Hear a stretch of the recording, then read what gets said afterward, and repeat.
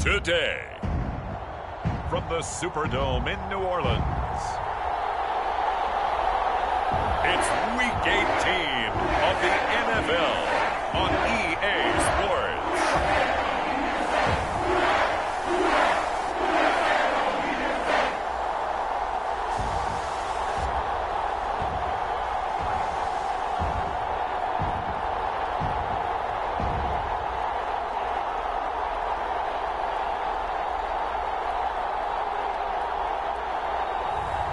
It's the New Orleans Saints taking on the Philadelphia Eagles. From a city that's played host to 10 Super Bowls, here's a look inside the Superdome in New Orleans. It's all about divisional matchups on this final day of the regular season, and we've got a compelling one in store here, as it'll be the Philadelphia Eagles taking on the New Orleans Saints.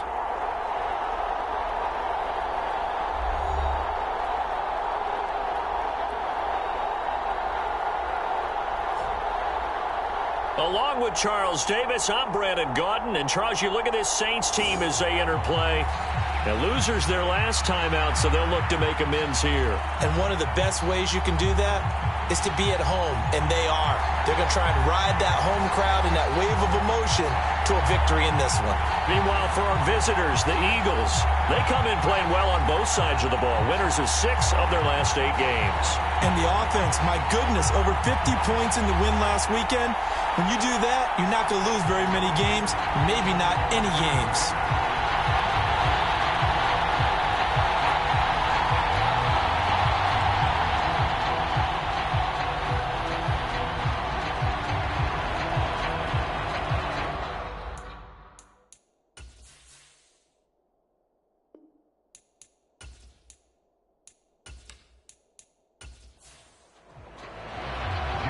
Here's the kicker, Jake Elliott, ready to get this one started. And we are underway from the Superdome.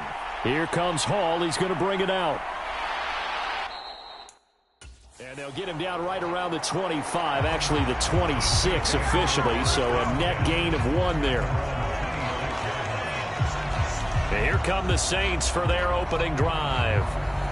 And they will be led out by their signal caller in his 2nd year in the NFL now. Would you say that last week's performance by him, workmanlike in terms of numbers? 1 touchdown, 1 pick, but obviously a loss. Yeah, that's the bottom line for him. All he cares about is how do we find a way to win the game. Maybe leans on a few other parts of the offense, and hopefully springs a receiver or 2 free. The pass there over the middle to start things out. The game's first play produces 6 yards, brings up 2nd down. I think defensively you're okay with that. Here in the first quarter, he's going to get some catches, but they rallied to him quickly. And that's what you count on, and I like what you just said. First quarter, can you do it all game long? They catch it, you tackle them, they go down on the spot. Because when you're able to do that and you don't give up big chunks of yardage after the catch, now you put the offense in a position where every series they have to work hard to pick up first downs, and you tend to stall them out when you do that. And he'll get about 3 up close to the 35. An early test for this defense. Here we go on 3rd and inches. And they'll keep leaning on the running game. Back to the ground. And this will wind up as Saints first down as he's got this up to the 40-yard line. Faced with their first 3rd down conversion opportunity and able to punch it through and pick it up on the ground. And to me, doing it on the ground sends a different type of a message than throwing the football. And, you know, let's face it, we've done a lot of games together. How often have we seen 3rd down turn into an automatic passing down no matter what the yardage? Yeah, and last thing you want, that opening drive to go 3 and out. You got everything scripted, lined up. Let's get some points on the board. They're able to avoid that 3 and out. And able to break 1 tackle, but then quickly brought down. But a nice little gain. They still need about the length of the football here, maybe a little less as they come up on 2nd and inches. Now they set up the screen. That's complete. And he'll be brought down at the 48-yard line.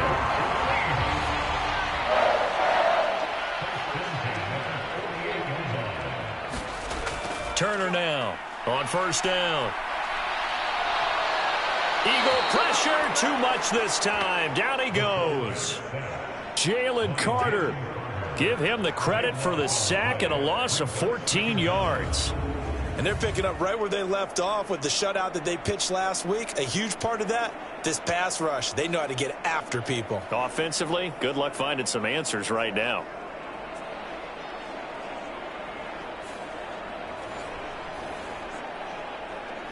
So after the sack, a scenario you certainly don't work on too often. 2nd and 24.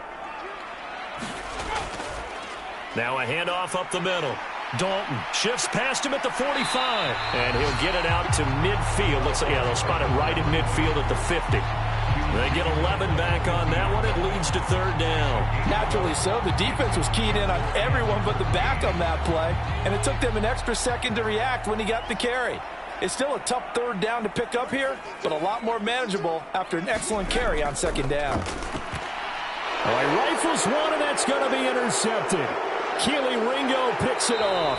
And the Eagles are going to get possession here as they force the opening drive turnover. Well, that is a quick lesson on how difficult this defense is to throw against. An interception on their initial drive of the ball game. Now we know why their offensive staff spent the entire week awake trying to prepare for this one, because you can't totally shy away from throwing the football.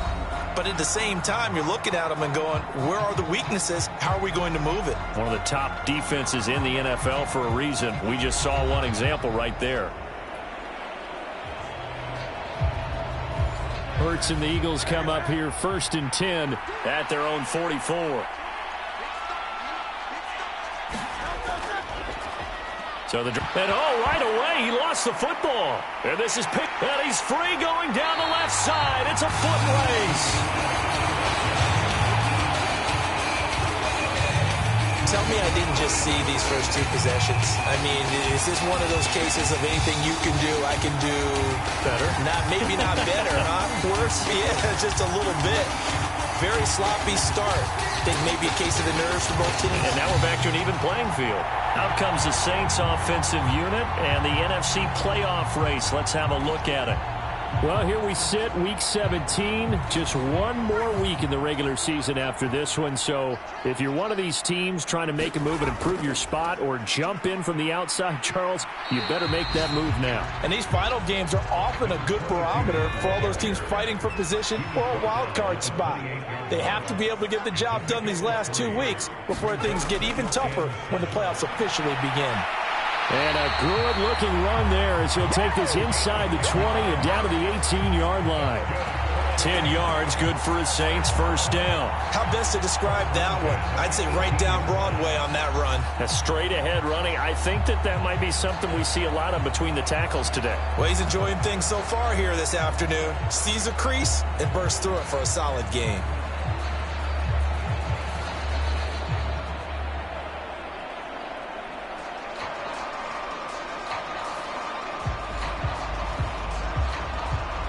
So from inside the 20, here's 1st and 10 at the 18. Looking to throw. Turner. That is caught inside the 5. 1st and goal from just inside the 5.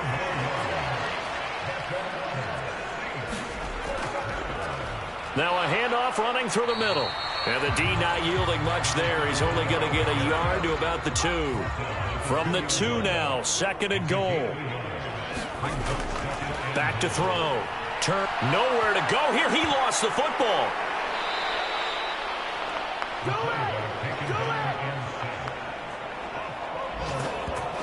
Points 1, 2, and 3 in their defensive game plan was to get to the quarterback and knock the ball free. They did it there. Luckily, offense hangs on to it.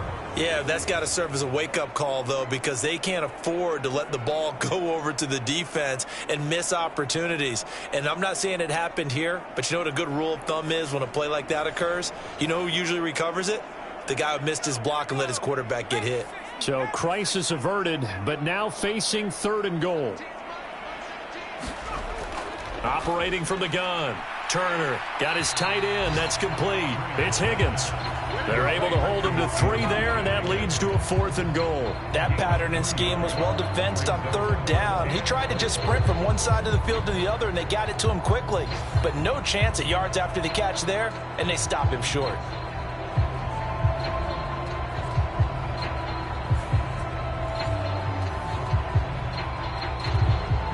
Out now is the field goal unit for New Orleans. From the right hash, and this one just a chippy. And he'll try and throw here on the fake. And this one will not work out. It is incomplete. They pass up the 3, fake it. It doesn't work. And this Eagle defense stands tall down near the goal line. Offense back out there, and we shine the spotlight on the Memphis man, Tony Pollard. He's got to clear his mind a little bit right now. 1 carry, and that carry was a lost fumble. Clear his mind, clear his hands, and just let this one go. Sometimes it happens. You drop the ball, got a full game ahead of him, hand it to him again, see if they can start to produce. They go back to Pollard on 2nd down. Dances by at the 20. And he's brought down, but not before they get it across the 20-yard line.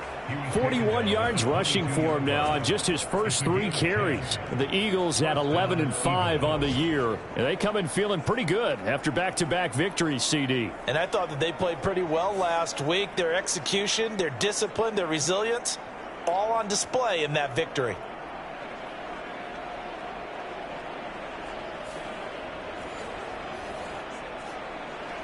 Back-to-back good plays have them on the move on 1st down. Going to run again here with Pollard. And he'll take this ahead for about 4. 2nd down coming up.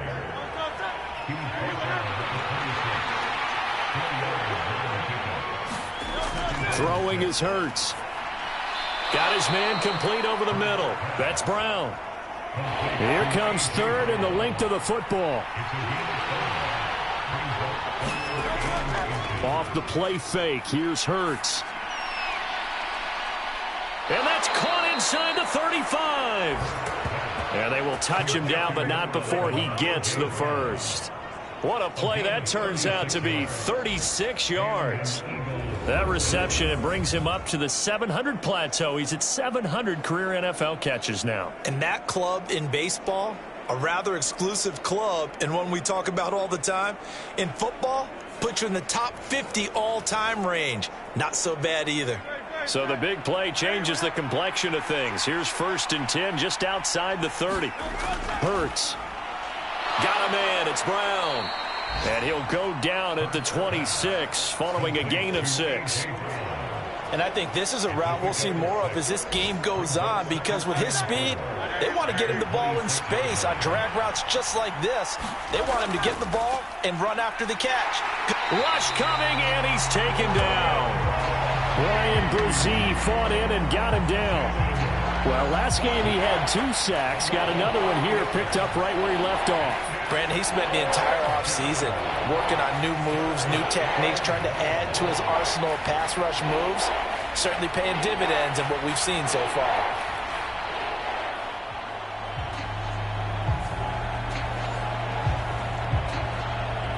The 22 is the line to gain here on 3rd down. Here's Hurts to throw.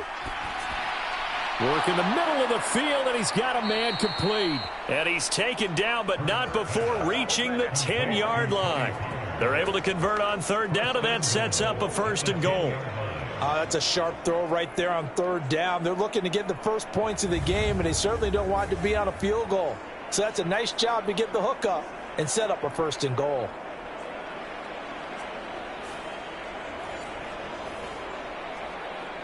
From the 10, 1st and goal. Hurts sets up to throw it. The quick slant caught. That was the 9th play of the drive, and they pick up 9 yards with it. Good yardage on 1st down. Now can they punch it in on 2nd and goal? Pollard is into the end zone. Touchdown, Philadelphia. Well, he finishes off the drive with a touchdown run, Charles. Remember, he also had a catch on this drive as well. And that's what running backs want to be in today's NFL, a complete back. 3 down, stay on the field, run it, and catch it. And he gets it done.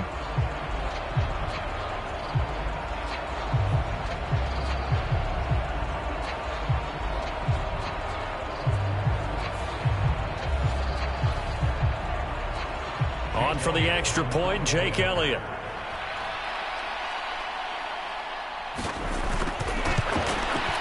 He's got it, and the Eagles lead at 7-zip. A 10-play drive that time. The result, Philadelphia in the end zone. Now after the touchdown, here's Elliott on to kick it away. No run back here for Hall, and this will come out to the 25. Back out onto the field now comes the New Orleans offense. The partner just looking at some of the struggles they've had this season. The playoffs are not in their future. As they start to peer toward the offseason, what moves might they make? I think the running back position, and I know we talk all the time about the NFL being a passing league, but the teams that run the ball effectively, they're the ones that go deep into the playoffs and go to the Super Bowl. They have to upgrade here. And you and I both know in recent years in the draft, people have shied away from taking a runner early, but if there's that special one there, I say they go get him. After 7-0 on EA Sports. Ball up to the 35 now as they come up on 1st and 10. Looking to throw. Turner. And that's going to be incomplete. Too tough to hold on to that one. It's 2nd down.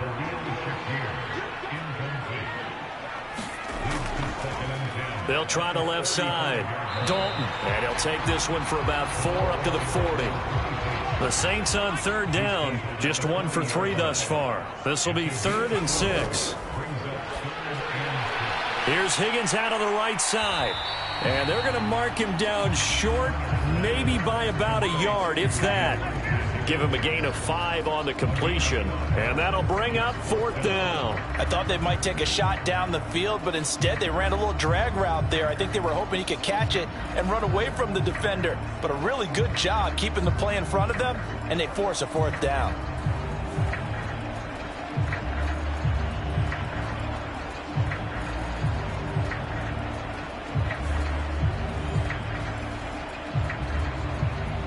On 4th down, here's Presley Harvin on to punt.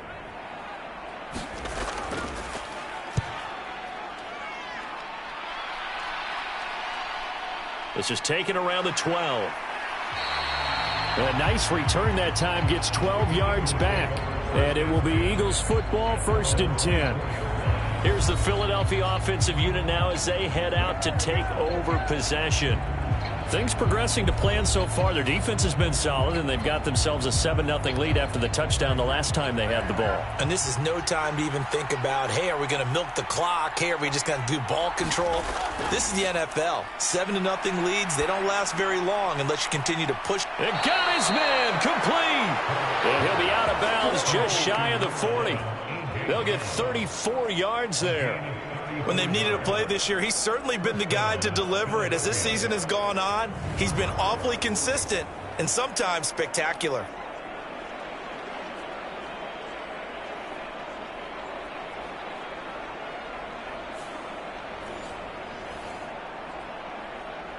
So the big play gets him across midfield now for 1st and 10.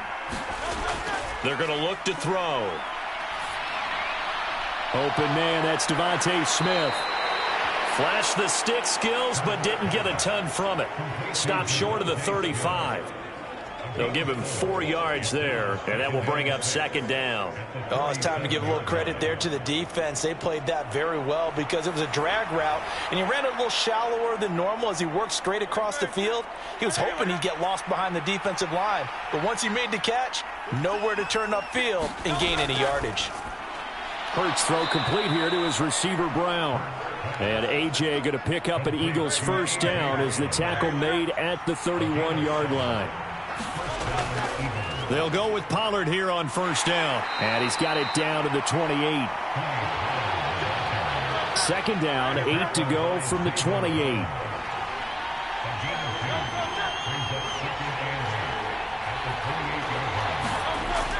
They go play action with Hurts. Over the middle, complete to Judy. And this is going to be another first down as the tackle's made at the Saints' 15-yard line.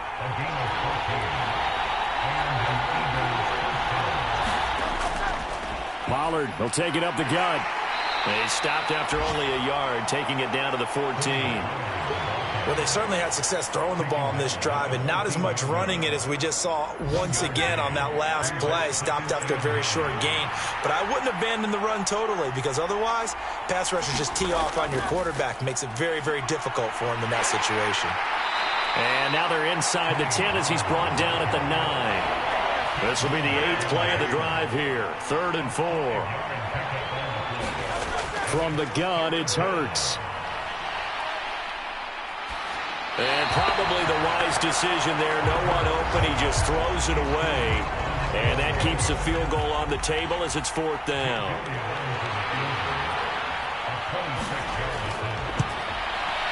The kick by Elliott is good. And that will extend their lead even further.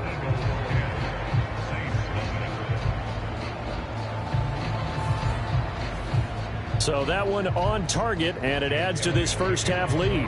And maybe we're too early to worry too much about 1-score lead, 2-score lead, etc. But this is where you kind of start banking those points that come in helpful later on. And he's up past the 20 to the 22-yard line. Out onto the field comes New Orleans. Nothing for him yet from an offensive standpoint, down 10-zip as they come up 1st and 10.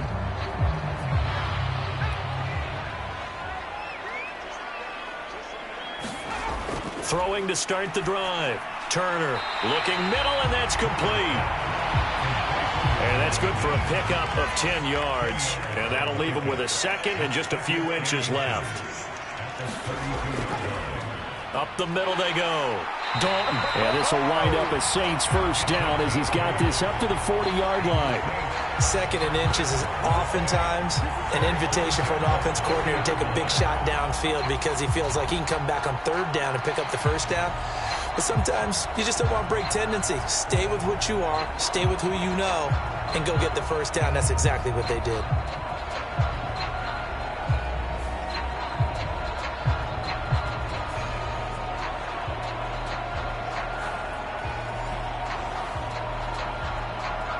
Back-to-back good plays have him on the move on first down. Back to throw. Turner. Shakir hauls it in. And they get to him after a gain of 6 to the 46. Here now, 2nd and 4.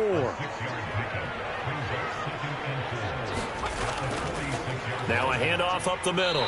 Dalton. And he'll get it into enemy territory just across midfield at the 49. A gain of 5, good enough for the first down. Well, you know they had a 3rd down play on standby just in case, but he says no need with that carry. Runs like that will continually earn him more work in this and future contests. Yeah, boy, this defense again really making things tough on him as they stop him for no gain. Here's 2nd and 10. Up the middle they go. Dalton. And he is going to be stopped cold behind the line of scrimmage. It's a loss of a yard, so it's back to 3rd and 10. But they're certainly not neglecting their run duties as well as they ate up the blockers in front and allowed the secondary to get home.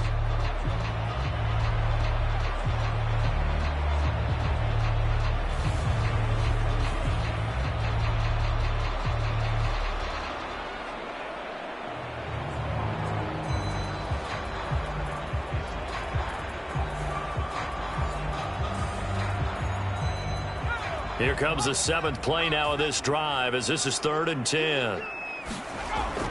Operating from the gun. Turner. And that incomplete, nearly intercepted.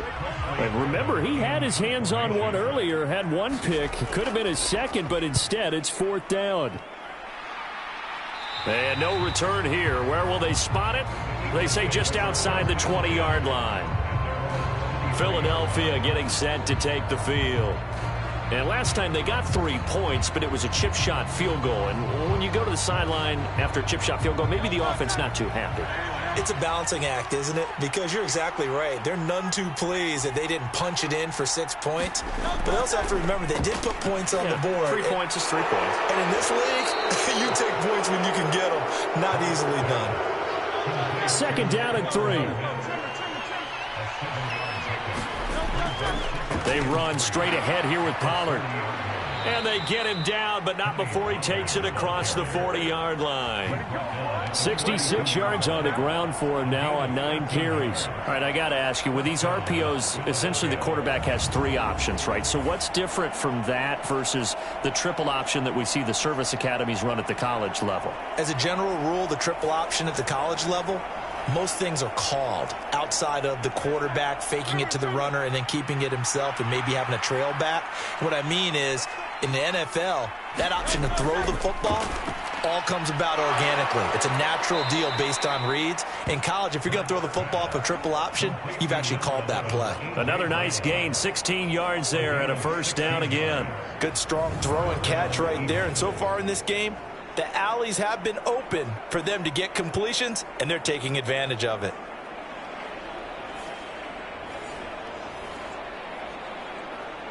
So they go from one 42-yard line to the other as they come up now 1st and 10. Now a give here to Pollard. And he gets it down to the 32.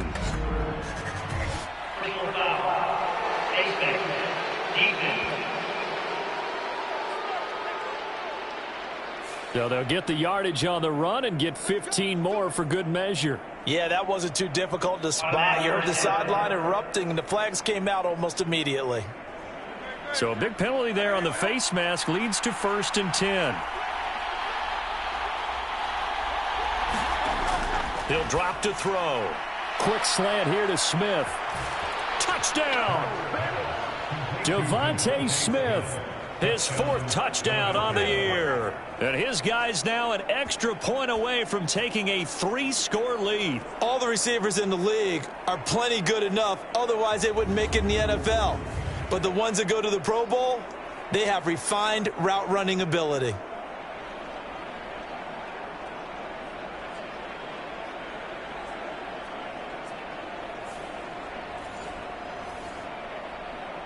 Elliott now to add the extra point.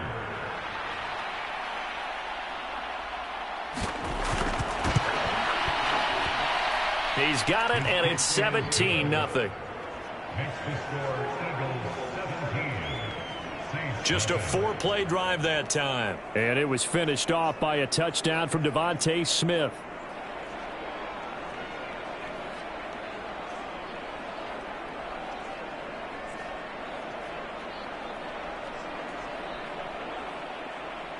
Now after the touchdown, here's Elliott on to kick it away. And Hall not going to bring this one out. The Saints coming out now to take the field. And we don't want to call this desperation time, especially in the second quarter, but you're down. You don't want to. Well, no, but let me finish. Okay, my bad. You're down 3 scores already. You've done nothing offensively, nothing on the scoreboard. That's not a good combination. I think you now just you called can go. I think you just. And it's out. He put it on the carpet. And it's picked up by the Eagles. And they are going to set up shop at the 32-yard line. Do you remember in preseason we were going to the different training camps and visiting teams, and we always would see the running backs working out and going through those gauntlet drills, yep. And guys either slapping at the ball or the machines. You got to learn to take care of it. Yeah, they lost it there. Big fumble. Wide receiver A.J. Brown, you see he and the rest of his mates returning to the field here. He's been really good in the yardage category, yet to hit the end zone, however. A minor blemish against him right now because the work he's doing catching the ball, in some ways he's helping serve as good ball control because the big plays that he's making have really helped out his team. Absolutely. They're winning on the scoreboard here in quarter number 2. And we've hit the 2-minute mark in this first half of action. Ball on the 27. Here's 2nd and 4.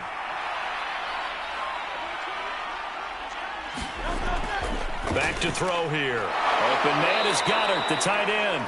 And taking it to the 15-yard line before he's brought down. They'll throw on first down with Hurts. Quick hitter here. It's complete. It'll go down as a gain of 6, and it'll be second down. He'll look to throw. Caught on the slant. Touchdown, Eagles. Dallas Goedert, a 9-yard touchdown grab. And the Eagles continue to pull away here in this first half. For good reason, quarterbacks want to get the ball to the perimeter to their wide receivers for big plays. But in this situation, it felt like, based on coverage, he knew that he wanted his tight end to have the football, and for good reason.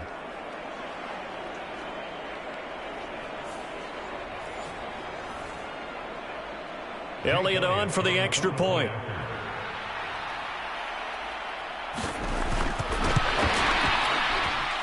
And the lead is now 24. So that drive, 4 plays. And the drive was all finished off on the touchdown catch by Dallas Goedert. Now after the touchdown, here's Elliott on to kick it away. Here comes Hall. He's going to bring it out. And a decent return out to the 27-yard line.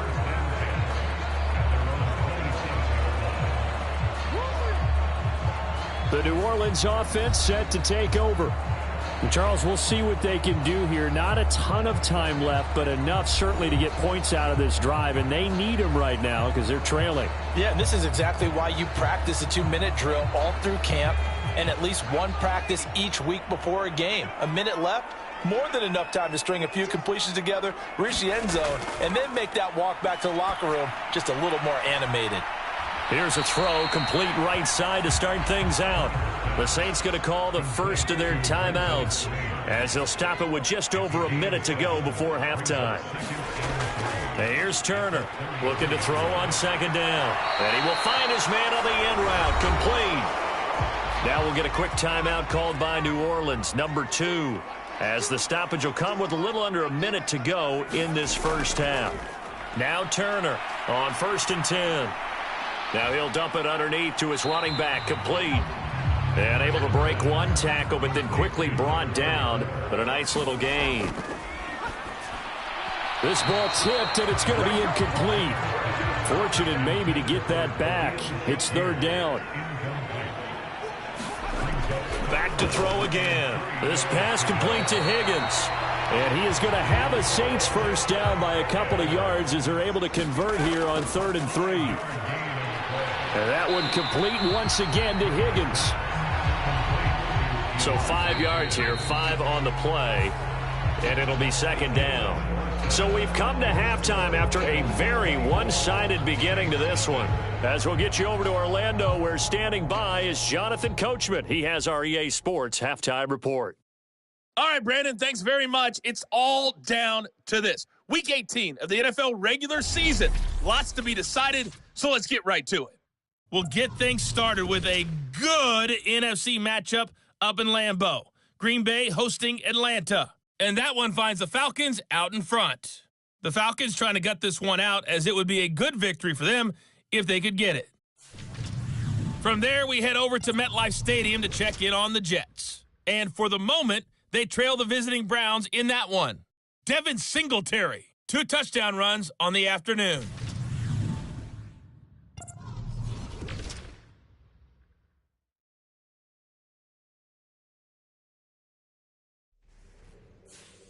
It was a strong first half for running back Tony Pollard. He had a touchdown run that helped get his guys this halftime lead. All right, Coach, thank you, and we welcome everyone back for quarter number 3. So the Eagles with the lead, and they're going to get this football first as the third quarter gets underway. Taken at the goal line. And he'll be stopped up at the 25.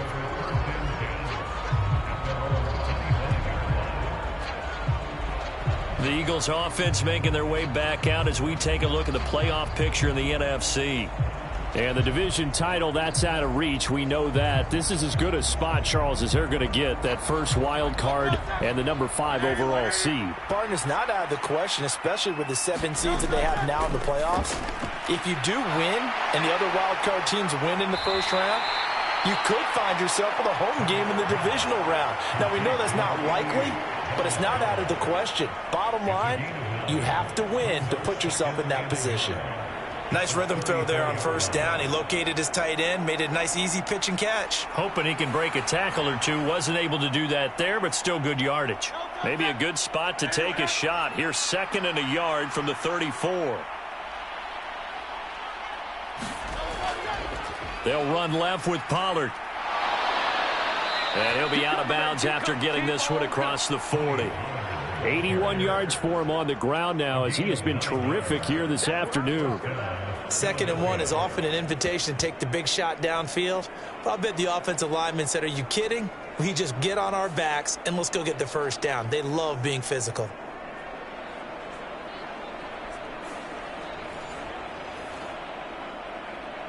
Back-to-back good plays have them on the move on first down.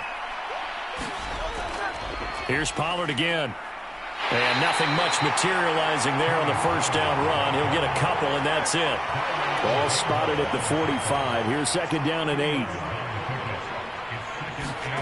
Throwing from the gun, it's Hurts. Fires the quick slant. A.J. Brown's got it. And this is going to be another first down as the tackle's made at the Saints' 38-yard line. They give him 17 yards that time, as that'll move the chains. And that's a more than acceptable read right there, because it's zone coverage, so timing is everything. This time he waits for his man to come open, puts it right on him, and they pick up a first down. So 1st and 10, and if they score on this drive, might have to start digging in our second-half blowout material. He'll look to throw. Looking for A.J. Brown again, and he's got it again. And they're able to get this one past the 30 down to the 25.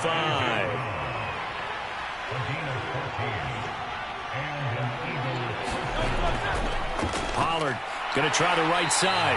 And not much of a hole there as he gets it down to about the 24-yard line. Now 2nd and 9.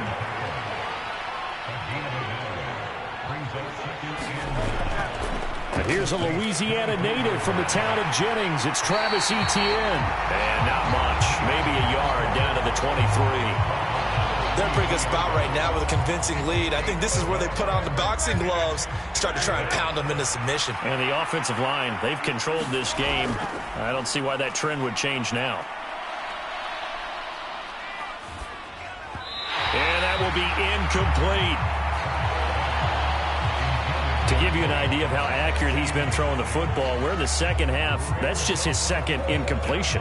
Well, if he's that locked in, that means everyone's locked in, because to me it's like throwing a no-hitter in baseball. The pitcher may get the credit. A lot of people making plays behind him in the field. So Hurts is off, and on comes Jake Elliott for the Eagle field goal. He hit his first, this one from 40 yards out. The kick by Elliott is good. And the lead increases even further. It's 27-0 now.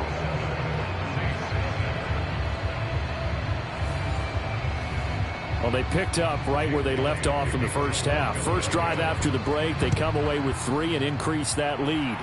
Yeah, and you just want to keep building on that lead, don't you? Whether it's 6 points or 3 points, take everything you can get, keep maneuvering, keep adding to it, keep making it difficult for them to come back. Now the attention turns to the Saints offense getting ready for their first possession of the second half. The CD, they certainly know the hole that they face as they begin the second half. They have to do what precious few teams have done in NFL history, and that's try to come back from a 4-possession deficit. And, partner, you know, as that team gathers, they're saying to each other, you never say never, right? Because if you're on an NFL roster, that's how you have to think. You can always come back and win a ball game. And let's face it, we saw a certain Super Bowl, a 25-point lead late that wasn't enough to put someone away. But that being said, this task is near impossible. Let's face it. And bottom line is, it officially becomes impossible if this possession is an empty one. And there's another stop. One of the league's best defenses is certainly bringing it again this week. Turner from the gun on 3rd down. And that is incomplete. Here comes the Saints punter now as he's on to kick it away.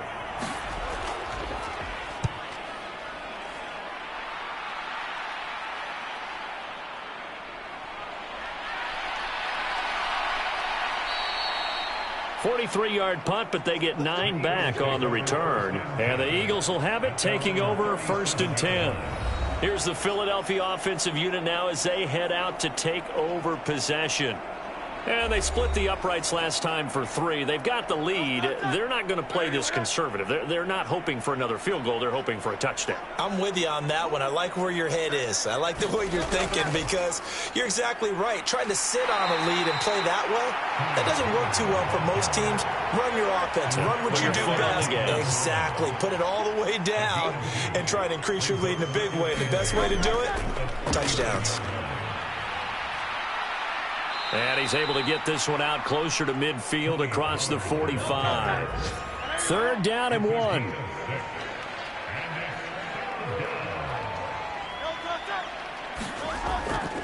Trying to run for it with Pollard.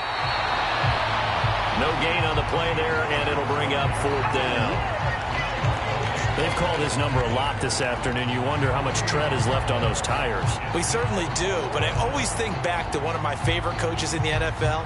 And he used to have a meeting with his running backs every year in the offseason and say, look, as many times as you're going to carry the ball, you should be able to carry it one more time, so make sure you get in shape. The Eagles send out their punter now. And the way this offense has moved the ball, he hasn't been needed till here in the 3rd. And they won't risk defending a return here. That one's out of bounds, and it'll be spotted at the 14-yard line. Out onto the field comes New Orleans.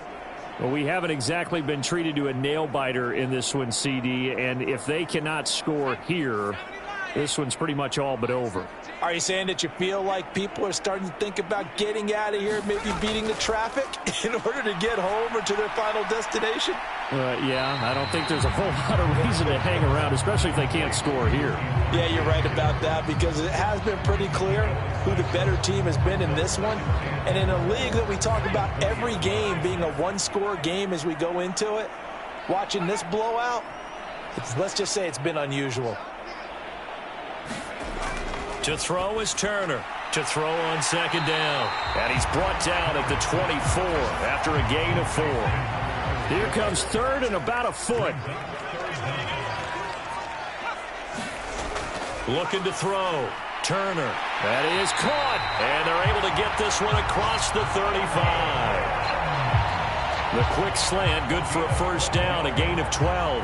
Well, maybe this offense has learned something from watching their counterparts work. I wonder if their coaching staff said, let's do what they've been doing the entire game because that's worked well. This offense, they have not looked particularly good all game long. But a nice throw there for a good gain and a 1st down. Line of scrimmage, the 37 on 1st and 10. Now a handoff up the middle. Dalton. And he's going to take this ahead for right around 3 yards, but no more than that. 2nd down.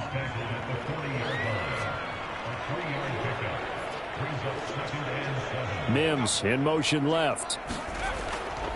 Here's a fake on the jet sweep, and instead a give up the middle. And he'll be brought down just shy of the 45. Here's 3rd and 3.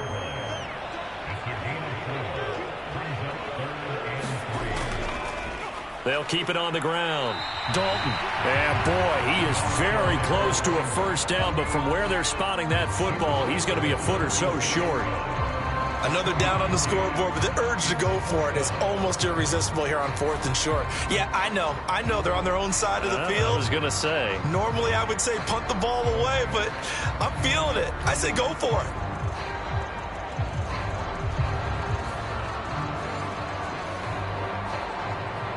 Here comes the Saints punter now, as he'll punt it away for the 4th time today. This is away, but boy, headed straight for the sidelines. And this will be up to the ruling of the side judge here. He says it crossed out of bounds at the 16-yard line. Now Philadelphia ready to get going on offense again. Obviously not the intended goal last drive. They had to punt the football, but still they've got the lead here, and now a chance to add on to that lead if they can get points on this drive. 1st and 10 upcoming. They'll run with Pollard to begin the drive. And that closed up quickly there as he gets it up only to about the 17. They work now on 2nd and 9. They'll look to throw here. He finds his tight end, Goddard. That's complete. And he's taken down, but not before he gets this across the 25-yard line. Now, whistles and a stoppage here. Looks like one of the Eagles is in some discomfort out there. Now, this is just the last thing you want to see in the final week of the regular season. Well, I hope he's okay. We'll step aside and be right back.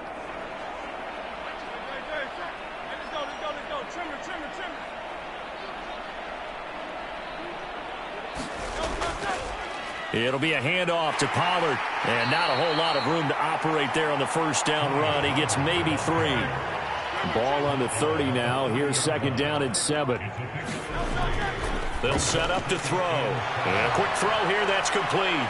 And brought down, but not before reaching the 45-yard line. 5th catch of the afternoon, and that gives him a first down. Well, I certainly don't want to pile on, but this defense has just not been up to the challenge in this game, and this continues as we see here. Coverage, not been very good, soft in spots. And there's an easy throw and catch for another first down. So after 2 first downs, they get another here. 1st and 10 at the 45. Now back to throw. And incomplete on the deep ball. 2nd and 10. They'll set up a throw. And he comes back with one complete. Yeah, he will go out right near the 35-yard line. A gain there of 21 yards. I'll tell you what, a lot of those mid-range throws have been available because sometimes teams get too concerned about the deep ball and they leave too much space in front of them. And these guys have been taking advantage so far.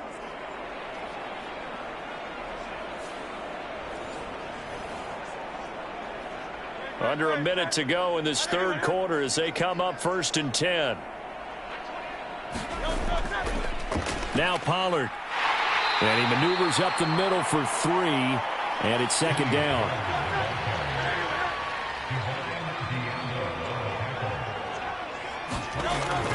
Back to throw. Oh, it's intercepted. A drive killer there. And the Saints are going to take over here up near the 40. Well, to be blunt, not a whole lot has gone right for this defense in this ball game, but that's something right there. Still in the third quarter, it would take something around miracle territory for a comeback, but maybe that's a start, Charles. It certainly is, and they're definitely showing that there's some fight still left in them. Hasn't been a banner day, but they're trying their best to put that disappointment behind them and find ways to make plays. A good starting spot for the Saints as they come up 1st and 10 at the 39-yard line. Well, they'll run it here on the jet sweep. And that is not fooling anyone. He never had a chance to turn the corner there. And they'll go backwards right away. That's going to wind up a loss of a full 3 yards on first down. 1 quarter remains here as the regular season starts to wind down. We'll return with more after this. This is the NFL, and it's on EA Sports.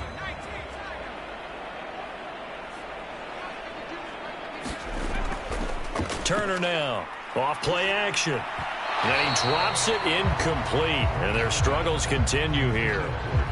And that's another play that's painted the picture of this game overall. It's been a blowout. It's been continually fueled by big turnovers and stops for one side and an inability to advance the ball from the other. And the throw there going to be incomplete. All right, they're going to try and keep hope alive here on 4th down. They're going for it. Got to try it here. He's back to throw. Trying to force it to Hopkins, and it's intercepted. Keely Ringo picks it off. And he takes this one back into the end zone. And the Eagles defense gets a pick-6 TD. Well, not only is this defense pitching a shutout, now they're contributing points themselves. I mean, they have really put together what's almost been a perfect effort here in this one. I love how you express that. They've absolutely exceeded expectations in this one. And even better than their play, it's been their effort. Even with the win in their back pocket already, every one of those guys is still out there fighting like it's a tie game. Elliott now to add the extra point.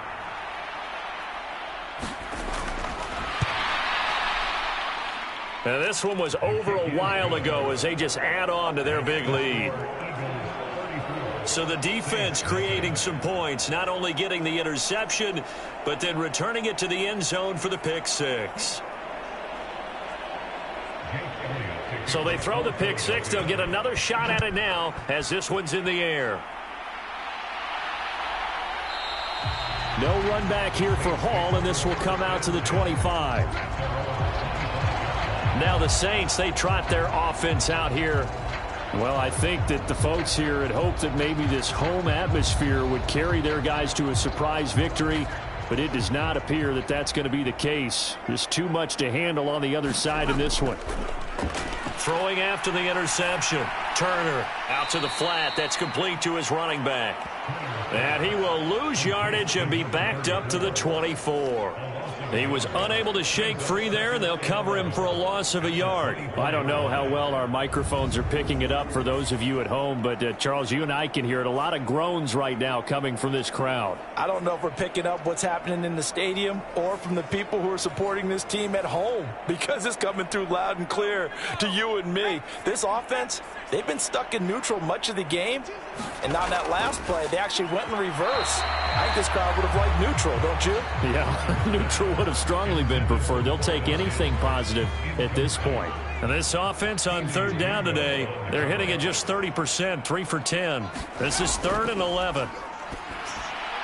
Now they go screen. It's complete. And a good job defensively. They stop him short of the first at the 32. That'll bring up 4th down. They wind up getting 8 yards, but they needed more than that. And that's a play that's not uncommon on 3rd and long, because the offense is just hoping that somehow they can get a guy in space and follow some blockers downfield. Does a pretty nice job there getting a few yards, but he ends up getting stopped before he can get the first down. And they're indeed going to go for it here on 4th down. So trailing here in the last quarter, let's see how this plays out. He's going to get that to his running back out of the backfield. And he gets this up across the 35 before he's out of bounds. Now a timeout here, at least for the moment. Looks like one of the Saints is injured, shaken up on that last play. Well, week 18, this is just when you hope everybody can get through the regular season healthy, but the medical staff is going to have to take a look here, and we'll step aside. So from the 36 now, 1st and 10. Again, he'll drop to throw. And he's going to be intercepted a 3rd time. Picked off by A.J. Terrell. And the Eagles are going to have the short field here as they'll take over right at the 50. Well, they've got the huge lead. Now they have another interception on the defensive side.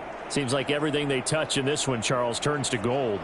And they have to be awfully happy right there to get what appears to be one more for the road. It helps seal away one of their best efforts of the season. Philadelphia getting set to take the field. We find ourselves here in the midst of a one-sided affair. A lot of fill time down the stretch, Mr. Davis. So we could talk about food, because that is something that you and I enjoy. We share that. We enjoy our time at the table. So maybe the best steakhouses in the city, but in all seriousness, the performances that we've seen this year, we've seen a bunch of great ones, and it's going to be hard to parse who's going to win the MVP. Yeah, it really is. Is it going to be a runner? Is it going to be a thrower? Can a defender finally win it this season? Those are the things that we could probably discuss. And collectively, this is about as dominant of a performance as you could have hoped for on both sides of the football. Might have to put it number 1 for what we've seen this season. 1st down, and it's Pollard again. And he works his way forward to pick up 4 yards there. 2nd down.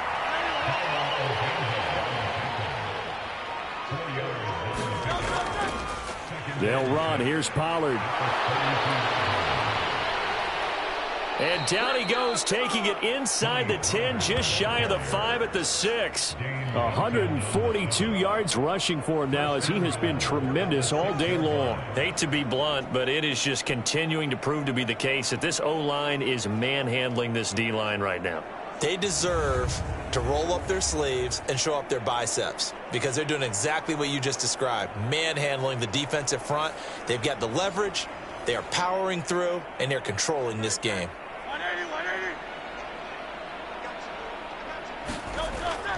And they'll run with ETN. And a minuscule gain of maybe a yard from the 6 to the 5. And the ball smacked down on the 5-yard line. Here's 2nd and goal. One more time with Etienne. And he's in for an Eagles touchdown. Travis Etienne, his 8th rushing touchdown on the year. And the Eagles stretch this 4th quarter lead even further, and they are closing in on win number 12 of the season. Well, when coaches come into a game preaching total team effort, CD, I think this is the type of ball game that they're dreaming of. It was pretty apparent early on that they were clicking in all 3 phases. It's been fun to watch. Yeah, sometimes in the NFL you end up with matchups like we've been watching here. And when you go back to the early drives, you can just see that one squad was on a different level in this game. Safe to say, we have been disappointed in watching their execution throughout this contest. Elliott good with a PAT. And this one was over a while ago as they just add on to that big lead.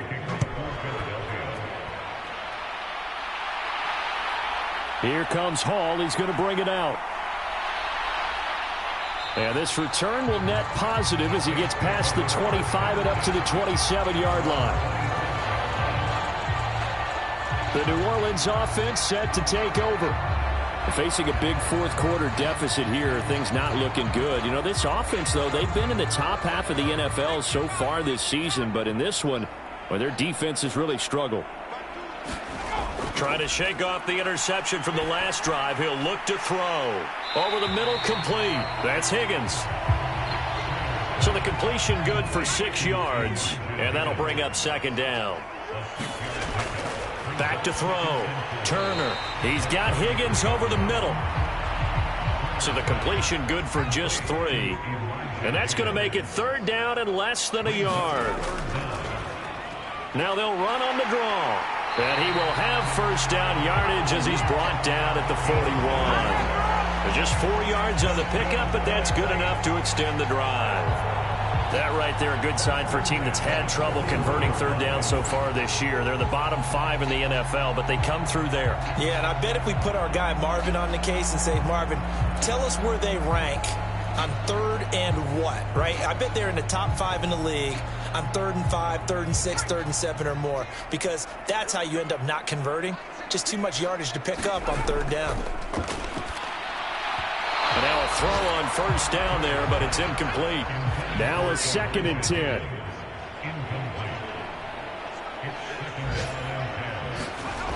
Throwing again. Turner firing quickly here, and that's complete. And he'll be brought down just shy of midfield at the 49-yard line. That'll leave them with a 3rd and 2 coming up. They got 8 yards there. I always laugh when people say, what's the toughest route to defend? And I'm like, any of them, especially if it's a good receiver. That makes things very difficult. But when you're running a drag route, something short, shallow, going through defenders, using guys almost as screens in order to get open, that makes things tough for guys trying to get to the football. This will wind up a loss on the play, and it'll be 4th down. As a defense, you're more balanced when you're in zone coverage because you're able to keep your eyes on the quarterback and see the play develop in front of you. They're able to keep the quick pass in front of them and stop it right at the line of scrimmage.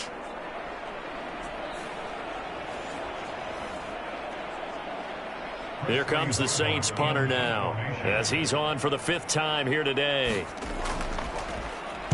Oh, this is off the side of his foot. And the punt over the side in the air, and the spot will be inside the 35. Here's the Philadelphia offensive unit now as they head out to take over possession. And, Charles, we are in the midst of a very one-sided affair. I think this is where you and I have to fill a little bit. You want to regale us with old stories of your childhood in New Paltz, New York? I don't think anyone wants to hear that, but this is a perfect time for us to start listing MVP candidates, right? The best teams we've seen so far this year, the best games that we've called thus far, how we anticipate the season unfolding. We can go in so many different directions because the game certainly not taking us there. Oh, I hear the remotes clicking off right now. A yard in the wrong direction makes 3rd down tougher. 3rd down and 9. On this day, the ground has been his, but at least on that individual play, we just saw the defense finally with a win. Yeah, they finally got one, and that's a win for them, but all game long, he's seen the holes, and they've been huge for him. kind of like a baseball hitter in the zone. The ball seems bigger, and he's just whacking it. These guys, they've got it going today. The Eagles on third down, 2 for 5 to this point. This is 3rd and 9. Here's Pollard. And he'll get this to the 40, but that's still going to be a few yards short of the first down. They'll get 6 there on the run, but it brings up 4th down. So where'd all that running room that he had in the first half go? Because it looks like it's drying up a little bit here. Someone made some adjustments, it appears, at least on this drive.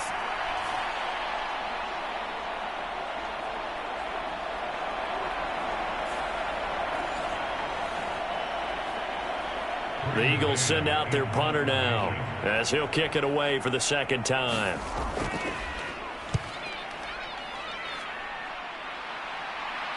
Calls for the fair catch, makes the fair catch just inside the 15-yard line. So a change of possession here on the punt. And the Saints will take over with a 1st and 10 deep in their own territory. Out onto the field comes New Orleans.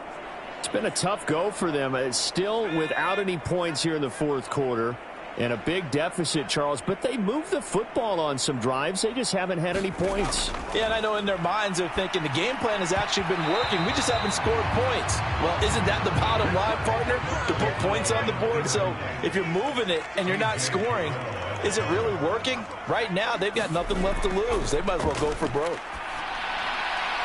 That's going to be brought in by Higgins. And he almost gets this to the 30, taken down about a yard shy.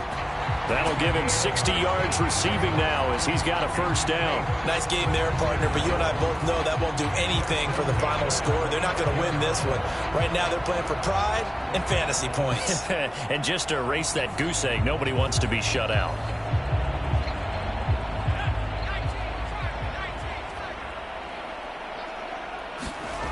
And here's Turner. Throwing on first down. Oh, he dropped it. And that's pretty indicative of the way this one's gone. That incompletion is not a surprise with the way that this one has gone, and the frustration, the body language is evident everywhere. This team, they've really been put through the ringer in this one. They'll look to throw again. He's going to flip that out to the flat. It's complete. They do get a yard there, but only a yard. Leaves them with 3rd and 9 looming. They'll stick with the passing game as he looks to throw. Well, this is going to depend on the spot, but it's not a very generous one. He looks to be about a yard or so short. So they'll get 8 out of that completion, and that's going to bring up a 4th down. A short gain that doesn't get them the first down brings up a 4th down situation. Really nice job defensively. They knew where the sticks were. They got the stop before it. Here comes the Saints punter now as they're forced to kick for the 6th time today.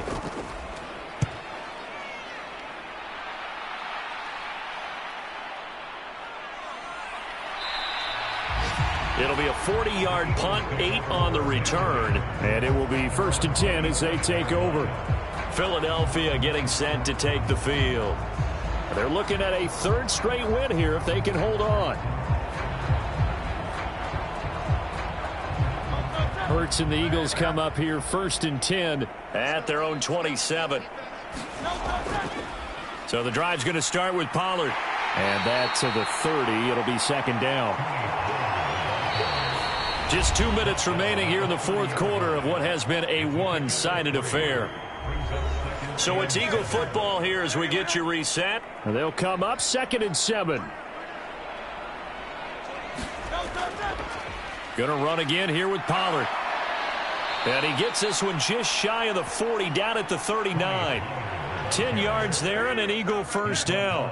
Well, that's a carry they have to be satisfied with. And throughout this game, they've been satisfied with what he's given them. Whenever they've needed a big run, a first down, he's the guy they've turned to. And it doesn't matter what the defense thinks. They feel like they've got the confidence to keep handing it to him and keep picking up good yardage. So from the 39 now, they'll come up on a 1st and 10.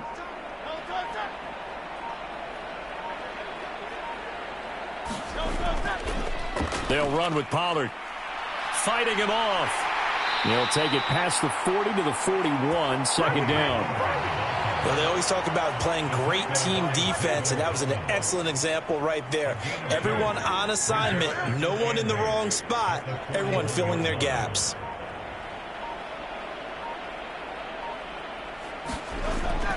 On second down, it's Pollard.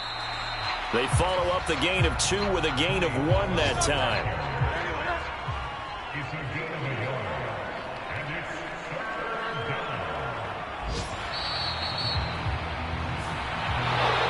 So not just a blowout win for them today, Charles, but a shutout blowout win as well. Clearly just a superior effort on both sides of the ball. Hey, didn't it feel like you get a touchdown, you get a touchdown, and then the defense jumped up and said, hold it, we're getting involved as well. You're exactly right. Big points, both sides contributing, a full team win. So for the Eagles, they finish off the regular season at 12 up and 5 down. And now they'll await the final seeding for the playoffs ahead. Meanwhile, for the Saints, they go out with a bit of a whimper as they wrap up a very trying 4-13 campaign. And this front office will have plenty of work to do in the draft and through free agency to turn this ship around. So for Charles Davis and our entire crew, I'm Brandon Gaudin. Next game, guess what? Charles and I will be here again. It's the NFL on EA Sports.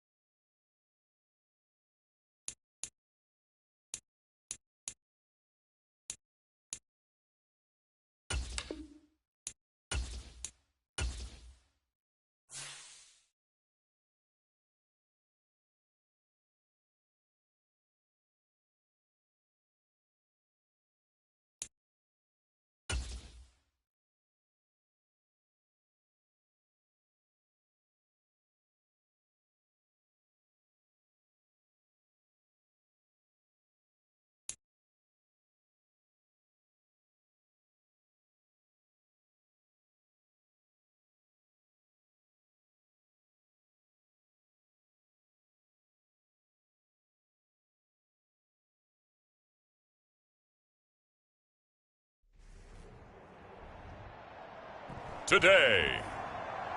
It's the National Football League. It's Week 18 of the NFL on EA Sports.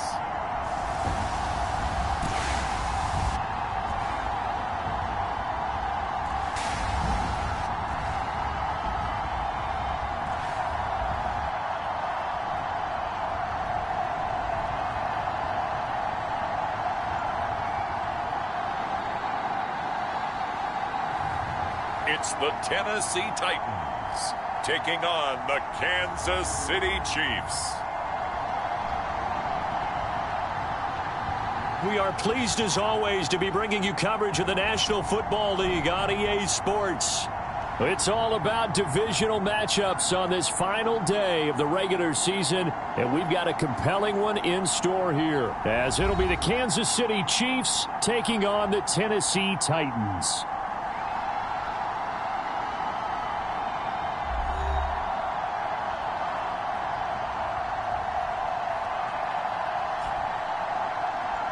With Charles Davis, as always, I'm Brandon Gaudin. And Charles, you talk about storylines in this one. I think it begins and ends with our two quarterbacks, certainly two of the best in the business. And nowadays, I don't think you can get by for long periods of time without a top-flight quarterback. The way the game is played, with all the responsibility he has and how the game flows through him,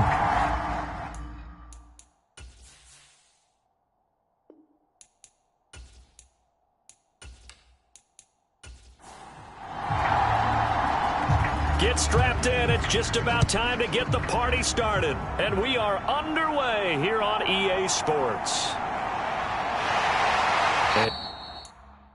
They'll get it up past the 20 to about the 22.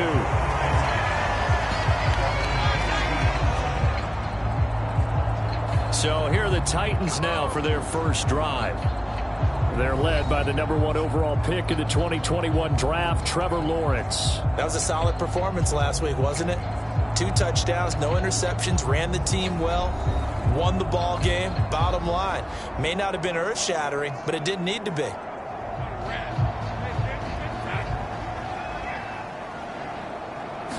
Going to the air right away, Lawrence. And the Chiefs are going to get him. Quiddy Pay able to run him down for a loss of 12 that time. Well, we knew coming in it was going to be a long afternoon if they weren't able to hold up against this pass rush, huh? What we didn't know was that protection was going to spring a leak on the first play from scrimmage. Got after him right out of the gate.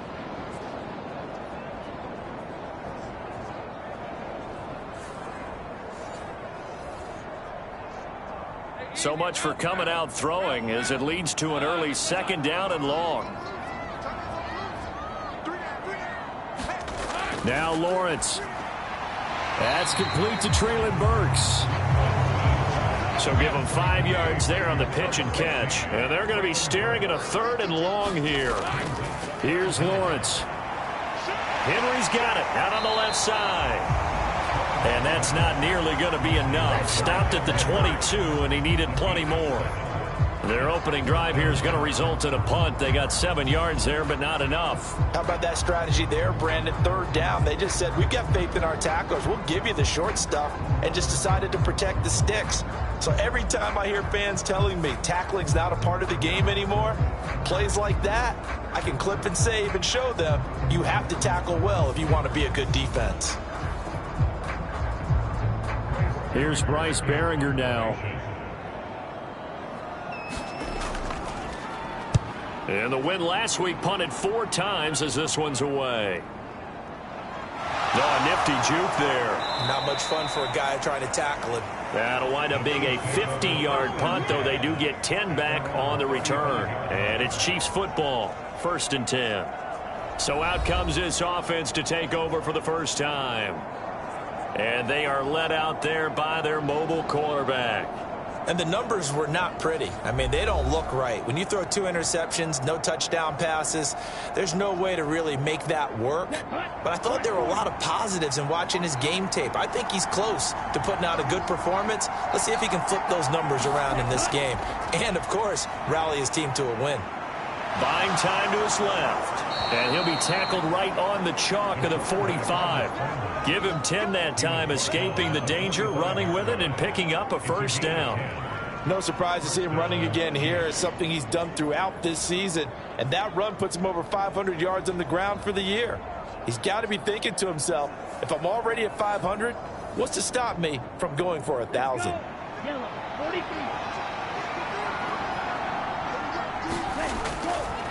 First carry of the game now for the Texas superstar, Bijan Robinson. And he's able to break through one tackle, but it slowed him down enough that he could only manage getting back to the line of scrimmage. Now he'll look to throw here on 2nd and 10. And they'll get him down as he's inside the 40. The escapability in evidence there as that one good for 15 and a first. I can't be sure how much of that was planned pre-snap, but it certainly opens up some avenues for their offense. And if he can stay a threat to break off those kind of runs, it'll pull defenders away from coverage and open up some choice throwing lanes for him moving forward. So operating from Tennessee territory now. Here's 1st and 10 at the 39-yard line. Now they'll switch it up here and look to throw. And that one drops down, incomplete. Good coverage there, forced the ball free, and it's 2nd down. They'll drop to throw. Oh, the ball comes out on the hit, but they'll say it's incomplete. You talk about this Titan defense. They're currently 21st, Charles, in the NFL against the run. Stopping the run, that's been an issue for them all season long. Aren't you glad that you're not coaching the defense right now? I'm very glad. They said that they've seen it in doses, but very, very small doses. Yeah, you've got to be consistent. It's down in and down out, being able to play it, understand what you have to get done, and finally stop some people, put them on the ground. And he's going to have another first down as the tackle's made at the Titans' 27-yard line. 12 yards there as they move the chains. Solid opening drive so far, Charles. They've moved this football into field goal range, but you know that they want to cap this off with 6 and not 3. Absolutely. As one of the better coaches in the league always tells me, on offense, I want to throw body blows all game long and finish it with uppercuts. Well, here are the body blows right now. He's hoping in one uppercut will take care of the end of this drive. They'll look to throw now on 1st down. Throwing the out route, incomplete. It's Walsh. So just 3 yards on the completion there, and it'll be 2nd down. Now they'll throw here out of the gun. Over the middle, finding Smith and Jigba. And he's going to have another first down as the tackle's made at the Titans' 13-yard line. They pick up 12 on the play there, and they move the chains. From the 13 now, they work on 1st and 10.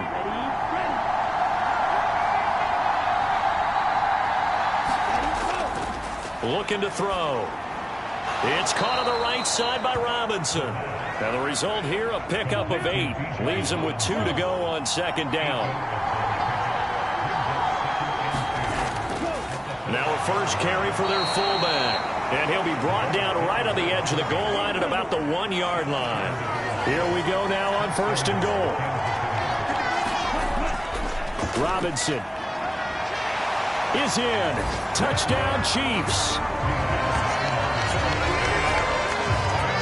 So that a great sequence for these guys to begin the ball game. They force the punt on one end, then come right down the field and score on the other. And that's a great example of leaning on each other and building a little momentum that way. How about the defense forcing the punt, turns it over to the offense with confidence, and they take it downfield and score.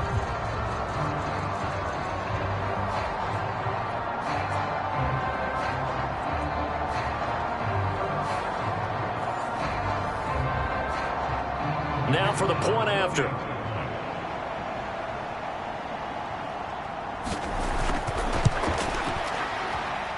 And his kick is good to make it 7-0 KC. So that one a long 11-play drive. And it was Bijan Robinson who took it home with a touchdown run.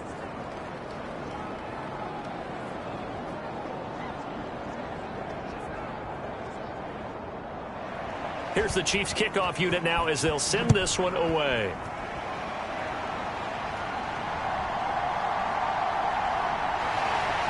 And beyond the 20, but not by much. In fact, just a yard pass there to the 21.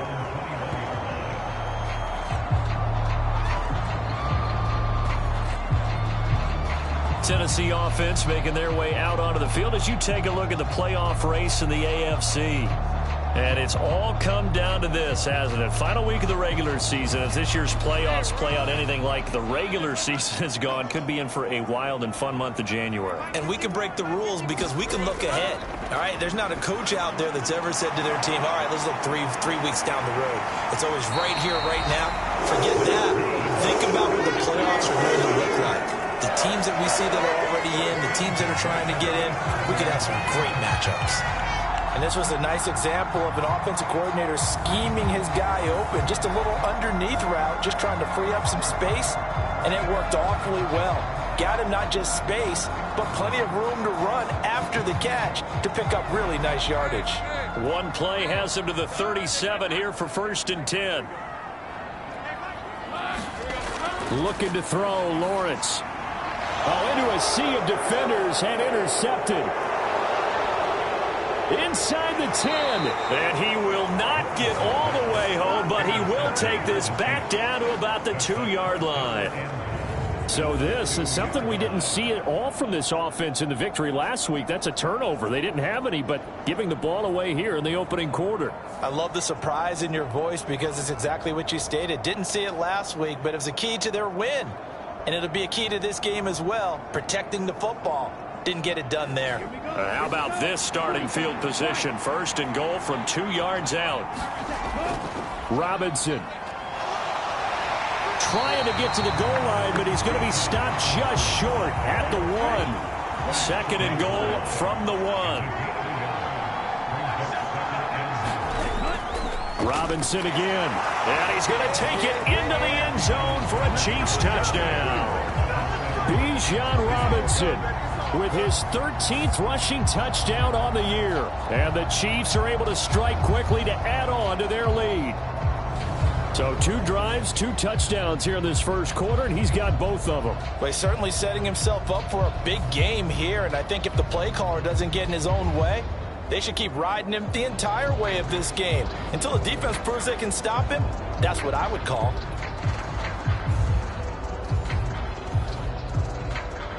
No going for 2. They'll kick the point after.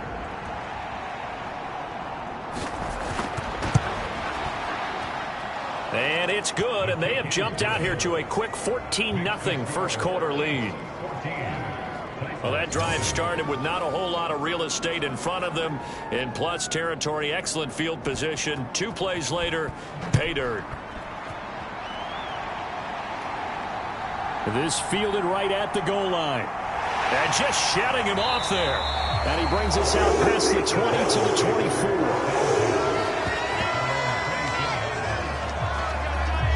Tennessee offense set to go again.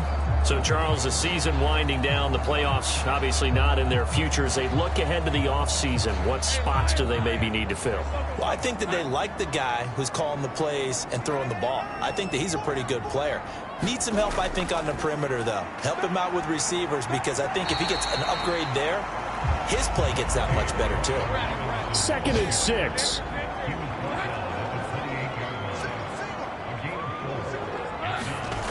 Lawrence will throw.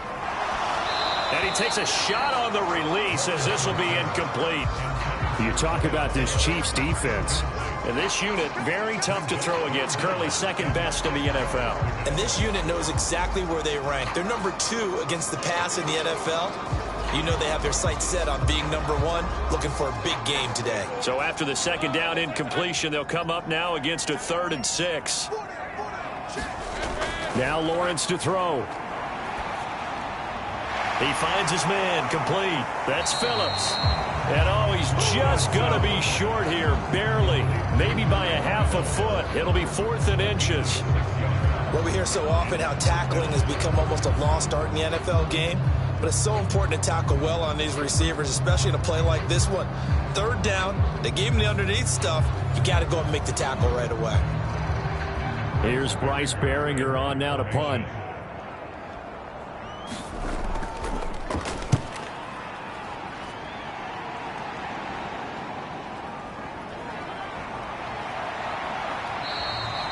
A good return there. Call it 13 yards. And they will take over 1st and 10. The Chiefs offense now making their way back onto the field. It has been about as perfect of a start to this game as these guys could have asked for, Charles. They've scored on their first 2 drives. They still haven't given anything up on the other side of the ball, so they can already make this a 3-score game here if they can come away with points on this drive. Yeah, they're almost pushing them to the brink, aren't they, partner? Almost to the point now where it's a loss of words for me, which I know would excite all of our viewers, but you're just not supposed to see that type of dominance so quickly in a game like this. Everything they've done has been working so far. Offense, defense, you name it, it's going well for them. Now on 1st down, he'll drop to throw it. And a dangerous throw there as that's knocked down and incomplete. So after the incompletion on 1st, now 2nd and 10. Now this is going to be a quarterback draw. He'll get 9 yards on the keeper there, but it's still going to leave him with a 3rd and 1. So they just need 1 yard here to pick up the 1st down. Robinson will try to pick it up. And he will have a 1st down here at about the 40. A 3rd down gain of 3 yards, and that'll be enough. That's about what you would expect since they're so efficient on picking up 3rd downs in the top 5 in the NFL. It's all a mindset, and I guarantee you it started in the offseason. 3rd down's important to them. They find a way to pick them up at a very good clip.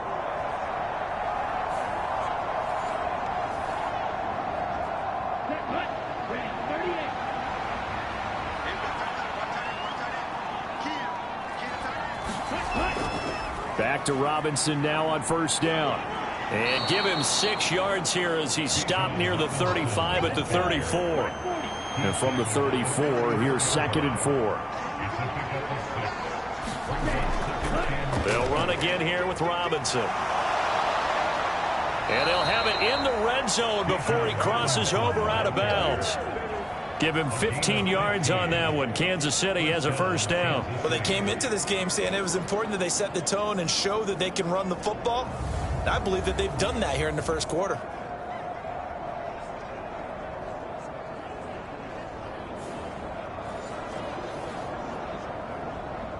So here's a 1st and 10 now down inside the 20.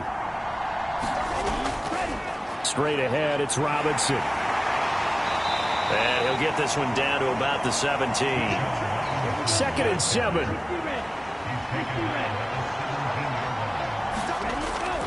Robinson up the middle. And he's brought down just outside of the 10 at the 11.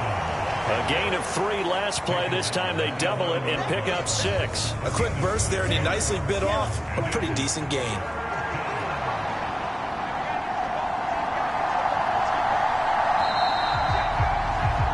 $14-0 the score. This is the NFL on EA Sports.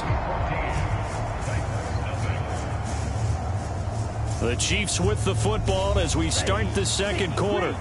Play number 9 set to come here on the drive on 3rd and 2. They'll look to throw. Work in the middle of the field, and he's got a man complete. And the Chiefs are going to have 1st and goal coming up as they're able to convert there on 3rd and 2. And that one was a lot of fun right there because that was the game within the game. 3rd and short, blitz was on. What's the key for the quarterback? Get out of your hands in a hurry. And that was a quick little completion. Got the job done for a 1st down.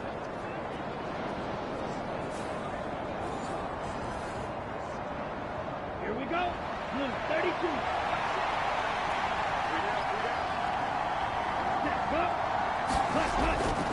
They'll run with Robinson. And a minuscule gain of maybe a yard from the 6 to the 5. And the ball smack dab on the 5-yard line. Here's 2nd and goal. Again, it'll be Robinson. And he'll get this one back to the 5-yard line, but no further than that. This offense 2 for 2 on 3rd downs on this drive. This is the most important of them all, 3rd and goal. They're going to look to throw. And he'll be brought down here at the 3-yard line.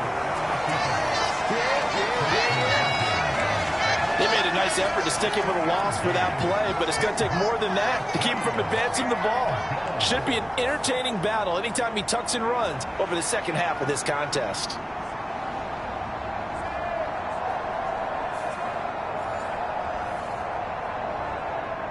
And no hesitation about this decision here. Confidently, they're going to go for this. 4th and goal from the 3. And they'll turn to the power game to try to get in. And he takes this into the end zone for a Chiefs touchdown.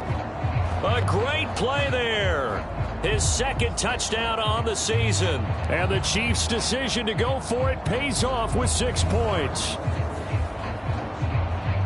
Well, fans of old school football, they got to be loving this partner. All 3 drives so far have ended in a touchdown, and all 3 on the ground. And when you say fans of old school football, count me in, because you just don't see ground games dominate the scoring by pounding the rock like this anymore. To me, this is refreshing. Point after, right down the middle. And it's now 21-0. So that drive spans 13 plays, and it ends with a 3-yard scoring run. The kickoff unit is out on the field, and they will send this one away.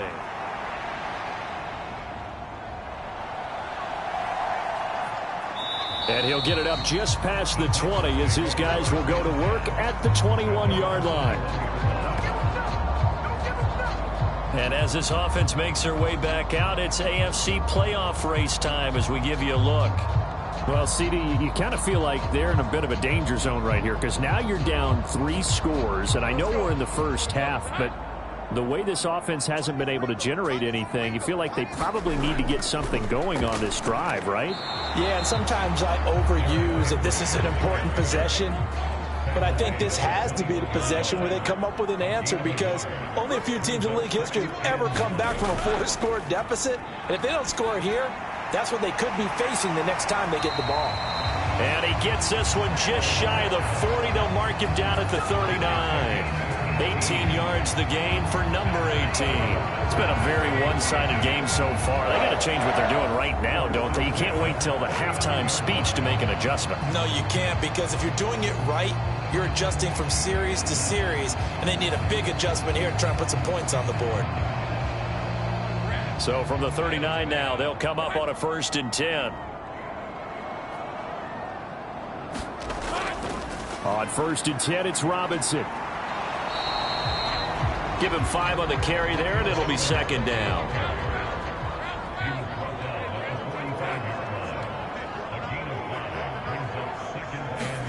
Now Lawrence. And he drops it incomplete, and their struggles continue here. They come up now 3rd and 5 following the incomplete pass. Lawrence. Well, had his hands on it, couldn't bring it in. Pretty symptomatic of how this game's been going. On now is the Titans punter, as he'll come on to kick this one away. He's been a busy man here in this first half as he gets it away. Shrugs him off, and he'll be just shy of the 20 at the 19 as he goes out of bounds. They call that a punt of 38 yards officially, and out will come the offense as they take over. Here's the Kansas City offense now as they get set to take over. Right now, everything they touch turns to gold. This is their 4th possession. Touchdowns on their first 3 possessions. I mean, this defense, they can't seem to stop them. It's like they're on skates. Great analogy, Brandon, because they are pushing them back and winning everything at the line of scrimmage. They've just been laying down tracks towards the opposite end zone. So to themselves, all they're saying is, if we don't make a mistake, there's no way they can stop us. The quick throw knocked away. It's incomplete. The Chiefs on 3rd down. They've been good, 3 for 4 thus far. This will be 3rd and 6. He'll drop to throw. This is Fant on the short completion. And he's got it past the 30 before he's hit and dropped. His first catch there, good for 10 yards and a 1st down. Well, a lot of times when you get a manageable 3rd down situation like this, you have to think about your tight end, and he comes through for him, picking up the 1st down.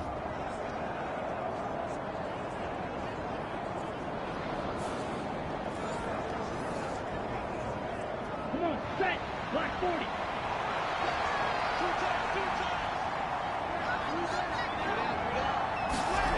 Ready, Handoff now to Robinson. And he went backwards. He'll be down at the 30. A loss of a full 3 yards, and now it's second down. And that's what I'd like to see out of this defense, a little fire, a little toughness. It hasn't been the best first half for them, but they did do a nice job there, forcing a loss on that play.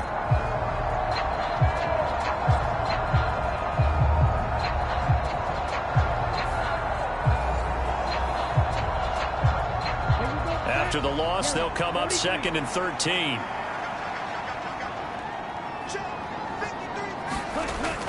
Back to throw here. Now that'll be caught by St. Brown.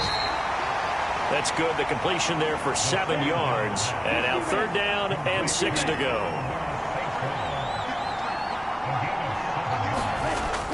From the shotgun, he'll look to throw. And he will not be able to hang on through the contact. It's incomplete. The coverage strong, and now it's 4th down. That might be the 3rd down stop that they needed because they've had a lot of trouble slowing down this offense in the first half. This might be their opportunity to get off the field.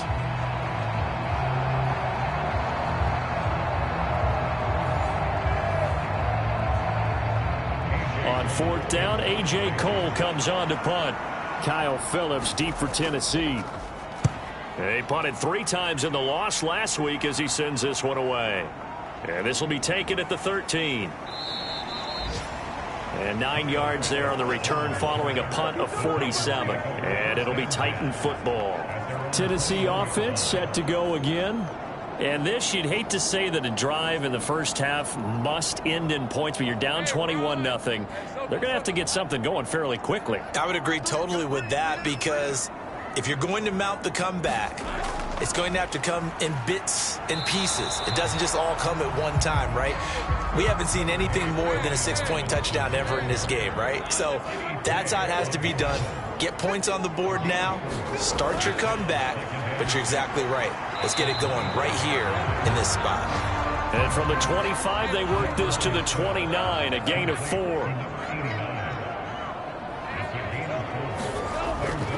On 3rd down, Robinson. And he's going to have the first down yardage to the 35. Give him 6 yards, and they do convert on 3rd. Yeah, they really needed to get something going, didn't they? They had punted on the last 2 possessions. The running game starting to come to the front for them, providing a nice pickup there to keep this drive going.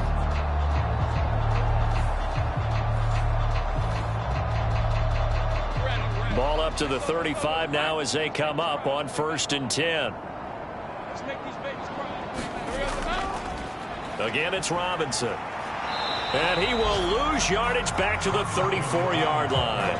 He'll lose a yard there, and it's 2nd and 11. We think, Brandon, I like the intensity this defense is showing right here in these first few drives. They're not just holding the line because they're doing their job, but they're doing more than that, aren't they? They're getting a nice push into the offensive backfield. And a great example right there for the loss on the tackle.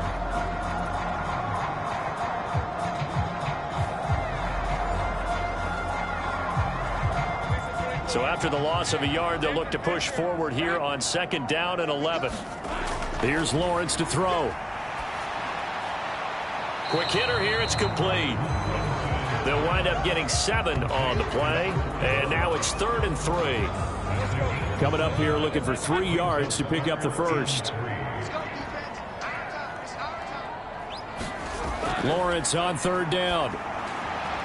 He's got his running back out of the backfield. And he will have a Titans first down by about a yard. It's a gain of 5 on 3rd and 4. I'm not sure that was necessarily a safety valve or a check down throw on 3rd down. Sometimes just try and find the open guy and get him the ball. He did exactly that and found a way to pick up a first down.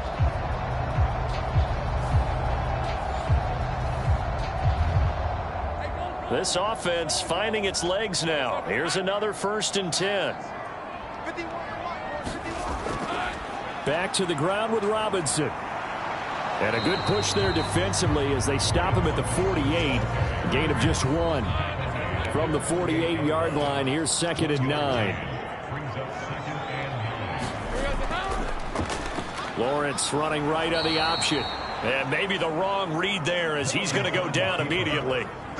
That second down play nets a -4. 2 minutes remaining in this first half of football. A reminder that coming up in 2 minutes' time, we'll check in with Jonathan Coachman from Orlando. He'll have highlights and analysis of this first half of play. Able to find the open man. That's complete. And he'll be brought down with a first down as the tackle's made at the Chiefs' 42. Looking to throw. Lawrence. Oh, he dropped it. And that's pretty indicative of the way this one's gone. My first thought is surprise, because that's one of the better tight ends around, and I've seen him pull in balls like this before. But how about a little credit to the defense forcing that incompletion? On second down, Lawrence. Nowhere to go here. He lost the football. Oh, one of the linebackers has got it. And his guys are going to take over at the 39-yard line. The pocket collapsed around him. I know we talk about it a lot, but a QB has to have that sixth sense, doesn't he? He really does, and I know of one team at one point was training their quarterback with that time frame, and anytime he didn't get rid of the ball within the right amount of time, they would blow a horn or blow a whistle to show him this is what that time is, just what you're talking about, training him to understand this is the amount you have, make sure the ball's gone. Didn't happen in this case. Here's a screen for Robinson. And they went the wrong way there, losing yardage back at the 43-yard line. Despite the completion, they're going to wind up losing 3 there. Second down. Got to give some credit there defensively. They snuffed out that screen early on first down. Really read it well, didn't they? Because they didn't bring the pressure that they expected. They covered all the passing lanes. So once you see it break down as the passer, I think in this situation, you're either throwing it at the feet of your back to make sure no one picks it off, or you throw it away. Throw it over the sideline. Don't try and freelance and try and make a bigger play. There's really no one else running a pattern that should be open. The Chiefs now going to use the first of their timeouts as the stoppage will come with a little under a minute to go in this first half. 3rd and 3. He'll look to throw. Sets up the screen to Robinson. And he'll be taken down, but he does have first down yardage. Now another timeout called for by the offense as the clock shows 50 seconds to play here in half number 1. Back to throw again. And that's hauled in by St. Brown over the middle. It'll go as a gain of 4, and it's second down. He'll look to throw. And this incomplete. He tried to check it down to his running back and nearly had the ball picked.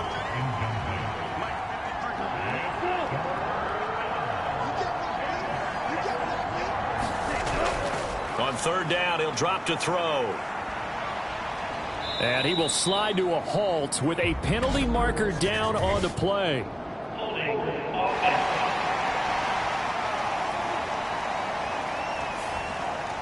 So following the holding call, what can they do here on 3rd and long? They'll set up to throw. Got his man complete over the middle. That's Peterson. And this will not get close to the first down marker as he's brought down at the 26.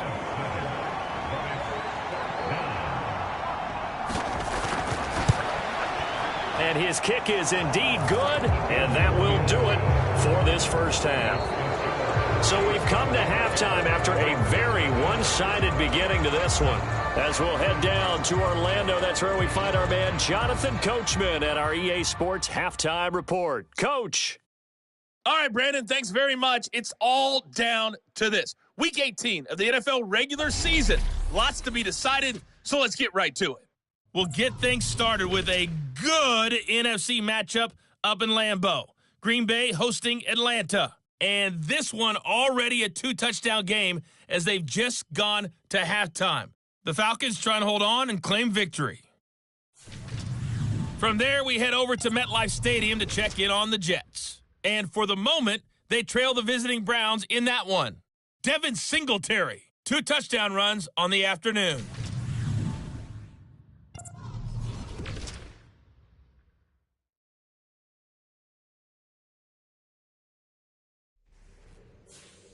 It was a former Longhorn, Bijan Robinson, who was tough to stop in that first half. He had a nose for the end zone as he wound up with 2 touchdowns on the ground in those first 2 quarters. All right, Coach, thank you, and we welcome everyone back for quarter number 3. Ready for the start of the third quarter. The Chiefs have the lead and set to receive the football. And he'll take it up past the 25 to the 26-yard line. The Chiefs ready to go on offense to begin quarter number 3.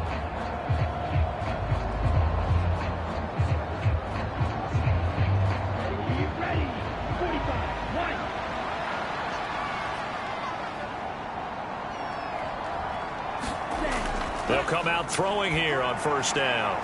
He finds his man complete. That's Walsh. And they get him down, but not before he takes it across the 40-yard line. Just his second catch of the game so far. This one moves the chains. This is just more of the same. This defense has had no answer on a lot of these throws. They've let these receivers run wild, and here's another completion for good yardage. One play has him up past the 40 already, and another 1st and 10. On the give, here's Robinson. And this one not going anywhere. They get him at the 44 for a gain of just a yard. 2nd and 9 from the 44.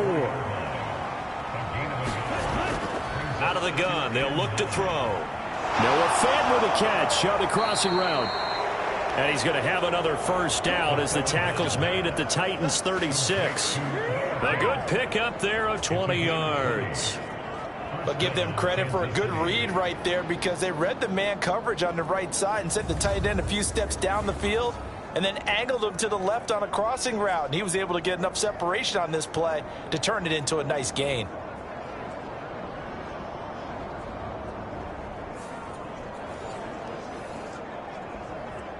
So 1st and 10, and if they score on this drive, might have to start digging in our second half blowout material. They'll run this one right with Robinson. And he is going to lose yardage here. Officially, it's a 1-yard loss. That's going to bring up 2nd and 11. And plays like that are exactly what this defense needs here early in the second half to give it a little spark. I think their halftime adjustments, what they talked about, maybe it was just a little inspirational speech. Who knows? But it looks like they're ready to go.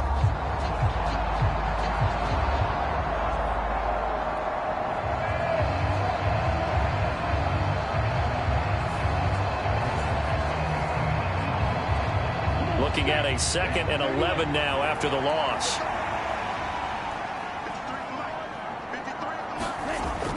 They'll look to throw here. And that'll be off the mark, too far out in front, and it's incomplete. An incomplete pass on that last play, and that means they'll need to come up with something here on 3rd down. Back to throw. That is caught. And he's going to have another first down as the tackle's made at the Titans' 18. That good for 19 yards as they pick up the conversion on 3rd. Whatever the discussions were at halftime to try to slow down this offense, it has not worked to this point. Yeah, I have a vision right now of everything that was discussed at the half just being torn in shreds or being erased off of the Microsoft Surface tablets because none of it is working. They are really locked in on offense. Back to throw now on 1st down. They'll try and set up the screen. It's complete. And he's going to be taken down, but there's a penalty flag in the backfield. Is this a hold or did they rough the quarterback? So roughing the passer penalty, never one that you like to see. Not at all, and especially when you're in that final push of the season. You can't afford to get your quarterback hurt before the playoffs roll around. And he will take it on in for a Chiefs touchdown. Bijan Robinson. His 3rd touchdown of the game, number 14 on the year. And the Chiefs take the opening kickoff of the 3rd quarter and drive right down the field to extend their lead. Sometimes you get a 1st and goal and you're back near the 7, 8, 9-yard line and you start thinking, maybe we'll run it here on 1st down to get half of what we need so maybe we can have 2 or 3 shots at going for it from closer range. So this is a bonus right here. What a great run to work his way into the end zone. The point after is good, and the lead grows even larger here in the 3rd quarter. The kickoff team on the field now as they will send this one away. And he'll elect not to return this one, so they'll bring it out to the 25 on the touchback. The Titans offense gears up for their first possession of the second half.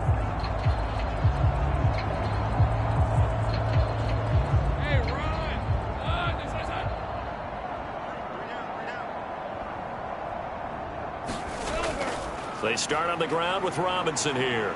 And he'll manage to pick up about 4. It's second down. They'd love to just strike back with a touchdown right here, and if it's a long play, so be it. But the main goal, get a couple of first downs, run some plays, run some clock, allow their defense to get a chance to catch their breath, settle down, and relax a little. Lawrence hit and the ball is free. And it's picked up by the Chiefs. And his guys will take over at the 25-yard line. So that play, I mean, it was pretty well blown up from the start, and it results in a turnover. Yeah, when you're running the option like that as a quarterback, you have so many different keys and reads to make that sometimes as you're making them, you're not protecting the ball the way you should, and it gets popped free. The Chiefs offense set to go. It's a quick turnaround for them after the turnover, but the way they moved it on their last drive, they're probably eager to get right back at it. And you know me and you know my tendencies in this situation. What do I want right now? Be aggressive. Be aggressive. Take your shot right here. Now a throw over the middle, and he's got it to start the drive. The result, only 4 yards there on the play, and that's going to bring up second down. They gave up the completion there, but this is what zone defenses count on, catching the ball and not much run after the catch. Second down and 6 now. 60 red. Now back to throw. Caught out left side by Robinson. And this will be a gain of 6 when it's all said and done. Down to the 15 from the 21. Here's third and a few inches. Hand off to Robinson out of the shotgun. 53 yards for him on the ground now, and 3 touchdowns to go along with it. So it's pretty simple, partner. You pick up a turnover, set you up in excellent field position. The last thing you want to do is go 3 and out in this spot. Yeah, they would have had to settle for a field goal attempt, but now they keep those touchdown hopes alive.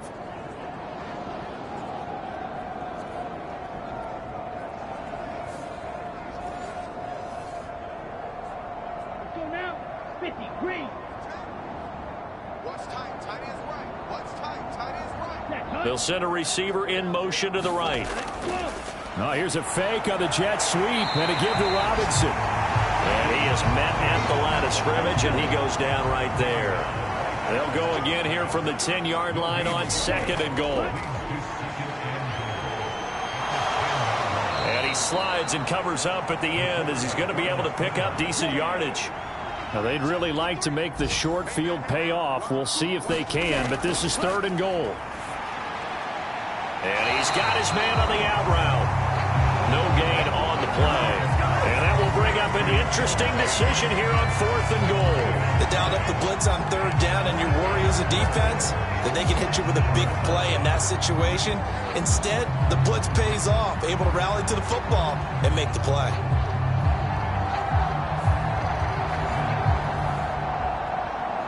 Can this defense hold them out?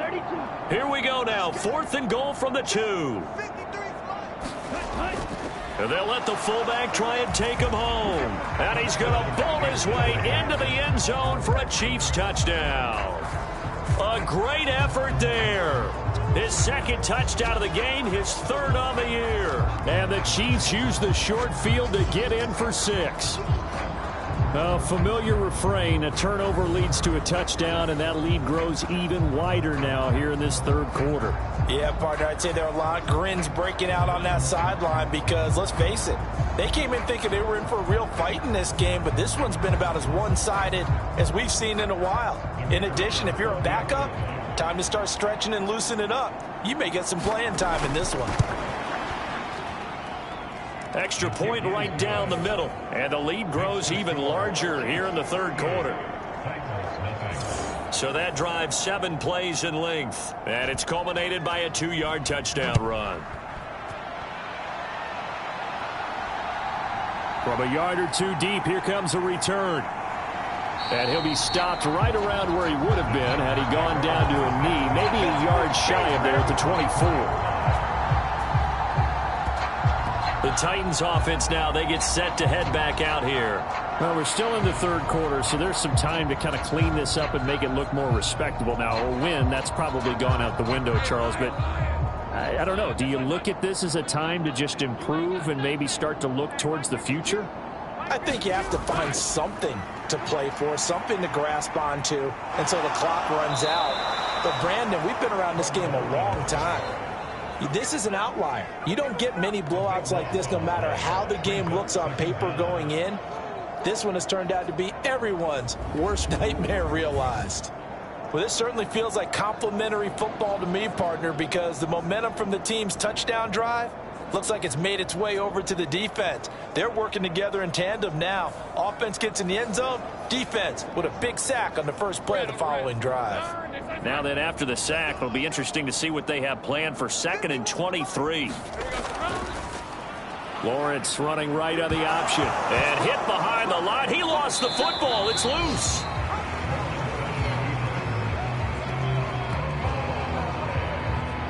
Dangerous spot for them to cough it up. Lucky to have recovered because had the defense gotten it, they were already within a shadow of the goalpost. And you're yelling at your own defense. Sudden change, sudden change. That's not what you want to hear on your sideline. That means you got to run out there and try and stop an offense who has the ball in a very advantageous position.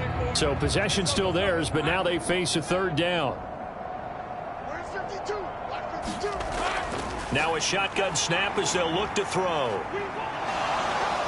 And this turns into disaster. He's not going to get forward progress. That'll be a safety. At this point, I think it's a surprise when he isn't close to being sacked on a passing down. The amount of times he's hit the deck today, I think a lot of us are reading safety before they even took the snap. Simply a merciless pass rush every step of the game, and that rush earns a crowning achievement there.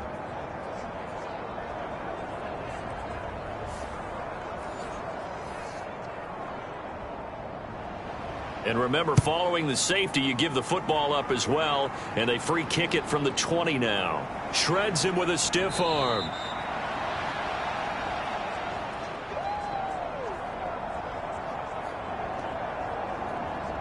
So now here are the Chiefs as their offense makes their way back out onto the field. That last drive, it was a good mix. Run, pass, defense on their toes.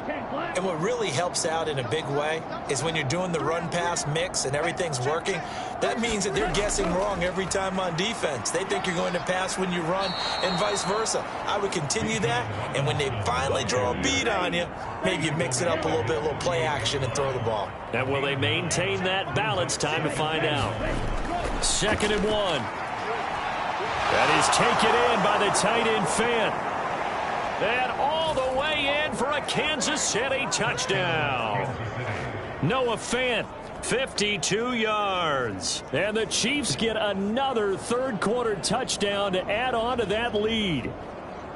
When they drew that up, I don't think they envisioned it ending in a house call, but he got it and took it all the way home. Really impressive run after the catch, wasn't it? That was really special by him. But let's face it, in today's NFL, those tight ends are often former wide receivers or maybe even sometimes bigger running backs. They just put them in a position to get a great matchup and make plays like that.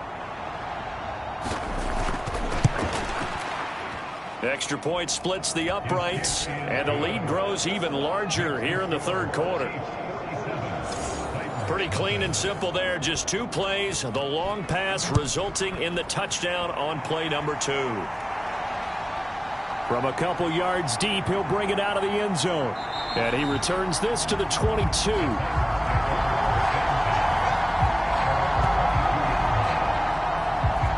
Here's Tennessee ready to begin this drive offensively. But the disparity in this game, it just seems to grow with each possession here, Charles. They are really struggling. They have not put up a single point, and on the other side, the points keep piling up and up and up. So you know the frustration level has to be rising, right? So they've got to find a way to quell that, because otherwise they certainly won't get anything done in this one. Keep diving deeper into the offensive playbook, but bottom line is don't quit competing. From the 23, here's the 2nd down and 9. Lawrence with the handoff to Robinson. Takes this to the 27. Give him 4 yards. Now on third down, an extra DB out there for the Chiefs. Now Lawrence. He's got his target. That's complete. And brought down, but not before reaching the 45-yard line. First target, first catch, and a first down. There's a nice pickup right there. And after watching that play, I'm thinking about all the lost opportunities that they've had so far in this game. But right now, just focus on continuing to move the ball the way they did on the last play.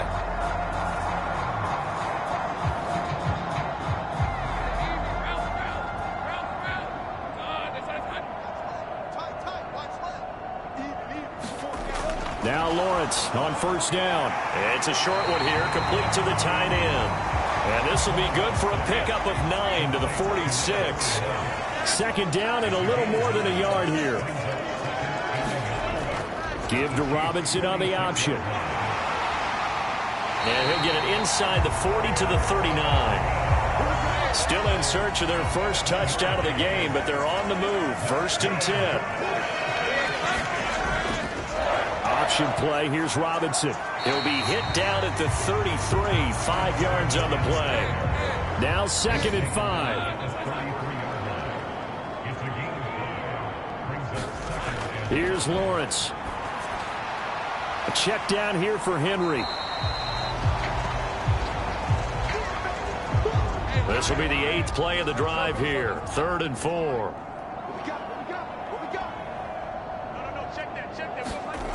Out of the gun, it's Lawrence. Pass taken in by Phillips.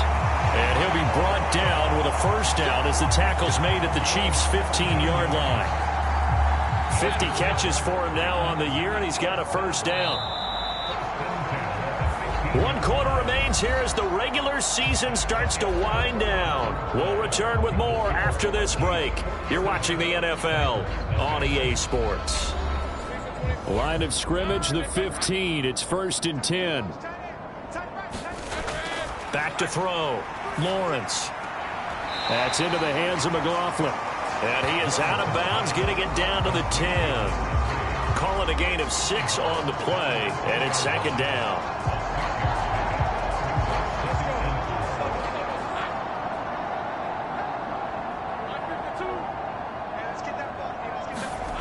Throwing again here. It's Lawrence. He's going to be sacked. Back at the 23-yard line. Myles Garrett picks up his second sack of the afternoon. Guys with his talent in the pocket aren't supposed to be getting hit like this, and you know an intense conversation with the offensive line is going to occur after this one. Might not be from him, but the offensive line coach will have plenty to say about this game.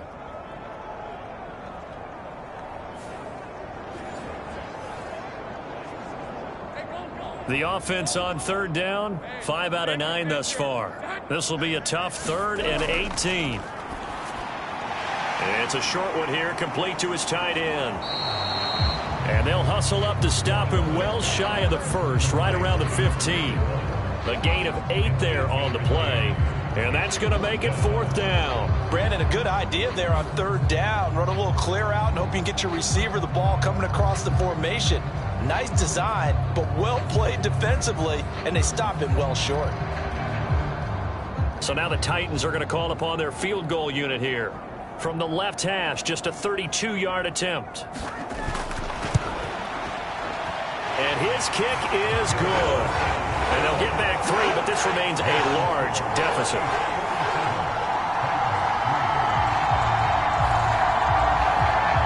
Well, it's a Pyrrhic victory at best, but Charles, no team wants to get shut out, so it's hard to blame them for taking the 3 there. You can't blame them one bit. It hasn't been the best performance, that's for darn sure. But there is something to be said for fighting to avoid the goose egg, and they're at least trying to finish out strong. And they'll get him down right around the 25, actually the 26 officially, so a net gain of 1 there. Out now the Chiefs offensive unit ready to do battle again.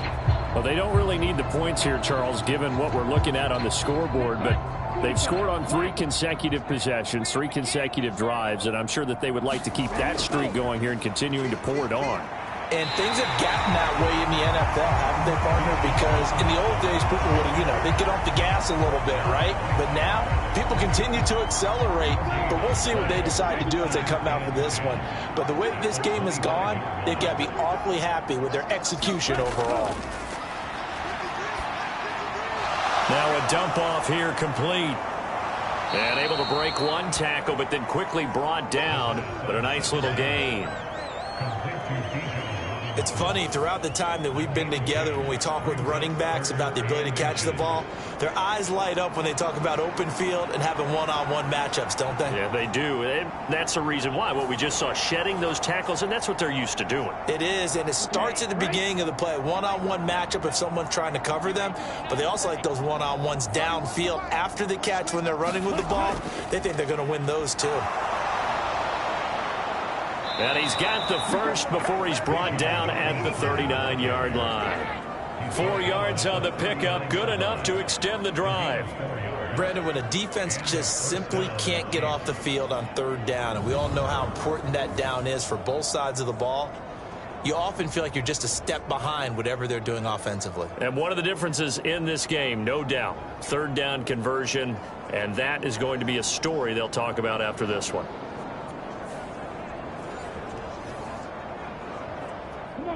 So from the 39 now, they'll come up on a 1st and 10. Robinson with another carry. And he's going to take this ahead for right around 3 yards, but no more than that. 2nd down.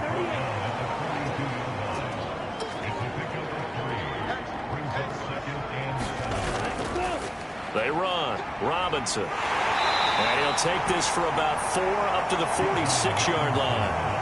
Brandon, I've got to think this offensive line has got some smiles on its faces. And I know it sounds crazy, but they practiced for this back in training camp. They knew they'd be in situations where it'd be extra defenders in the box coming after them, trying to keep them from locking down a game. Right now, they want to show the world they're up to the challenge. Give him 15 yards on that one. Kansas City has a 1st down. Brandon, this can be so demoralizing for a defense. They've had 2 opportunities to get off the field. They haven't gotten it done. So now your coordinator, he's going to call every blitz that he has, any type of exotic, something that they haven't seen before. And he's also telling the defensive linemen, don't worry about holding people up. Just get in gaps and try and make a big play. And not only not getting off the field on 2 opportunities, clock continuing to run. So operating from Tennessee territory now. Here's 1st and 10 at the 39-yard line. To the 36-yard line. Stop there. Here's 2nd and 7.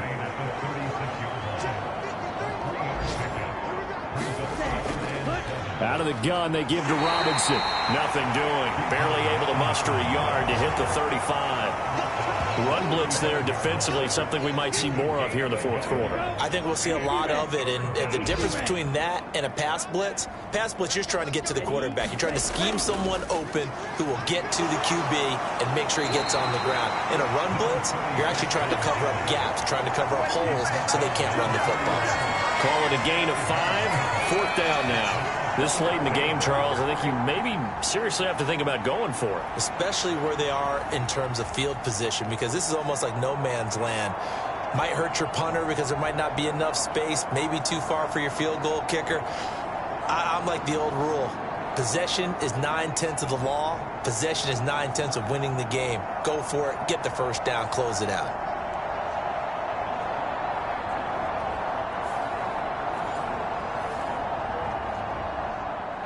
Now the Chiefs bring on their field goal unit. He hit his first. Now this one from 48 yards away. And this one looks good. It is good. Right down the pipe. And that will extend their lead even further.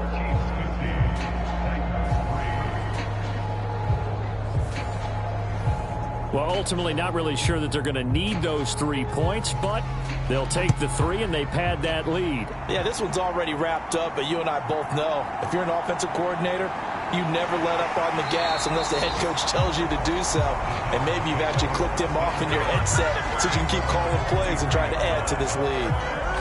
And here comes Tennessee as they get set to take the field. Where we stand right now in the fourth quarter, this one pretty much out of reach. And, Charles, I know they're going to be disappointed about several things with this ball game, but the self-inflicted wounds, they've had several turnovers. You would have to think that's going to be something they're going to discuss heavily in the film session in the coming days. You're absolutely right about that, partner, because they're going to have to sit in that film room and watch every error that they made and figure out how to not do it in the future. And mentally, I think a lot of the guys are already starting to think about, okay, how do we put this behind us and get better for the next time out? This, they'll use as motivation for the rest of the time that they play to hopefully never be in this type of situation again. Well, a touchdown here on this drive, it wouldn't really put much of a dent in the score, the deficit right now. But as you mentioned in the past, CD, their coach is probably just hoping to see something executed correctly on this drive before we close out the ball game. Yeah, and I think that every guy who's on the field has to feel exactly the same way, because if not, they might be looking for replacements. Treat every drive as if it's your last and make it a successful one in some small way. Throwing now, Lawrence on first down. Into heavy traffic, and it's intercepted. Picked up by Nick Bolton. And he's just across midfield and down at the 49-yard line. Another great play defensively. They've been sharp on both sides of the ball, Charles, but that interception means that this defense very well keep them down to single digits on the scoreboard in this game. And that's certainly something to smile about, isn't it, partner, if you're on defense? Because your goal every game is to pitch a shutout, but you and I both know that's pretty unrealistic. But to hold a team below double figures in a game, in an NFL game, that's certainly something to take pride in.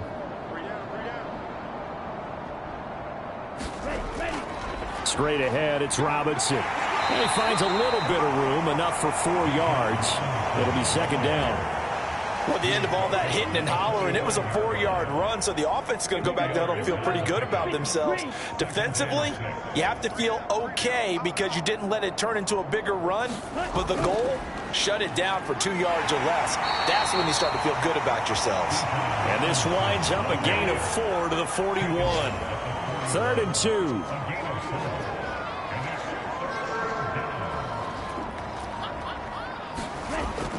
Robinson will try to pick it up. And he's going to have the first down at about the 38. 3 yards there, good enough to keep the drive moving. Well, someone's been having a good game so far, and you know something? A lot of it's been power running. They decided to turn him loose again on 3rd down, didn't they? They did indeed. He delivered the tough yards.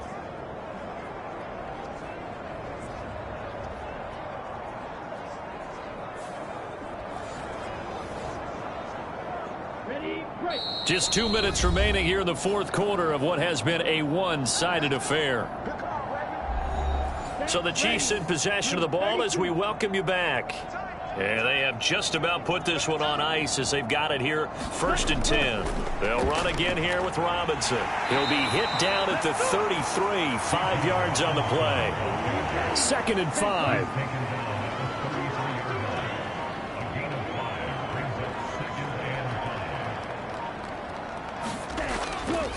Robinson up the middle. And he is met in his tracks behind the line of scrimmage.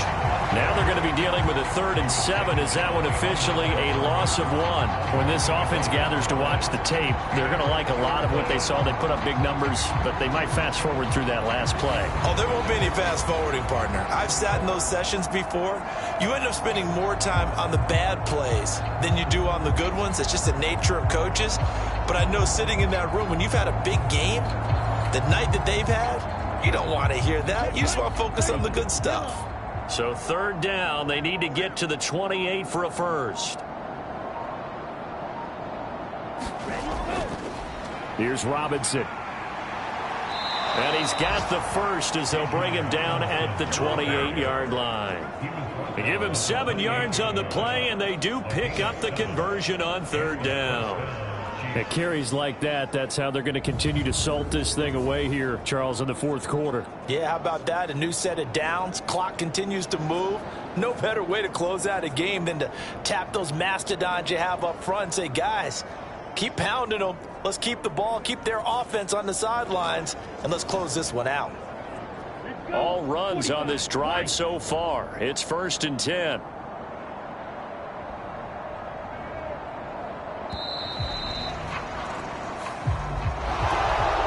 Fans usually love to see scoring, and there was no shortage of it today. What a dominant showing from an offense that was truly playing at an elite level in this contest. Partner, this game was over a long time ago, and you noticed they did not want to slow down anything. Absolutely a dream scenario for everyone on that offense, and they took advantage of every second. Guaranteed popcorn for everyone in their film session. So for the Chiefs, they earned one final victory and finished the regular season at 13-4. And now they'll await the final seeding for the playoffs ahead. Meanwhile, for the Titans, this loss will be the capper to what will be a disappointing 5-12 campaign. And with some high picks coming in this spring's draft, it's a team for whom a roster overhaul may be on the way. And for Charles Davis and our entire crew, I'm Brandon Gaudin. You've been watching the NFL on EA Sports.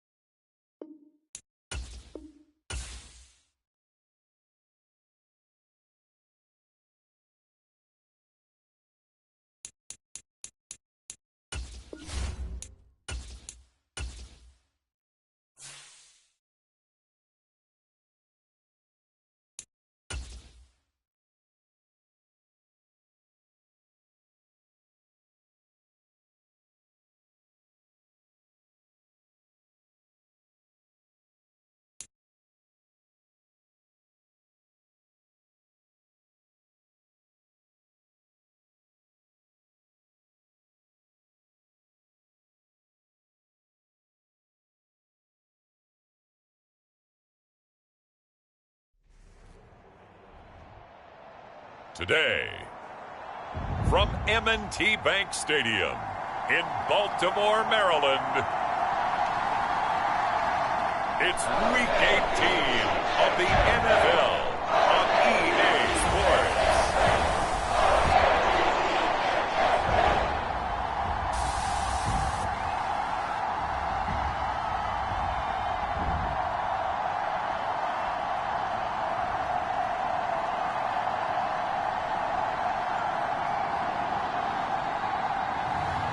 It's the Baltimore Ravens taking on the New York Giants.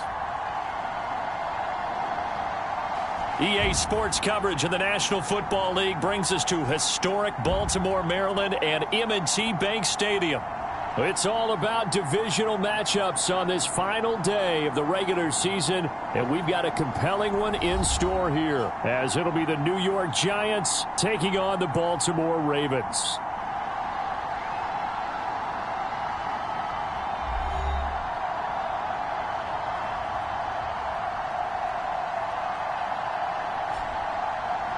Alongside Charles Davis, I'm Brandon Gaudin. And, Charles, you look at this Raven team as they get ready here. They've been playing their best football of the year, winners of 4 in a row. And this coaching staff has to be pleased with how their defense played last week. They held their opponents to 3 points, and that was it. If they get anything comparable to that performance, this one's in the bag. On the other side of the field for the visiting Giants, they coming off a loss last time out, but they've been playing better than 500 ball the last couple months. 5 wins in their last 8 games.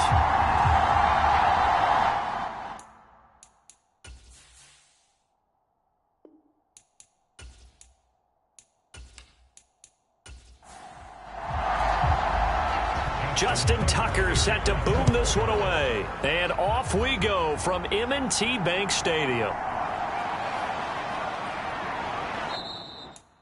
And a nice return sets him up pretty good here right at the 30-yard line.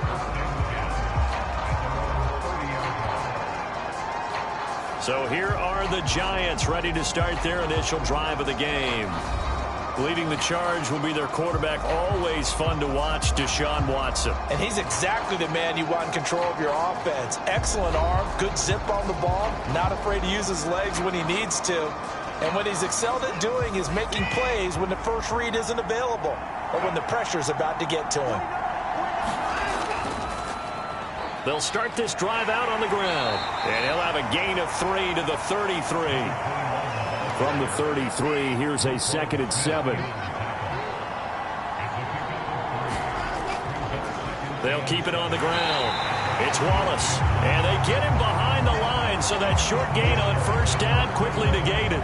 It'll go down as a 2-yard loss, and it brings up a 3rd down. This defense is a difficult one to prepare for, one of the best in the league.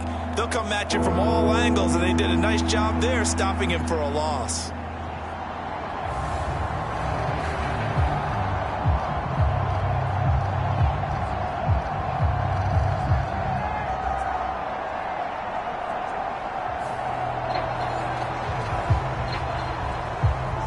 Tough test on the opening drive. This is 3rd and 8. Now it's Watson. Got his man there. It's Wallace complete. And he stopped up short of the first as they tackle him down at about the 36. 5 yards, and that means they come up short, as they're going to have to punt here on the opening drive. After last week's loss, you bet this offense probably wanted to come out with a little more fire than a 3-and-out. And I'm sure that people are saying, hey, come on, Coach, where was the pregame talk? Have these guys ready to go? But you and I both know it goes into preparation and practice and being ready to go. That gives you the confidence to come out and play. They've got to find that and fast. And the Giants send out their punter now. He'll kick it away after a 3-and-out on the opening drive of the game. And he'll get this away into the icy winter air. This will be a 41-yard punt, 3 on the return. And the Ravens, they'll take over. So out comes this offense to take over for the first time. And they will be led out by a guy certainly still trying to prove himself here in the league, the young rookie quarterback. I tell you what, when he is on schedule for that week, secondaries take notice because you've got to stay alert back there on every snap. A truly powerful arm, one that's capable of challenging any level of the defense on any given play. That's why so many scouts preach arm talent when preparing for the NFL draft. A quarterback with arm strength to make every throw in the book, he's an asset to have in any offense. 2nd down and 4. Looking to throw. Strickland. That's complete. It's Rashad Bateman. A short gain here, maybe a yard to the 29. You talk about this giant defense. This crew against the pass, it's been a real struggle. 2nd from the bottom in the NFL, number 31. Defending the pass has not been one of their strong suits throughout the season, but they have any hopes of making waves in January. They've got to improve in this area. And he will have a Ravens first down as they're able to get the 3rd down conversion.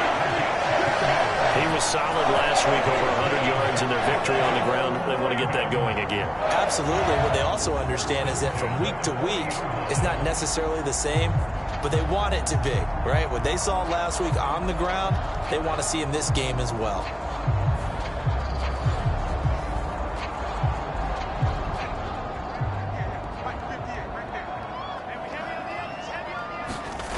On 1st and 10, Strickland. He completes that to Garrett Wilson. This will be stopped about 2 yards shy of the marker. 8-yard gain, 2nd and 2. Back to throw. Strickland. All in all, no gain on the play, and it'll bring up 3rd. They'll come to the line, needing only 2 yards to gain the first here. Off play action. Strickland. And he will slide to a stop. He does have the first down.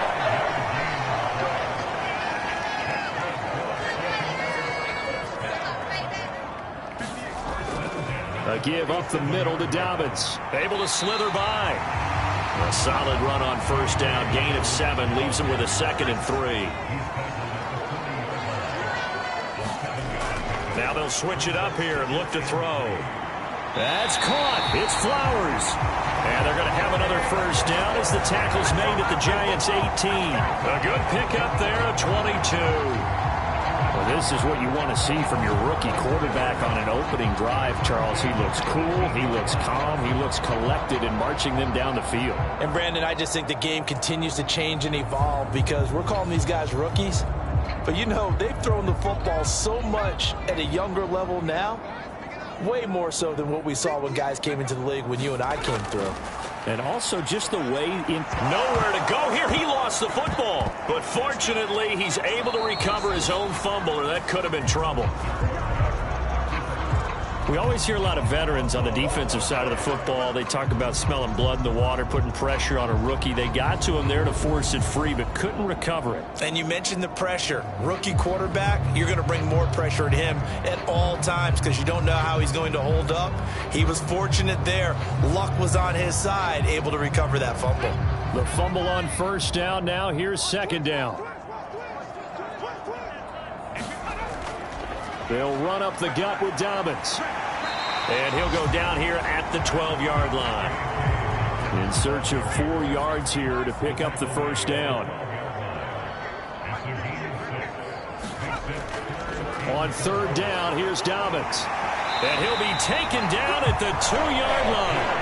They're able to convert on 3rd down, and that sets up a 1st and goal. A stop there on 3rd. They could have held him to 3 on this opening drive. Now they have to bow their necks on 1st and goal. And if I'm looking at this from the offense's point of view, that's a big-time pickup right there. And I'd go right at him with another momentum play. I'd go quickly and attack them because right now they probably have their heads down a little bit since they didn't stop them on 3rd down. From the 2, here's 1st and goal. Off the play fake. Strickland. And they're going to get to him. A sack.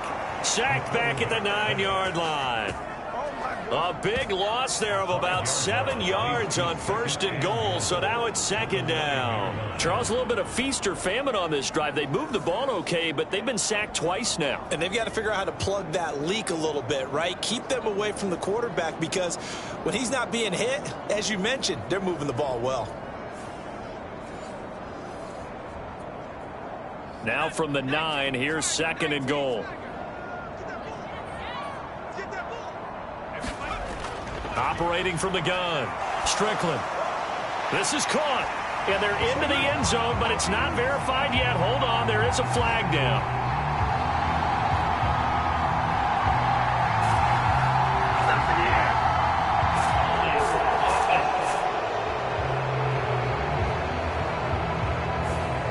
So reverse the celebration. We'll see if they have something else in their bag of tricks. And isn't that always tough to watch when they score and you see the excitement, and then when they realize those points aren't going to count? Can they get it back together and find their way back to the end zone? That catch good for 8, but still, it's 3rd and goal now. Looking to throw. Strickland. He had a man open, but he missed him, and it's incomplete. So it's been a long drive. They've held the ball for quite a while. Now what do you do here? Well, to me, at this stage, after this drive, this close to the goal line, 3 points would be a letdown. I'm going for it here. Tucker's kick is good. And the Ravens strike first at 3-zip.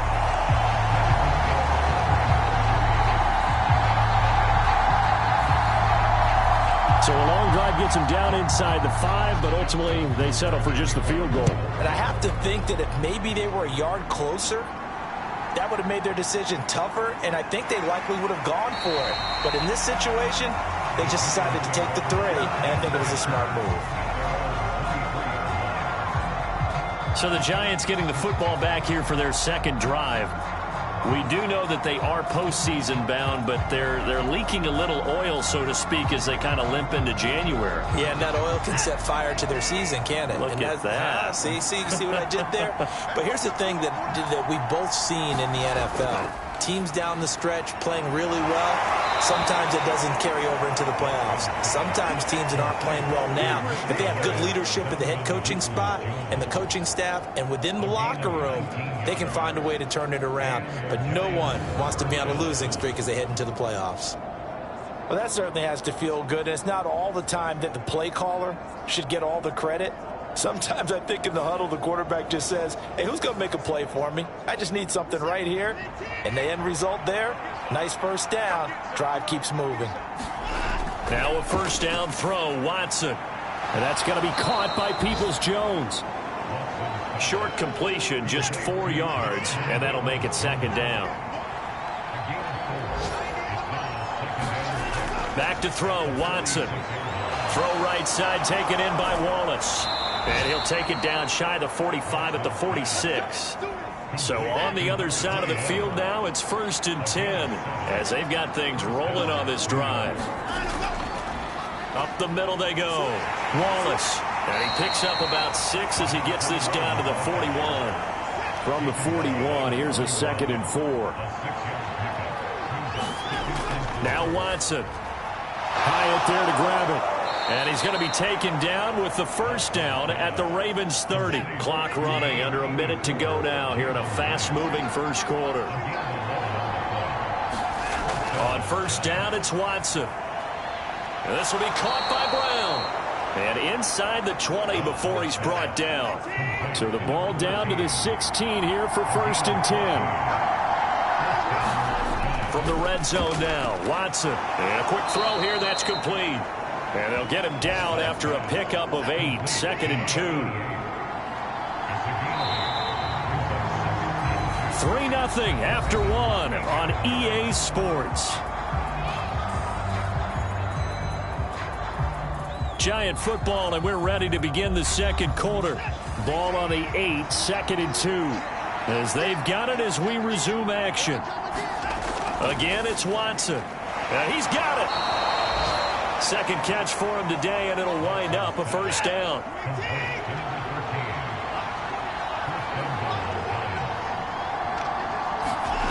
Watson. And he's left with no option here but to throw it away. 2nd and goal, and they will try again from the 2-yard line. They'll try to run this one in. And this will result in him losing yardage back to the 3. The tally there, -2 yards, brings up third down. And now 3rd and goal coming up, the loss on 2nd down. That just means this crowd's going to get even louder, and they'll get a little bit of extra help from the defenders as they exhort them to join them in the effort.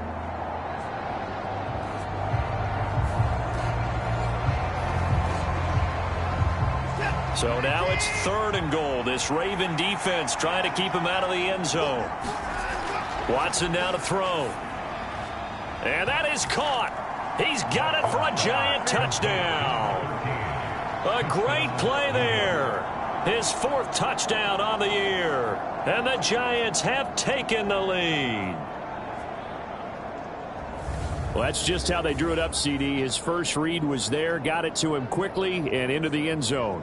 Absolutely excellent execution by all involved. And the coordinator, got to give him credit, found the perfect play call. Quarterback let it fly as soon as the target came free, and his guy made a nice catch. Just how you draw it up in practice and then execute it in the game.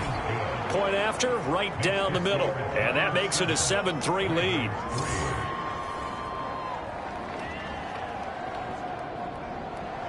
Out is the kickoff unit as they run up and send this one away.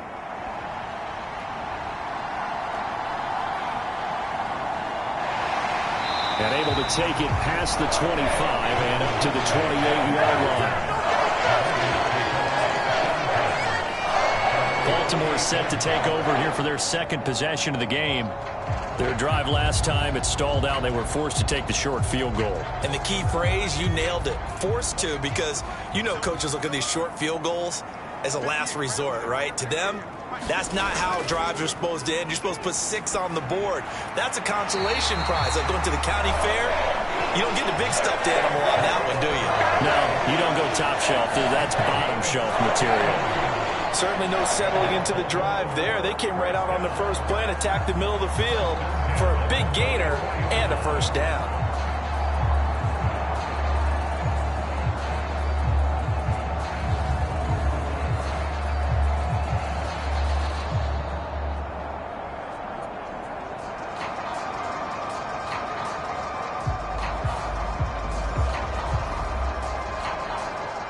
Took just one play to move all the way to the 44 as they try again on 1st down.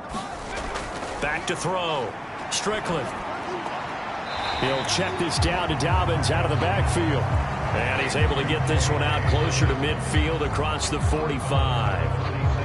All defenses worry that whenever anyone catches the ball and has a head of steam come out of the backfield, it can turn into a big play with missed tackles or he runs through people. But they were right there waiting, and they stopped him for a minimal gain. On 2nd down, a run with Dobbins. And he's going to get this past the 50 and into Giant territory. This offense so far on 3rd down, they've been good. 3 for 4 thus far. This time it's 3rd and 3. Work in the middle of the field, and he's got a man complete. And he will have the Ravens 1st down as they convert on 3rd and 3 with a nice gain of 7 yards. I don't care how many times we see it. I still get a kick out of watching quarterbacks and receivers do the pass tree in pregame warm-up. But I always remember that when we go to practices, we see that after practices as well. They really tune it up, don't they? They tune it up. They know why they do it for these situations. 1st down. And they build that trust, and that's why they're able to find him in this type of a situation. On 1st and 10, it's Dobbins. 43 yards rushing for him now in the ball game. Ball on the 36 now. Here's a 2nd down and 4. Catch made right side by Wilson. They'll wind up getting just a yard out of it. And that'll bring us to a 3rd and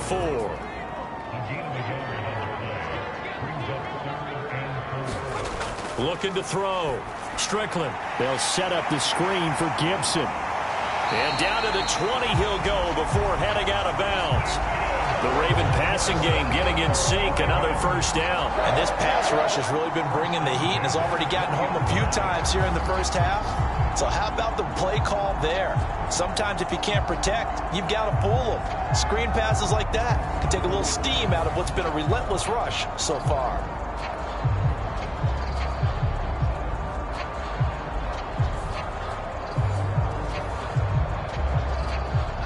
They had to settle for 3 last drive, hoping this second go-around ends in 6.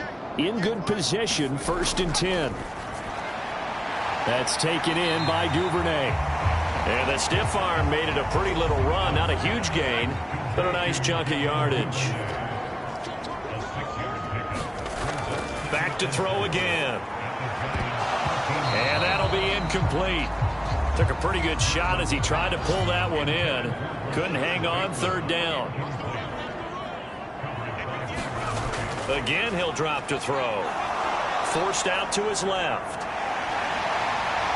And out of bounds all the way down at the 3. Nothing open downfield. He keeps it himself for 11 and a 1st down. Brandon, that's a gamer move right there. Facing 3rd down, steps up, calls his own number, and nearly makes the house call. If I'm the coach, I let him take another one right here. Give him a chance to be the first one to hit the end zone after that effort he just gave him.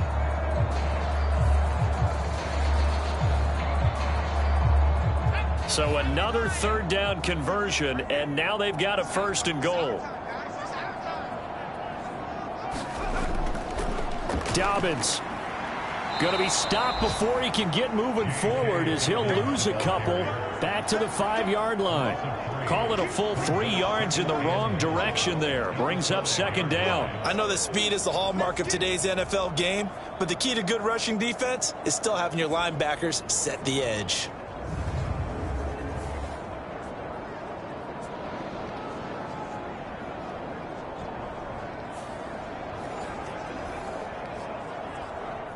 Back at the 5-yard line now, 2nd and goal. Back to throw. Strickland under pressure now, and he's going to go down. Sack back around the 8. It'll wind up going as a sack and a loss of 2. And now the task gets more difficult here on 3rd and goal. He continues, Charles, to be under constant pressure, and these sacks, they're starting to pile up. And if they want to have a realistic chance in this one, they've got to change their blocking assignments. They've got to do a better job to keep him upright. If he's going to be on the deck constantly, they've got no chance to win this game. They'll look to throw on 3rd and goal. Toward the pylon, caught. And in for the Ravens touchdown. Rashad Bateman from 8 yards out. And the Ravens are able to move back in front. Charles, every time that he makes one of these plays, I think the front office, they get a bigger and bigger collective smile because they feel more confident that they have found their guy, their future at quarterback. And they should feel that way. It's obvious he's a big part of why they have such a good record this season. You're right about the bright future as well, and by association, a bright future for the franchise too. Tucker with the extra point. And the lead is now 10-7. So that one a 13-play drive in total. And it's Rashad Bateman who finished it all off with a touchdown. And here comes a return from just beyond the goal line. And tackled at the 21-yard line, so a net negative there of 4 yards. The possession switching back to the New York Giants. As this offense comes back out here, Charles, they're trailing in this ball game. And they've been on the sideline for a while. They did score their last time out, but they just had to watch that long, sustained drive, so we'll see if they can shake the rust off. Yeah, and that's always a question that you have when you have to come off the bench after having sat there for a long time. Are you ready to go? Are you loosened up? But even more so, are you mentally alert and ready to put your best product out there? I have a feeling they'll stay committed to running the football, especially on the early downs. They just haven't had a whole lot of success just yet.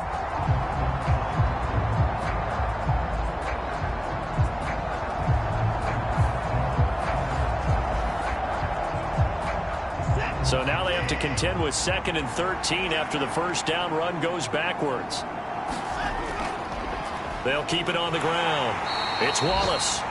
This will be a short gain of 3 before he's brought down at the 22. Well, they didn't get a whole lot out of that one, but I think you got to continue to try and run and try and keep the defense honest. You mean or else he'll just sit back, dare you to throw it on every down? Yeah, you get your quarterback hit a lot that way, too.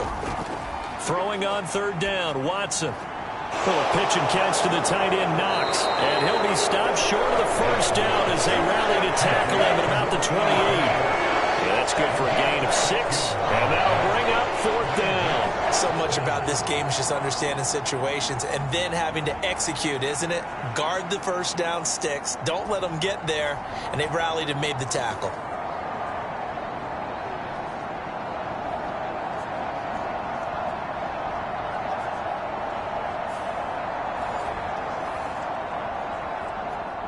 And the Giants send out their punter now as he'll punt it away for the second time.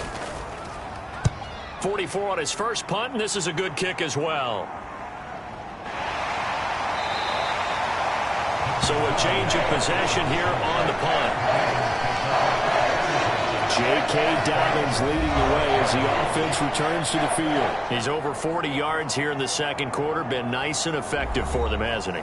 He has definitely been dependable and really shouldn't underestimate what he's getting done here, because anytime you're on a pace that's going to approach 100 yards, you've really done some damage in an NFL game. And now he's looking just to add to his totals. And that is caught on the right sideline, but out of bounds, says the line judge. The throw took him a little too far. It's second down. Looking to throw. Strickland. And the giant rush gets home as down he goes. Azeez Ojulari from his outside linebacker spot gets him down there for a loss of 4. So that now 4 first-half sacks. This pass rush has been unrelenting. And partner, you hear that sound of paper being ripped to shreds? That's the game plan that they've had so far, because they've got to say to themselves right now, we have to do something differently.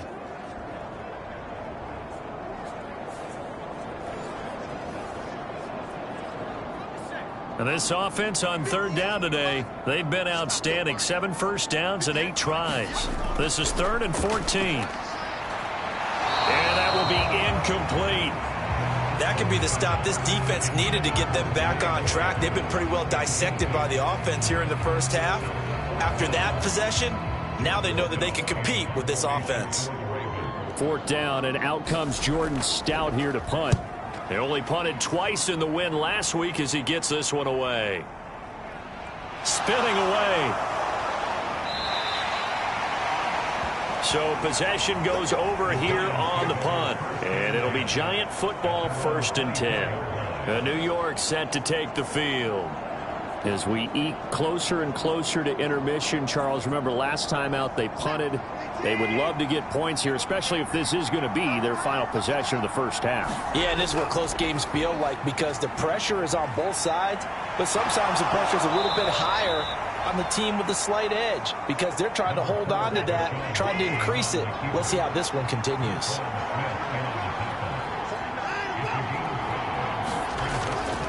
They'll fake the handoff. Now Watson. This throw incomplete, nearly picked off. And with his pedigree, he doesn't drop many of those. But 3rd down coming up. To this point, I've been impressed with the work defensively. They have not allowed a lot of receivers to run free. And there's another example, another incompletion. From the gun, here's Watson. Able to find the open man. That's complete. And he will have a Giants first down as he's able to get 8 yards there on 3rd and 5. Well, we always hear about the connections some quarterbacks have with certain receivers. I think this guy has a connection with just about everyone. Didn't mind throwing it in there against double coverage to him. Shows some confidence, supreme confidence. Big-time confidence that he would make the play for him, and he did.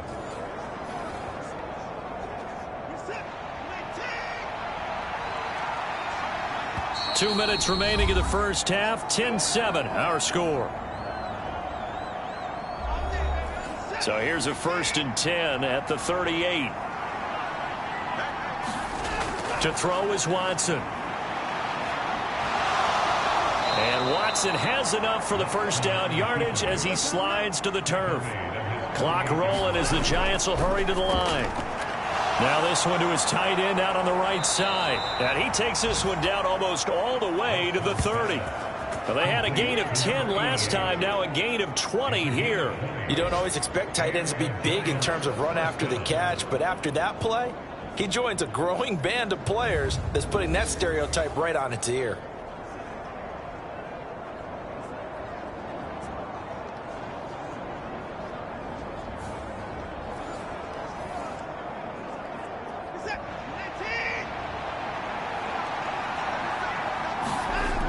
first down. Watson. And the ball is knocked out, and it's picked up by the Ravens. And his guys are going to get the football at the 28-yard line. We have seen this before, and we know coaches preach about this and work on it all the time. Catch the ball. You know there's going to be some traffic somewhere. They've got to put it away and secure it as they try and get downfield. And now Baltimore gets set to take the field. It was still more than a minute to go in the half. Time to try to mount a drive. And I would think that they would have to. This is today's NFL. You got to push it whenever you get an opportunity. You could never have enough points with the high-powered offenses that you face. And analytics will tell you, try and score when given the opportunity.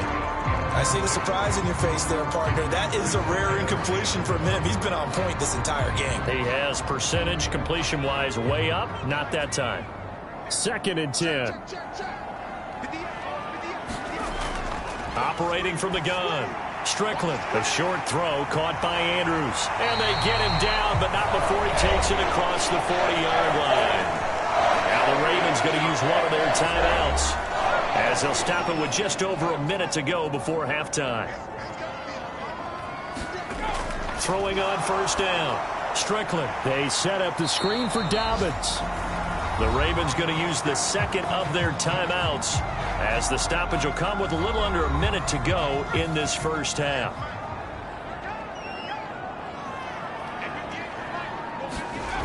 They'll stick with the passing game as he looks to throw. And this throw incomplete. Well, the defender all over him that time, but it's going to lead to 3rd down. They'll look to throw again. And that is incomplete. Now is the punter, Jordan Stout.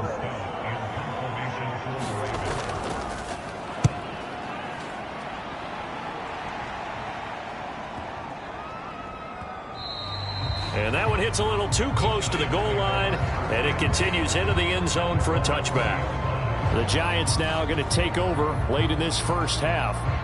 And with them trailing, there is still enough time to try to string a few plays together, maybe get into field goal range.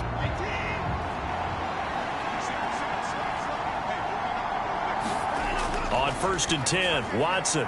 And that went too far in front. He couldn't reel it in. It's incomplete. After the incompletion, here's 2nd and 10 from the 20. Here's Watson. Throw caught by Hyatt on the slant. The Giants going to go ahead and use the first of their timeouts, as the clock will stop with 35 seconds to go in quarter number 2. Watson on first down. That's into a crowd and intercepted. Picked off by David Ojabo. And they're going to set up shop at the 27-yard line. An unfortunate sequence there, trying to get points before intermission, but now the interception, and their opponents have a chance to possibly pad their lead. Yeah, they had an opportunity there, and they weren't able to capitalize on it, and that's something that could come back and haunt them later.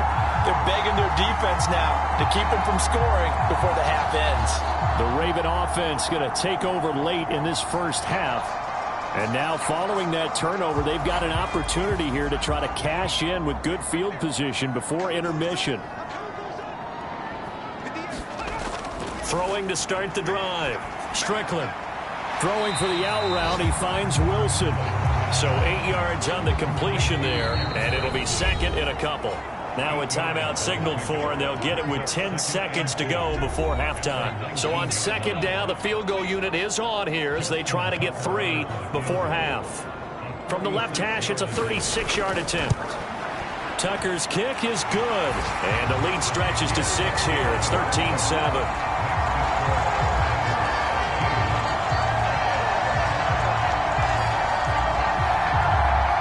So as it turns out, a 2-play drive resulting in the field goal. So they get the turnover in plus territory. The drive stalls out, but still able to get 3 out of that.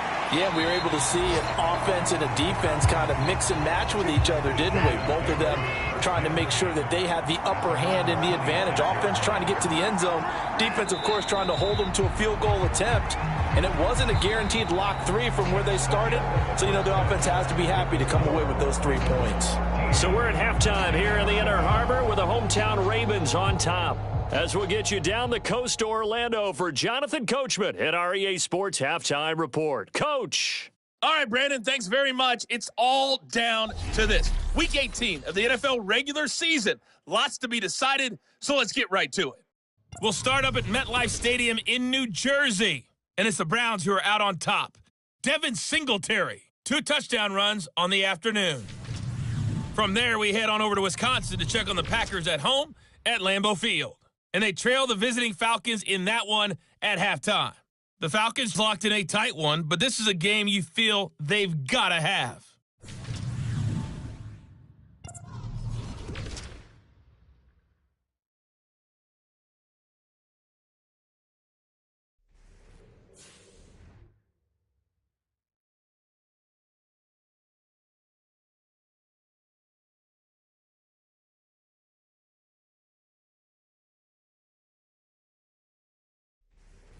Okay, Coach, thanks as always. This one's still anyone's game as we welcome you back for quarter number 3.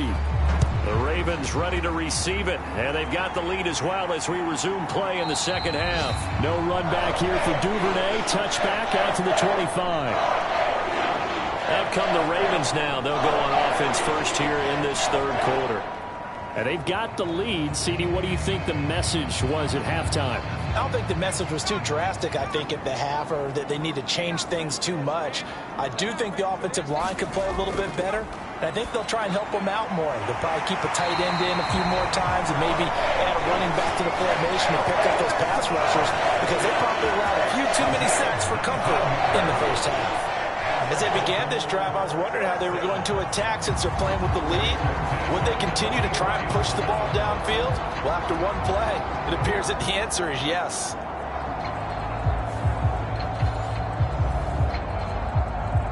Took just one play to move all the way to the 44 as they try again on first down. Now a shotgun snap as they'll look to throw. He'll find Dobbins out of the backfield. And he is going to lose yardage here. That one unable to develop, never got going. A loss of a couple, and it's second down. That was well defended, and while it was a completion, it resulted in a loss of yardage. It's really, really hard for a running back to think to himself, I probably should have just dropped it and saved the yardage. It goes against the entire training that he's had his whole career. Behind the chain, 2nd and 12. Back to throw. Strickland. He completes it to Wilson. And he'll be taken down, but not before he works it past the 50. 12 yards there as they keep this drive rolling. It's another first down. If you're going to blitz, likely going to leave you in man coverage with this guy, and that is less than ideal. It is, because just about any offense that has an elite receiver, if you blitz and have him in man coverage, you're going to him, even if he has an elite defender on him, because he usually knows where the ball is before the defender does. That escapes the sack. No, bottled up. Fumble. It's out. It's loose. But it looked like a Raven was able to get in there, and they will indeed keep the possession. Second time in this game, Charles, the ball has squirted out from his hands. Luckily, his teammate was there to pounce on it. You're right. Got the lucky bounce, able to retain possession. You know, we often talk about the combine and why do we measure quarterbacks' hands. Is that really a big deal? It's for situations like this. Do you have the hands big enough and strong enough to hold on to the football while being jostled? Looking to throw on second down. Strickland.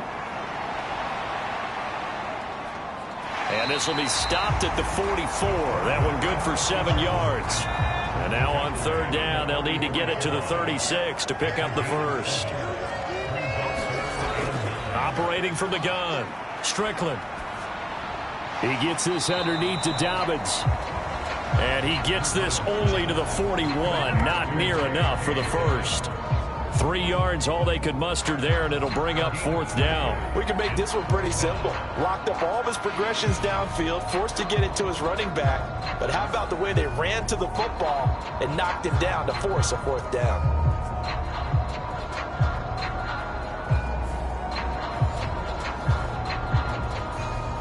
The Ravens send their punter out now as he's on here to punt it away. And this will be up to the ruling of the side judge here.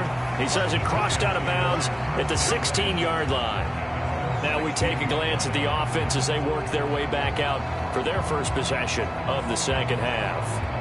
And their defense did its job by forcing the punt to start things out. And now, Charles, can the offense get in gear? I think, partner, you can sense them saying, okay, the first half was theirs, but now let's get the momentum back on our side. We forced a punt. Now let's go downfield and score. If we do that, we'll be set up well for this second half. I have to think a major focus of the halftime meetings had to be figuring out how to create space for the running game to get operating. Well, what you pointed out to me at half seems accurate. That line has struggled to sustain blocks. Yeah, I would agree with that totally. They've got to focus on staying on their double teams at the first level, make sure that block's secured before they slide off and try and chip someone at the second level. 5th catch of the afternoon, and that gives them a first down.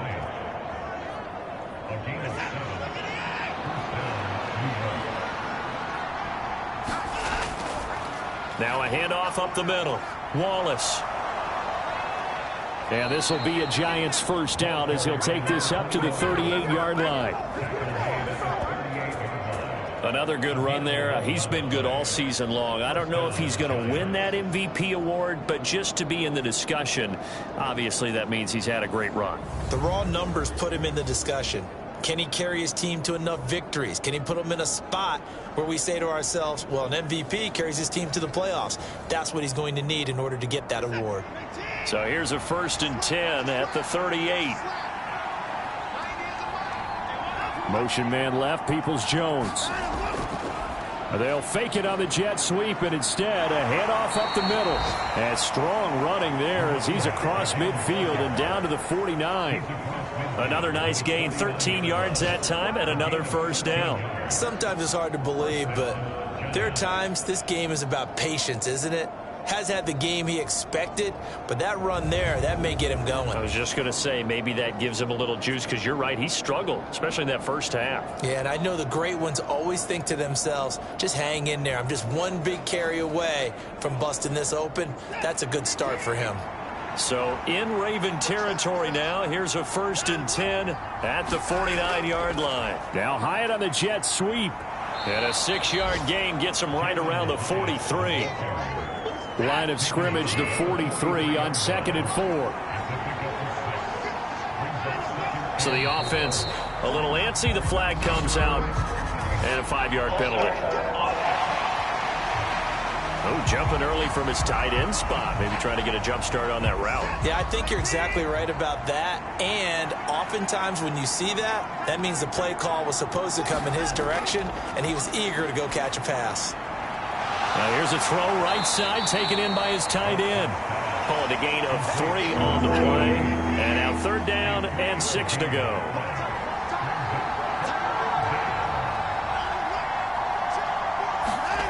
Here's Watson. That's into the hands of Wallace over the middle. And the tackle going to be made at the 41 as they stop him a few yards short of the first. They'll give him 4 yards there, and it'll be 4th down. So much about offense is what you call hidden yardage. You know, you throw the ball to someone, they catch it, and then they can make a big play. You know, they create a play, run after catch. They did a really nice job there of limiting that and keeping him from a first down. Yeah, stopped him in his tracks. So now they're going to send out the field goal unit to, as they say, fire away from long distance. So this will be spotted on the midfield logo. It's a 58-yard attempt, and he's going to miss this one. Wide to the left from distance. It's no good, and the deficit will stay at 2 field goals.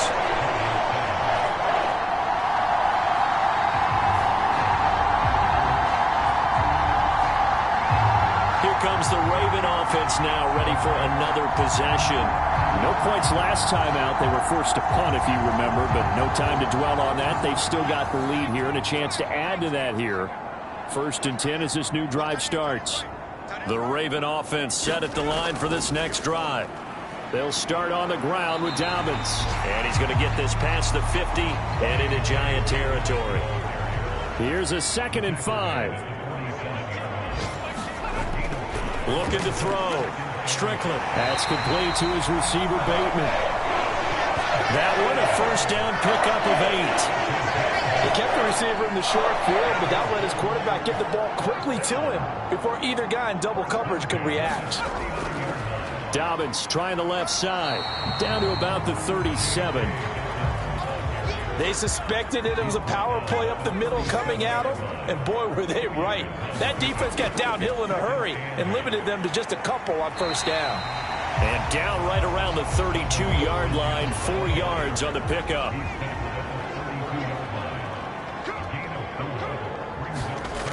From the gun on third down. Strickland, he's got his target. That's complete. And he will have a Ravens first down by a couple of yards as they're able to convert here on 3rd and 3. And Brandon, from our time in college football, where receivers weren't running the traditional NFL route tree, one thing they did learn, find open areas, find soft spots, and set up and catch the ball. And I think we just saw that there. Yeah, we saw that indeed, picking up the first.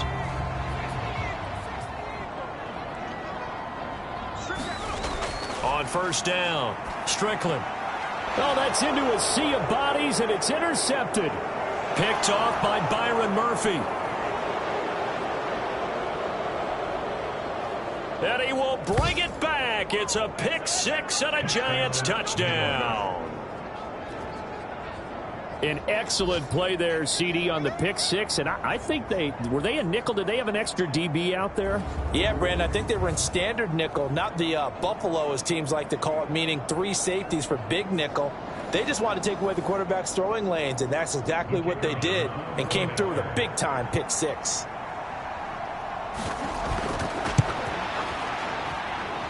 Extra point right down the middle, and that will put them on top here in the third. A heck of a play there defensively, getting the interception, navigating his way into the end zone for the touchdown. So they'll get another shot on offense following that pick six, and now the kick is away. Duvernay going to sit on this in the end zone, so it'll come out to the 25. The Ravens offense now, they get set and head back onto the field. Now remember, they were just out here a moment ago through the pick six, so we'll see if they can take better care of the football this go-around. Yeah, and sometimes, partner, I think it's almost better that you just throw the pick six and you come right back out on the field. You're not over on the sidelines dwelling for it for very long. You're not hearing everyone say, oh, hey, you'll get them next time. Hey, don't worry about it. All that stuff just goes right out the window. You're right back out on the field with a chance to atone. 22 yards on the catch and run, a first down. Oh, that's a nice job of clearing space in the middle of the field for your tight end. He's going to start behind the line and run an angle route, hoping to kind of get lost in the middle of the field. And this is put right on him, and he's able to pick up a first down.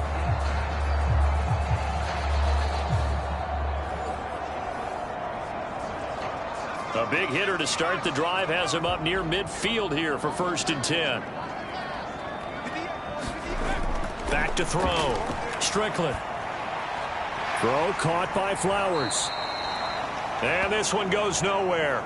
Losing yardage on the play back at the 46. That one unable to develop, never got going. A loss of a couple, and it's 2nd down. It looked like the defense, they were ready for that one. Really left him almost no room to work after catching the ball. He could throw every move in the book at him. They were there, and they tackle him for a loss.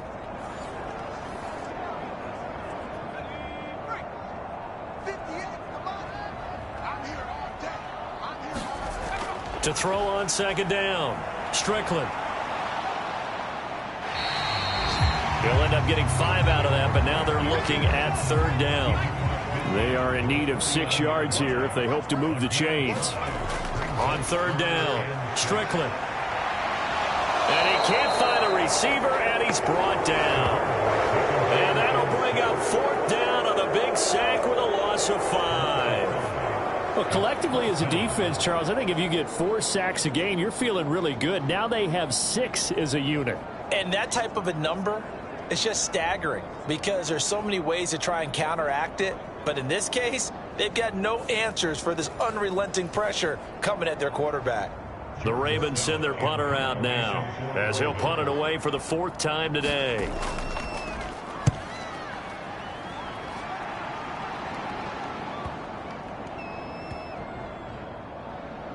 And a nice special teams job here. This is going to be down inside the 10 at the 7-yard line. Well, someone's going to be happy with that effort. You know who else is going to be happy? His defense. Absolutely. He's created a very long field for that offense to try to traverse. And he got some help from Mr. Football there, checking up nicely. Good English on that punt. The Giants offense at the line, ready to begin their next drive. They'll start on the ground here on first down. And able to get it across the 20 before they get to him.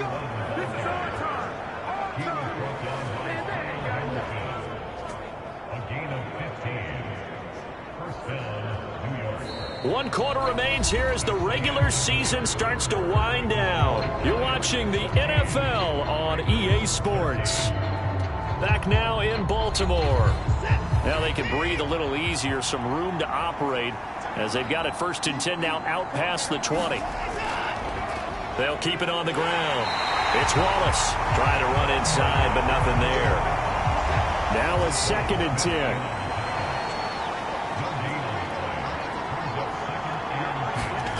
Now it's Watson. Open man left side is Wallace, complete. And he got blown up on that play. Back at the 20. 2 yards the loss, and now 3rd and 12. Heck of a play there to get to him quickly and get him down for a loss. I think they did a really nice job getting ready for this game, scouting, watching film, and understanding defensively what the play design was. The Giants on 3rd down, 2 for 5 to this point. This is 3rd down and 12. Operating from the gun, Watson. And he'll be stopped short of the first down as they rally to tackle him at about the 28. Give him 8 yards that time on the scramble, and now 4th down. Well, it certainly appears to me that the defensive guys are starting to look a little bit tired while he still has some fresh legs. Not the biggest gain we've seen on a scramble, but still some positive yardage on a play that initially looked like a sure win for the defense.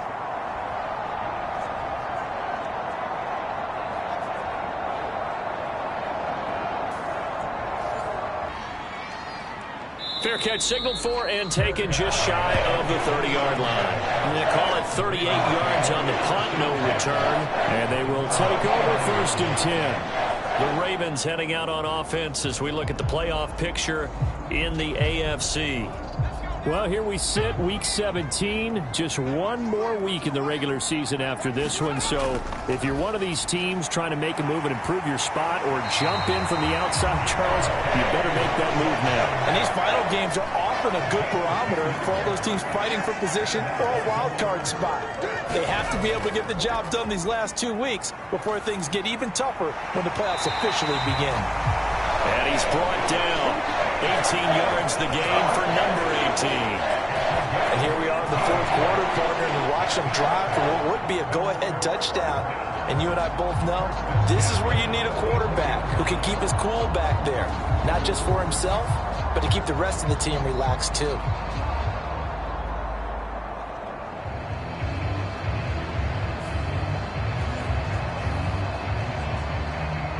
So signs of life in what's been a dormant offense in this second half. Here's 1st and 10. Here's a give to Dobbins. And he's tackled a yard short of the marker. Good gain of 9 on 1st down. 2nd down and a yard. Off play action. Strickland. And he can't get away from the pressure. The Giants get there. Azeez Ojulari able to get in there for his 2nd sack of the afternoon. And you hate to say it with a rookie quarterback. He's done some good things, but overall looked a little bit overwhelmed back there, hasn't he? He certainly has. But in his defense, he hadn't had a lot of time to throw the football. You like the way I said that? In his defense? In his defense. I got it. You see what I did there? Yeah, he needs better protection, that's for sure. They will look for some important yardage on 3rd down. From here, it would be a 60-yard boot. From the shotgun, he'll look to throw. And they're going to have another 1st down as the tackle's made at the Giants' 28. Opted to run for it. The precision a good one, picking up the first, getting 14 yards on the scramble. Well, there you go. Save your best scramble of the day for a big-time situation in the fourth quarter, picking up the first. You don't want to use it up early, right? You want to make sure you save it for that exact moment, that key time, and that's what he did, although you and I both know it wasn't planned that way. But what a nice job using his eyes, scanning the field, and realizing when it was time to exit the pocket and go. On 1st and 10, Strickland. He'll swing this out to Dobbins. And he'll go down right on the edge of the red zone following a pickup of about 7 or 8. This drive, it's been a good mix. 3 passing plays, 3 runs, hitting on all 3 of those passes, and the last one putting him in the red zone. So wouldn't you think play action right here? Because you've got the ability and had the ability to run it and throw it. Go play action and take your shot at the end zone. Looking to throw on 2nd down. Strickland. That's into the hands of Flowers over the middle. And the Ravens are going to have a 1st and goal as the tackle made at the 10-yard line.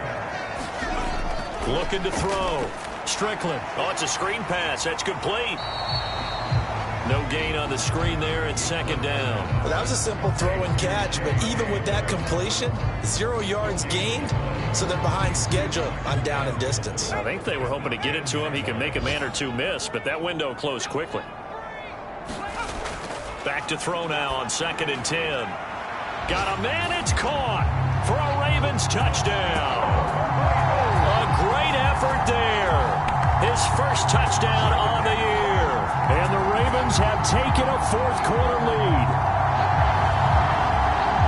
Those are the types of plays in these moments they were hoping for from this young rookie, able to put him up here in the fourth quarter. How about the kid? You just mentioned it, the fourth quarter. This is when you have to make those winning plays. That's what he just did. Doesn't ensure anything, but he certainly gave his team a heck of a chance, didn't he? All right, now a big 2-point conversion attempt still to come. They'll try and throw for it. And this one's caught. And their fourth quarter lead grows by a couple more. And, of course, on the 2-point try, had the option to run or pass. They pass it there, and it works. Felt pretty straightforward, didn't it? An open receiver, ball's put on him, 2 points for them.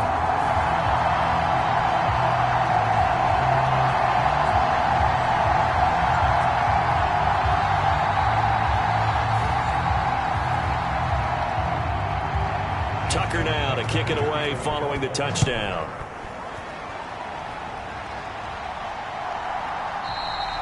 And no thought to bring this one out. He'll just go down to a knee, and they'll take over at the 25. The Giants offense now, they get ready to head back on the field. They now trail by 7 after that last touchdown here in the fourth quarter. What a big spot for this offense. See if they can cobble something together on this drive. They'll start this drive out on the ground.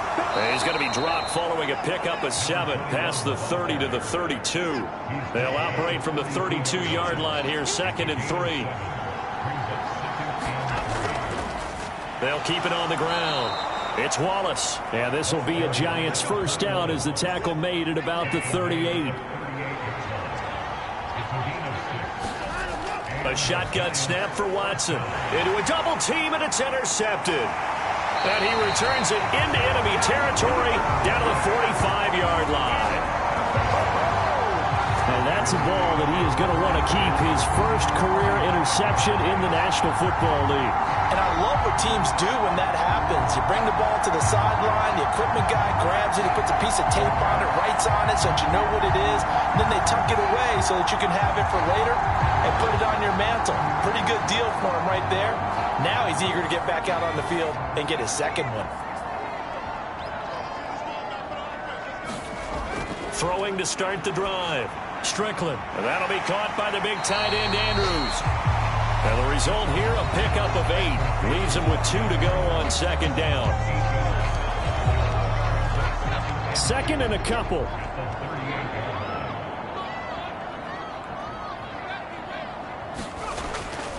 Here's a give to Dobbins running right. Oh, nice move. And he'll go down here at the 35-yard line.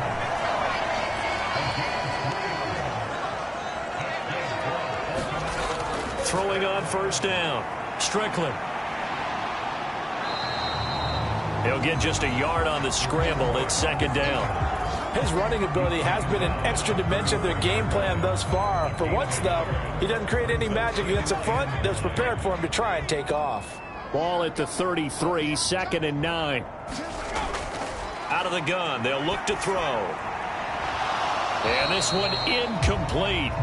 Too much contact to hold on to that one, and it's 3rd down. Back to throw. Strickland. Eluding. Oh, no, he lost the football. And the Giants have it. It's picked up. And they are going to set up shop at the 40-yard line. Well, partner, here's where team football gets tested a little bit, because I know the defensive guys were over there chilling on the sidelines, and all of a sudden they heard the sudden change call because that fumble puts them right back on the field, and they've got to go out and finish the game now themselves. Absolutely. Nursing that slim lead here in the 4th, a costly turnover. Good starting field position for the New York Giants here as they come up 1st and 10 at the 40. Following the fumble recovery, Watson. He has Hyatt over the middle. And they'll get to him after a gain of 7 to the 47. Here's 2nd and 3. Off of play action, it's Watson. And he's going to have to eat this one as down he goes. Justin Madubuike able to drop him for a loss of a couple. And, of course, that's not an easy man to sack. You know how elusive he can be trying to get outside of the pocket. That was a great play on the defensive side. And I wonder what was going through his mind, because he didn't seem as committed to using his legs to pick up yardage. He wanted to keep that play alive, so either take off and go or throw it away. But he held on to the football and ended up getting sacked.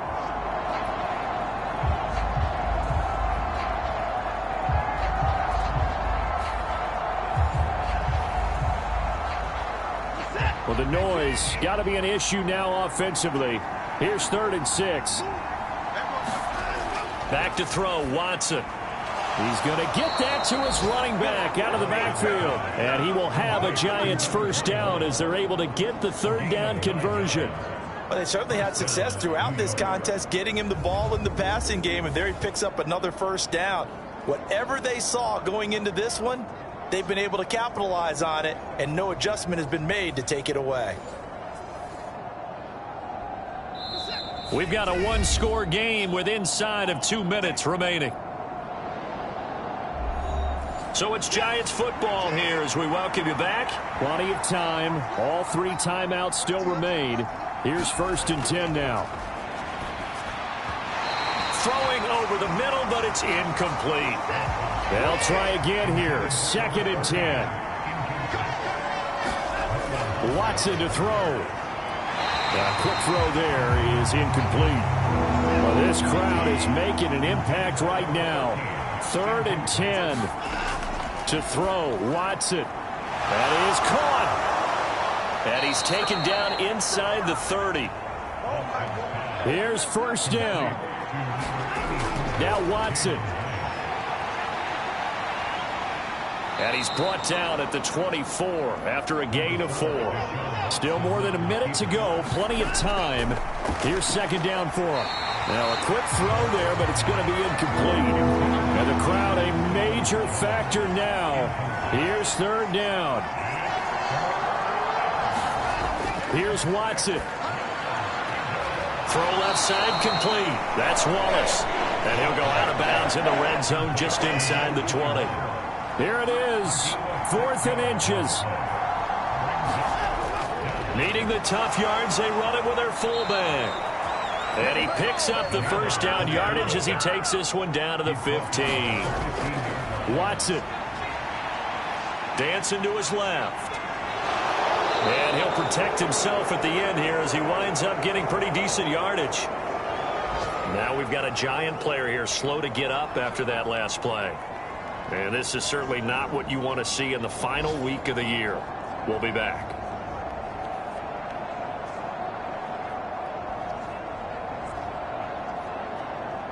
Now 2nd and 4.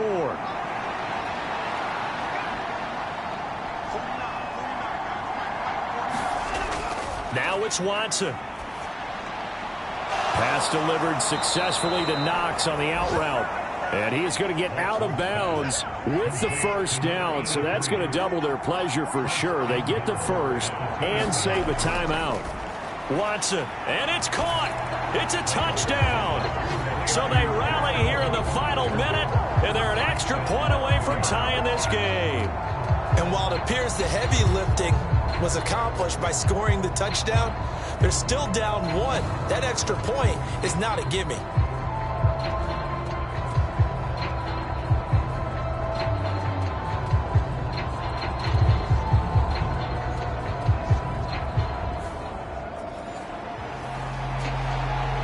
Extra point attempt here still to come.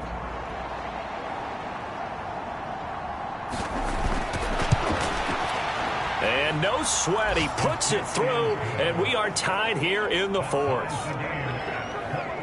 So that drive spans 13 plays. And the touchdown and PAT mean we are tied here in the final minute of play.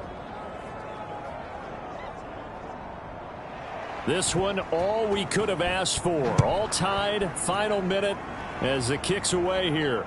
On the return, Devin Duvernay. And up to about the 26-yard line, just across the 25.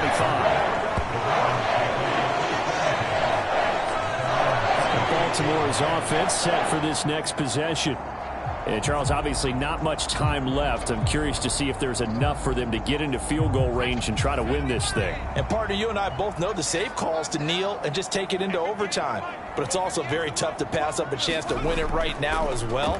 But remember, if you do attempt that, it's got to be a big play downfield and still leave yourself enough time to get your field goal unit out there and kick for the win. To throw on second down. Strickland. Over the middle, complete. That's Flowers. The Ravens going to use the second of their timeouts as they get it with just 19 seconds left on the clock. On first down, Strickland. And that throw behind his man. He missed him. Incomplete.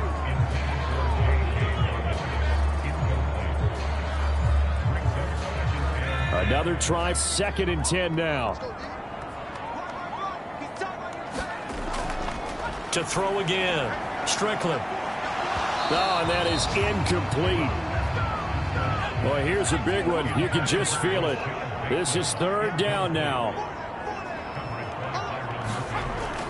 Back to throw again. And he can't get rid of it. He's taken down. And that'll bring up 4th down on the big sack with a loss of 5. Final whistle blows, and we need some extra time here to decide who will be the victor. 60 minutes, just not enough some days to decide who's going to win the game. It's a little teaching moment here. Overtime rules. Remind us how this goes, partner. Okay, so in the past, we had sudden death. First team to score wins, but no longer. Now, if the team receives the ball, scores a touchdown, they win the game. If they kick a field goal, though, or don't score, the other team gets a possession. And after both teams get a possession, then we're into sudden death. First team to score wins the game. And they will play it safe here and bring this one out to the 25. Baltimore about ready to go on offense. All set up for them right now, Charles. Opening possession of overtime. They've got the football. They also obviously have this home crowd behind them in a big way. They get that extra energy from them, but they've got to be careful not to let that adrenaline get away from them and play too fast or create errors of their own making. Use that energy, embrace it, but make sure they channel it the right way. They've got a chance to go downfield, score a touchdown, and end this game. Now Dobbins again on 2nd down. And tough going there as he'll only get it up to about the 31. It's 3rd and 4. Big play here, trying to keep this opening drive of overtime alive. Now a first throw here in overtime. Work in the middle of the field, and he's got a man complete. And he will have a Ravens first down as they're able to get the 3rd down conversion. Charles, you get into these overtime overtime situations, that's not a bad guy to dial into. Well, when you have to have plays, especially in a spot as you just described, we're in OT, you've got to go to the guys you can trust and you know are going to make the plays. Well, they say it's not the X's and the O's, it's the Jimmys and the Joes.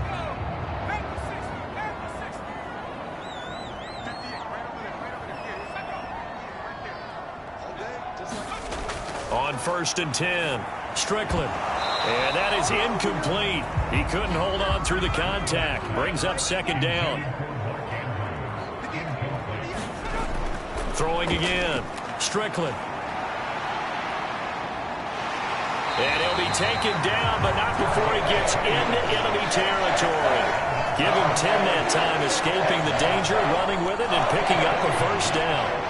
As we both know, there was a lot that went into why they made him their first-round pick this year. And part of it was what they saw in college, his playmaking ability when things break down. As soon as he saw he wasn't getting a lane to throw, he pivoted and found an alternate way to the marker. So the drive takes him into Giants territory now, 1st and 10 at the 46.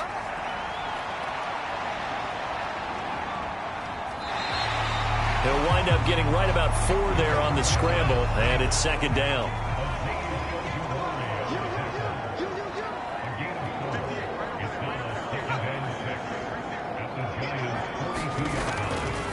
Now a handoff for Dobbins. And good work there in open space. And he's got this all the way down now to the 32. 85 yards rushing for him so far as his terrific season continues here. How many times do we say in this game that speed kills, and it does it in so many different ways? In this case, you got a back who's quick and shifty, can make moves, make people miss, but also gets to and through a hole before it can close down. That's some of the benefits of that speed, not just outrunning people in the secondary, and that led to a really nice gain. From the 32 now, here's 1st and 10.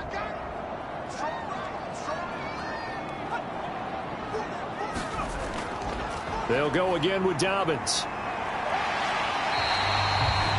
5 yards is the tally on 1st down. That brings up 2nd and 5.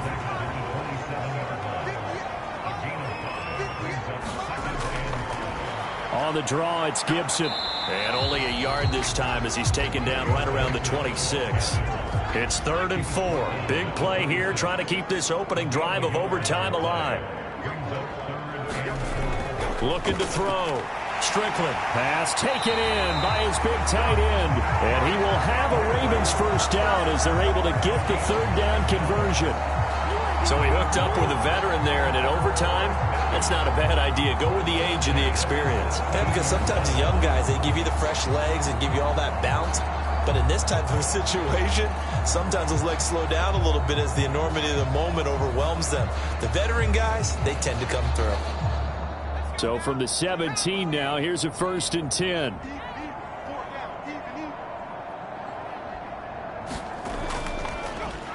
Up the middle, it's Smallwood. 5 yards on the carry. Good pickup on 1st down. We'll play only the 1 overtime here. If time runs out, it'll be a tie as they come up on 2nd down.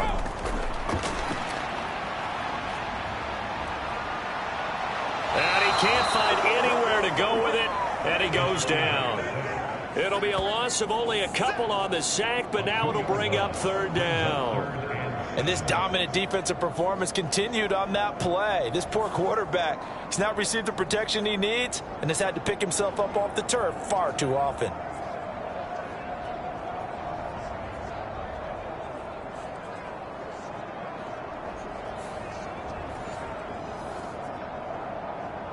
Here comes 3rd down and 7. Back to throw. Strickland. Under pressure again, and down he goes again. It'll go as a sack, a loss of 3, and in turn, it takes us to a 4th down. So here comes Justin Tucker in a big spot. This to at least get him a lead here in overtime.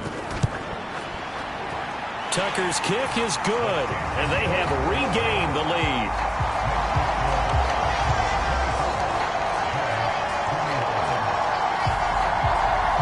So they do get the short field goal here to get them the all-important overtime lead. But, Charles, you wonder if they'll wind up ruining the fact that they were able to get down into the red zone, yet not able to find the touchdown that would have won them the game. Brandon, you're absolutely right. In overtime, when you get the ball first, the hope is your opponents never see the football. But now they're going to get a drive to try and win it, or at least keep the game alive with a field goal.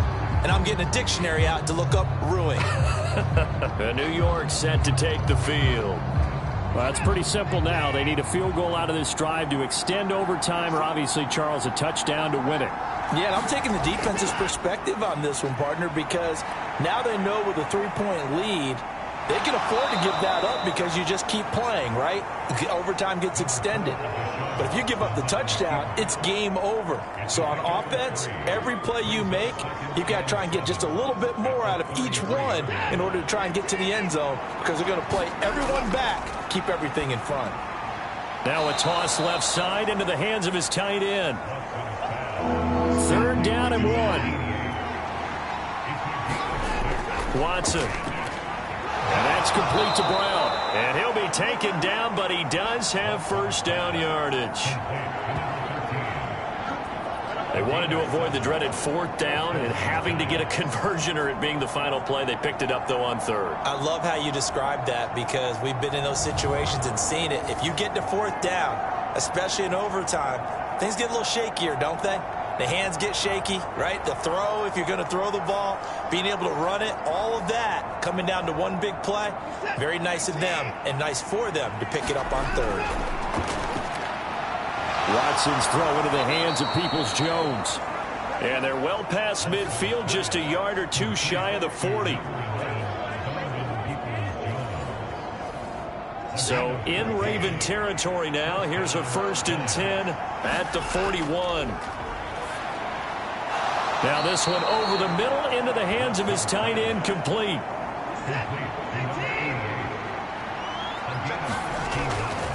They'll run on 1st down. Wallace. This will be stopped about 2 yards shy of the marker. 8-yard gain, 2nd and 2. Well, this fan base on the losing side, Charles, they're going to be talking about this one for a while. They ultimately decided to try to come up with a touchdown on that last play when all they needed was the field goal to force overtime. Yeah, and the reasoning behind it, that's what we're all waiting to hear, because sometimes there's things that we don't see on the surface. Did the coach feel like, you know, if he tied the game, they couldn't go any farther, they had too many injuries? I'm not sure what was going on there, but I'm with you. I'm stunned they didn't try and kick the field goal there. So for the Ravens, the win here in Week 18 gives them a pivotal 11th win on the year, running their final mark to 11-6. And now they'll await the final seeding for the playoffs ahead. Meanwhile, for the Giants, it could be a potentially devastating loss as they finish with a mark of 9-8. But they've got better days in their future. Of that, you can be sure. I'm Brandon Gaudin. Certainly have to thank Charles Davis, my broadcast partner, and our entire crew. We'll catch you next time right here. It's the NFL on EA Sports.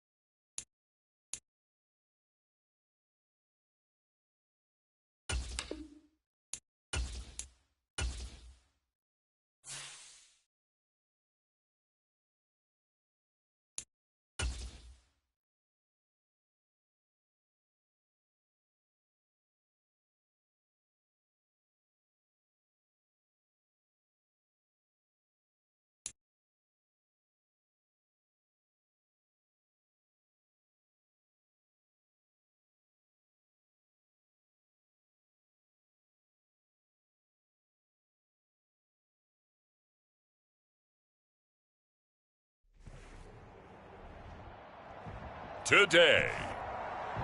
From Empower Field at Mile High in Denver, it's Week 18 of the NFL on EA Sports.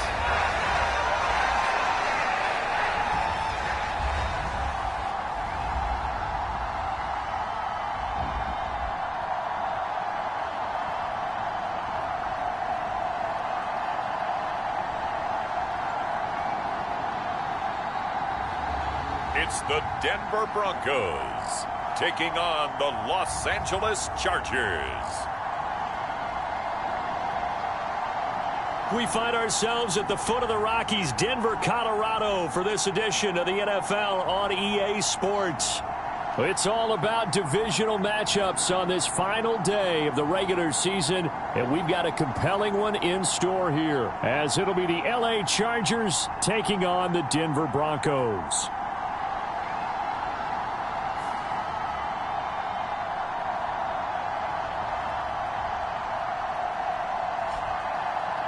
And hello again, everyone. Brandon Gaudin alongside Charles Davis. And, Charles, we look at this Bronco team.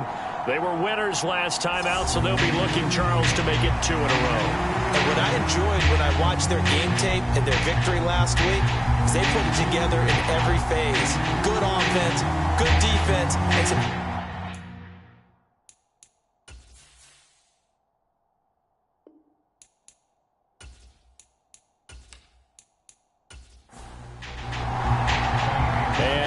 We go from Denver. This taken in at the goal line. And he's up past the 20 to the 22-yard line.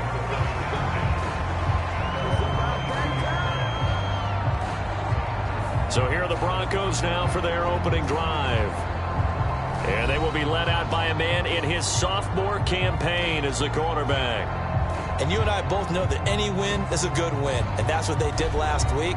But there's also plenty for him to work on in his game, wasn't there? Yeah. 2 touchdowns, an interception. Yeah, you know, he wants to increase that a little bit in terms of ratio.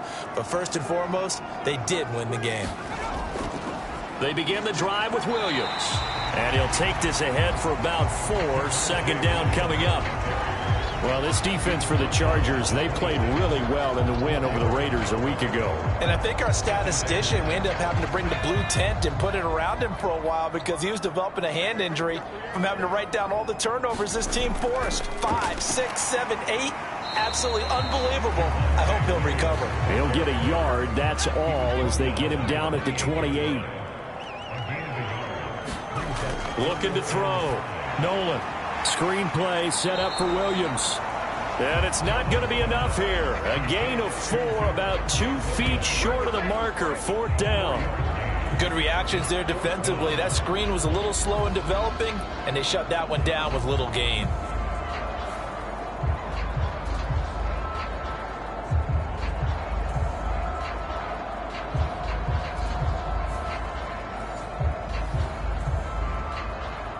Out is Rigoberto Sanchez on 4th down to punt this thing. He'll send this one into the mile-high air, and it's a good one.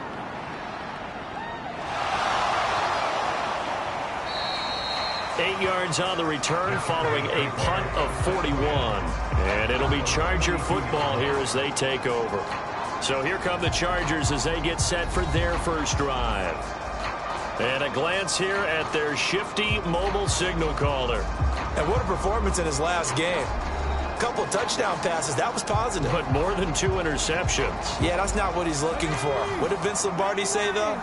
Winning isn't everything. It's the only thing. And that's what he hangs his hat on after last week's game. And he'll fight forward on the straight-ahead running for just a couple of yards. 2nd down. So, CD, here we are. You look at how well this offense has played all year. 16-0. Now, in most years, they'd be at home right now enjoying time off for their perfect season, getting ready for the postseason. But this is the decade of the 2020s, so that means 17 games are what's needed to get through a perfect season. Would a win here make them an all-timer for you? It would. It absolutely would. And I realize we're not comparing apples to apples because of the length of regular seasons. But if you think back to the 1972 Dolphins, they were 14-0 in the regular season. 3 wins made them a Super Bowl champion, so they were 17-0 total. Imagine getting through 17 now and then continuing on and winning the Super Bowl. They're an all-timer team already for me. Another nice gain, 13 yards that time, and another first down. A lot of running backs, a little bit of a disadvantage when you start talking MVP. Might not be the case this year. You think he's got a shot, don't you? I do. I think he's got more than a shot, but what he's going to need here down the stretch this late in the season, he needs that big closing game, that game that we're all going to reflect on and go, oh, my goodness, did he put up a number, let's say 200 plus? So a 1st and 10 now in Denver territory at the 38. They'll look to throw here. Throw over the middle, and it's caught by Johnston. And they'll get him down after a pickup of 8, 2nd and 2.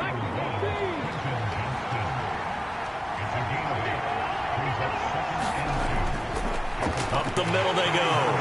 It's Porter. A short gain here, maybe a yard to the 29.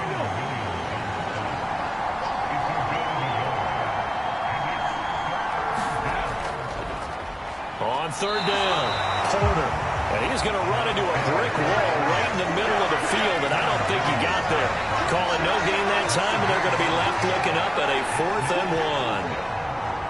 I apologize in advance, partner, but the beefeaters on the interior of this D-line, you just know they were licking their chops on 3rd and short. And yes, they were rewarded with a tasty dish, stuffing that one short of a first down.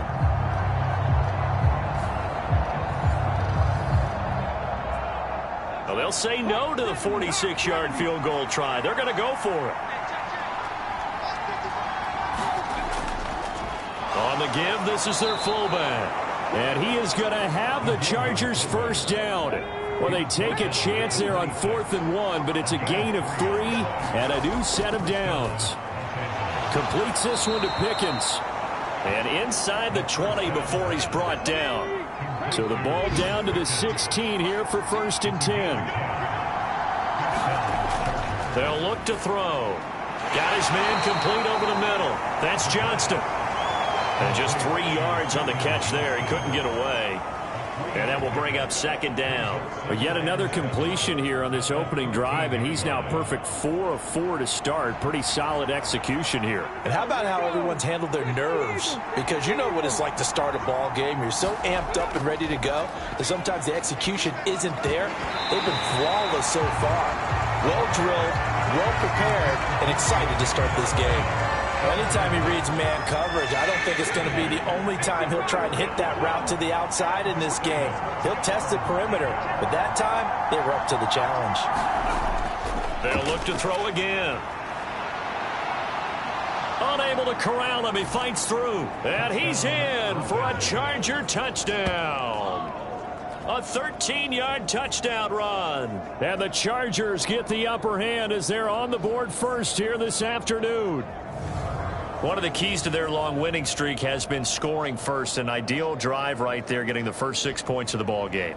Do you go back to our meeting with the offensive coordinator? Remember what he told us? Absolutely. With some teams, I script to probe in the early part of the game. Other teams, I script to attack. They've been in attack mode for these ball games and continue that in this one. Fairbairn good with the extra point, and it's now a 7-0 game. A pretty long drive that time, 11 plays all told. And it's capped off by a 13-yard touchdown run. So after the touchdown, here's Fairbairn now to kick it away. And he'll elect not to return this one, so they'll bring it out to the 25 on the touchback.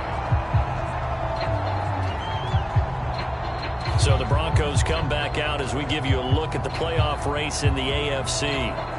You know, in our research packet this week, prepping for the game, so many articles from the local beat writer about the offensive struggles of this team and what will they do this offseason. What do you think they'll do? Well, number one, they'll turn to their self-scouting report. And every team that's any good does this. They have outside groups check out their team, scout them, and tell you who can play, who can't play, and reasons why. Some of it may just be health. They have to get some guys healthy and back out on the field. But overall, evaluate this squad and make the changes that you need to. Looking left side, it's complete. He's got it. And able to get this one across the 45 before he's brought down. A Bronco first down there, 12 yards on the play.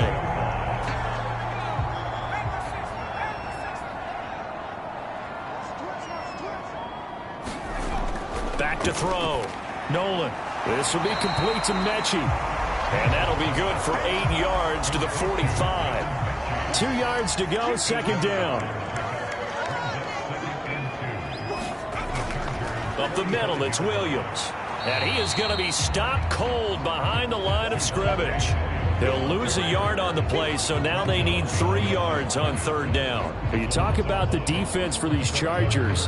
They played really well in the win over the Raiders a week ago. I lost count of the number of turnovers that were occurring in that game, right? I mean, I had a clicker going after a while. 5, 6, 7, 8.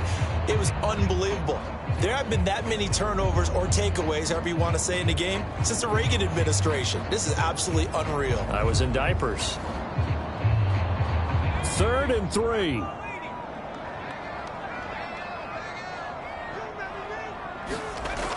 Looking to throw.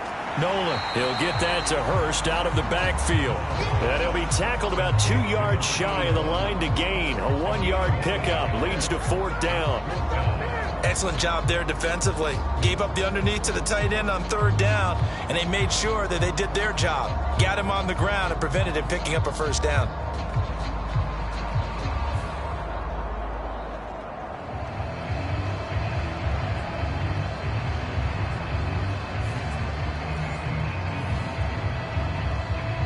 So look at this. Here's the field goal unit coming out. And he is going to need to bomb this one. And this will be spotted on the other side of the field. It's a 61-yard attempt. And that's off the right upright. And it bounces away, no good. And this will stay at a 7-point game.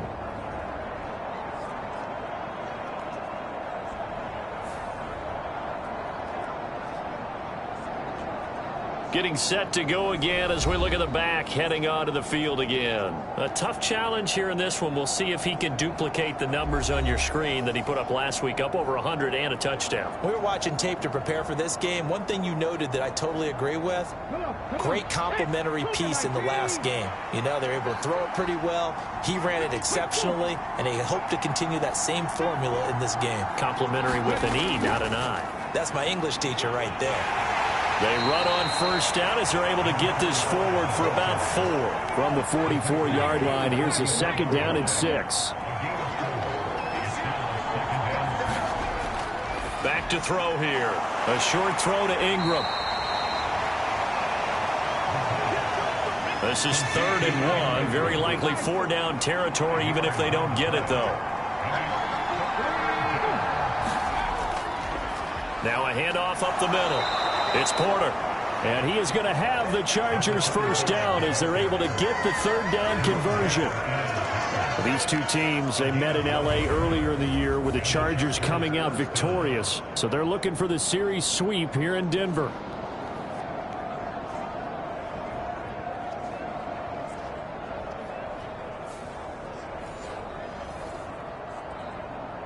So here's a 1st and 10 at the 38.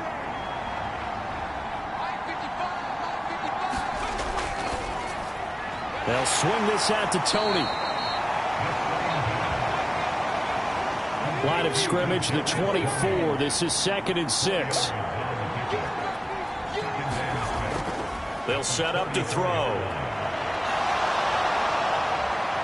Oh, what a move. Turns out to be a great idea to tuck that one. Good for 24 yards. I am willing to bet that he got a monster grin on his face when he saw what was happening. Man coverage was so committed to denying a big throw that it pulled attention away from him, and he had an easy lane to hit, and hit it he did.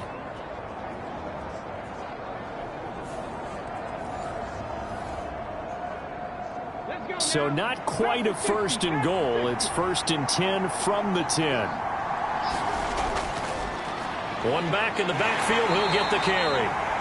And he will maneuver his way down to about the 7. A gain of 3, second down. He's hit pay dirt a lot this year, but not that time. Yeah, I'm tracking right there with you. You're exactly right. He's found the end zone plenty of times. No way I can find any fault with the call. He may not have scored there. Of course you're going to give it to him. And he'll be stopped just outside the 5 at the 6. Just a 1-yard pickup there, and it's going to make it third down at 6. After 1, 7-0 on EA Sports. So it's 3rd and 6, and this will be the 8th play of the drive. Looking to throw. And he'll be brought down this time at the 5-yard line. Only able to get back a yard for his efforts, and that leads us to 4th down. I'm actually looking at this play with defensive eyes here, partner, because they were still laser focused on him after his earlier exploits on this drive. I think they went back to the well just a little bit too soon. He got across the line of scrimmage, but they certainly weren't giving up much more than that.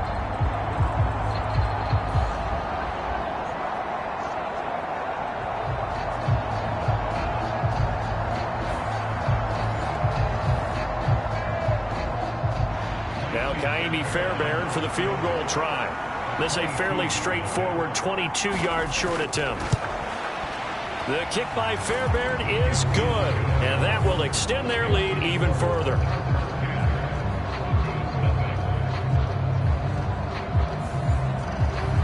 So another scoring drive there, Charles, and an early 2-score lead. You'd like the 6 there, partner, but you'll take the 3, and I think they have to be happy by the way they moved the ball in these first 2 drives. They have to feel good about their opportunities the rest of the game. And he takes this near the 25. Just a little pass there. Call it the 26. And the football going back over to the Denver Broncos. Nothing for them yet from an offensive standpoint. Down 10-zip as they come up 1st and 10.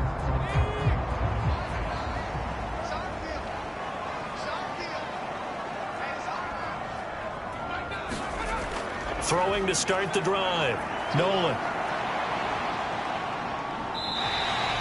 He'll wind up getting right about 4 there on the scramble, and it's 2nd down.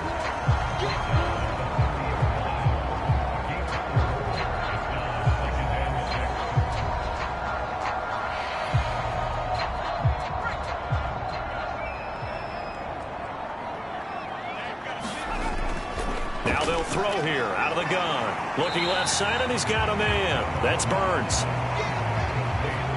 An extra defensive back on the field for the Chargers now on 3rd down.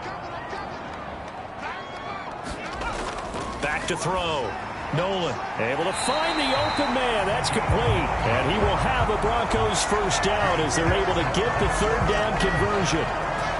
Gotta say, I was a little surprised to see him, Charles, come out in the shotgun on 3rd and less than a yard. Yeah, but the way the NFL is nowadays, we hardly ever see anyone really run for it on short yardage. So they're going to throw the football more times than not. That was a nice, easy rhythm throw right there, and they pick up the 1st down. 2 minutes gone by, 2nd quarter.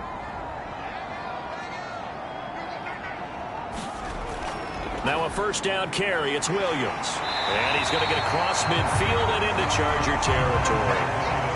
Just need a yard here. 2nd and 1.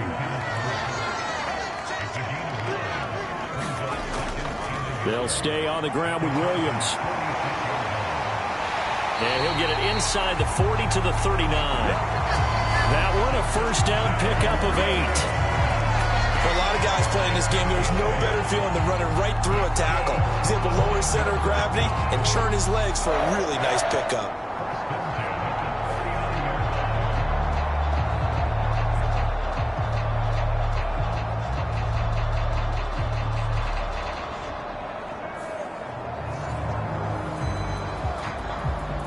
This offense finding its legs now. Here's another 1st and 10.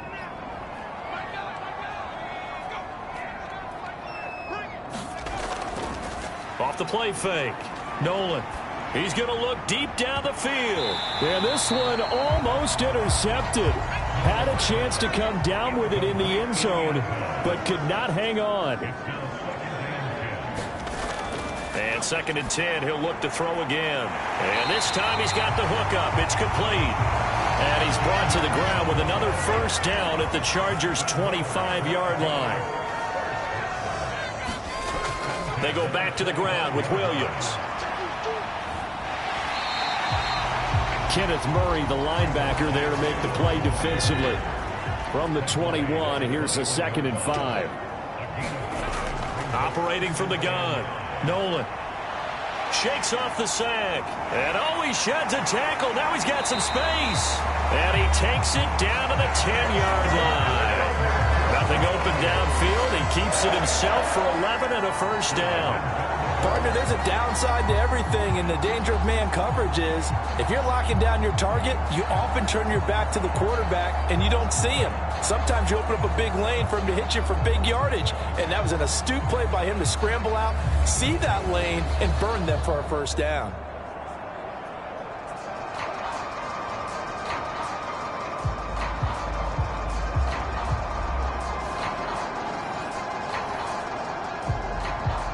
First and goal, and they got to be thinking a chance to get right back into this football game.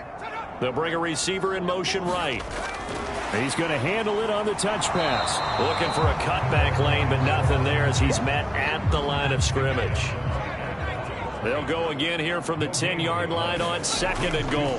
From the gun, it's a run for Williams. And finding room to work, he's down to the 2-yard line.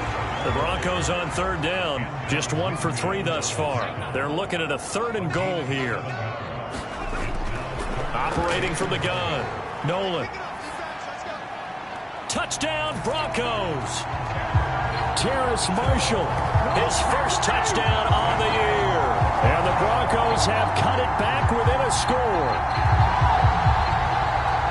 Well, Charles, he's still a young signal caller in this league, 2nd year in the NFL. But I don't know if last year as a rookie, if he would have worked through his progressions like he did on that touchdown pass. I think you're right about that. We're seeing him grow up right in front of our eyes because when he went to his primary read, he recognized that they were all over that, so he continued to survey the field, picked up another target, delivered a pass exactly where it needed to be. A very mature play for the 2nd-year quarterback. Extra point up and good by Dicker. And that'll cut it to 3 at 10-7.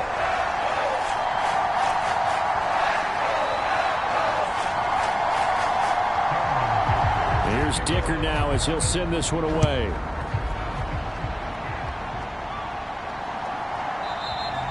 And they'll put up the stop sign there as his guys will get it at the 25. The Chargers ready to take over. And last time they got 3 points, but it was a chip shot field goal. And when you go to the sideline after a chip shot field goal, maybe the offense not too happy. It's a balancing act, isn't it? Because you're exactly right. They're none too pleased that they didn't punch it in for 6 points. But they also have to remember they did put points on the board. 3 points is 3 points. And in this league, you take points when you can get them. Not easily done. And that is not fooling anyone. He never had a chance to turn the corner there, and they'll go backwards right away. The defensive coordinators love that. You got a cornerback willing to stick his nose in there, come up on run support, and stop that pop pass dead in its tracks. And, partner, one good thing about trying to defend that play, you should see it coming the whole way. You see the receiver coming in motion in your direction. Nice job eluding the blocker, making the play behind the line of scrimmage, but an even better job studying the play before you have to try and defend it in a game.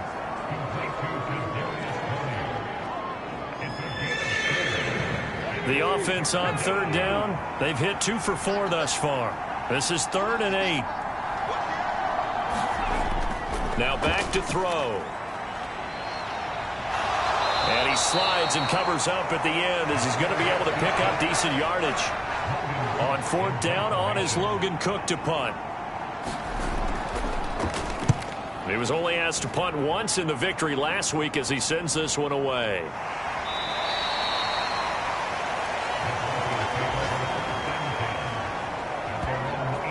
Here's the Denver offense now as they get set to take over here. And that last drive was very, very balanced, pretty methodical. You think they go that route again? I'm always of the school that until they stop me from doing something, I'm going to continue. And I think that that's exactly what they'll look to do. But the beauty is the balance that they've created sets up opportunities for big plays. Looks like a run, turn into a play action, and throw one deep. Looking to throw on second down. Nolan. He lost 4 there, and it's third down.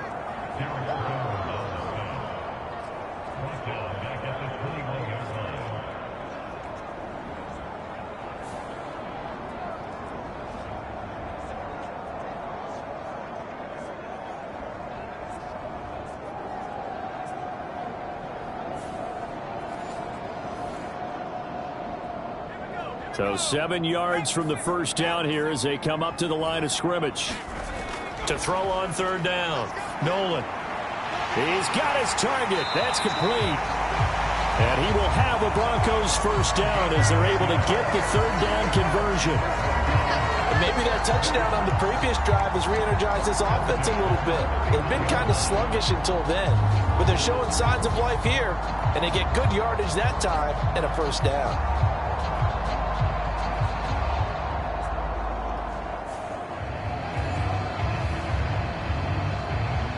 Line of scrimmage, the 31 now on 1st and 10. Looking to throw. Nolan. And it's a short one here, complete to the tight end. It'll go down as a gain of 6, and it'll be second down. Back to throw. Nolan. And it's a short one here, complete to his tight end. Back-to-back receptions for him, and it's another first down. 2 minutes remaining in the first half, 10-7, our score. A couple of first downs has the football positioned at the 43 as they come up 1st and 10. They'll stick with the passing game as he looks to throw. Mechie has it on the slant. And he'll work it across midfield inside the 45. That one good for 13 and a Denver first down. Even against double coverage, he found enough of an opening for a noticeable gain. 2 guys on him, yet he finds a way to uncover downfield for the completion. Again, he'll drop to throw. Into a sea of defenders and intercepted. And the Chargers are going to get it back here just past the 35. CD, I know it's just his second year in the league as a quarterback, but that's going to be one when he flips on the tape. He's like, I shouldn't have thrown that ball. No doubt about it, and his coaching staff will be emphatic about he shouldn't have thrown that ball. But remember, second year, as you noted, on-the-job training, so he's got to take this feedback that he's getting, negative or otherwise, and turn it into positives moving forward.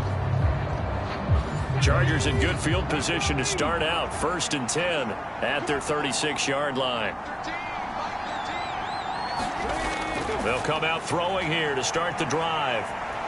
Flushed it, and he can't find a receiver, and he's brought down. Baron Browning coming in from that outside linebacker spot. He gets him down. It's a loss of 5. And this is a quarterback who's already had success on the ground in this first half, but this time they're able to hem him in. And it's always different when you rush a mobile quarterback as opposed to a guy you know will be right back in the pocket. In this case, you got to make sure the inside pressure and the outside pressure match, and maybe even a second wave to make sure if he squirts free, you've got someone to tackle him. Coming up now on a 2nd and 15 following that sack.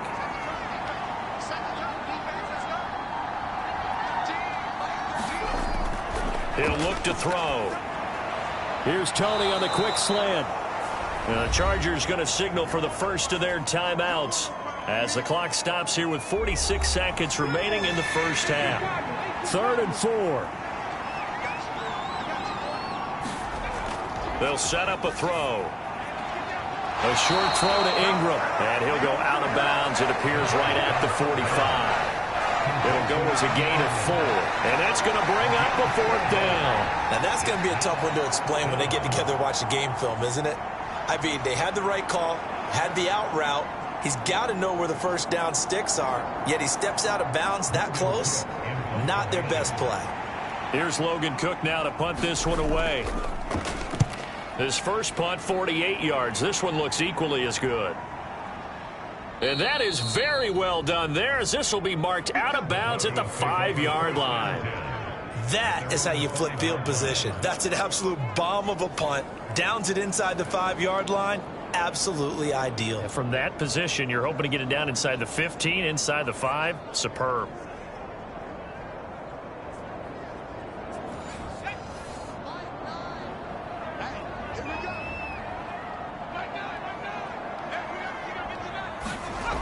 Trying to shake off the interception from the last drive. He'll look to throw. And a dangerous throw there on the drop-off. Incomplete, nearly intercepted. Well, nearly another interception there. That would have been 2 drives in a row with a pick. He's got to start taking care of the ball way better than what we're seeing. Interestingly, that throw was probably worse than the one he threw the interception on last drive, but fell incomplete. He'll try again with the arm here on 2nd down. 4 yards the gain, and it'll bring up a 3rd down.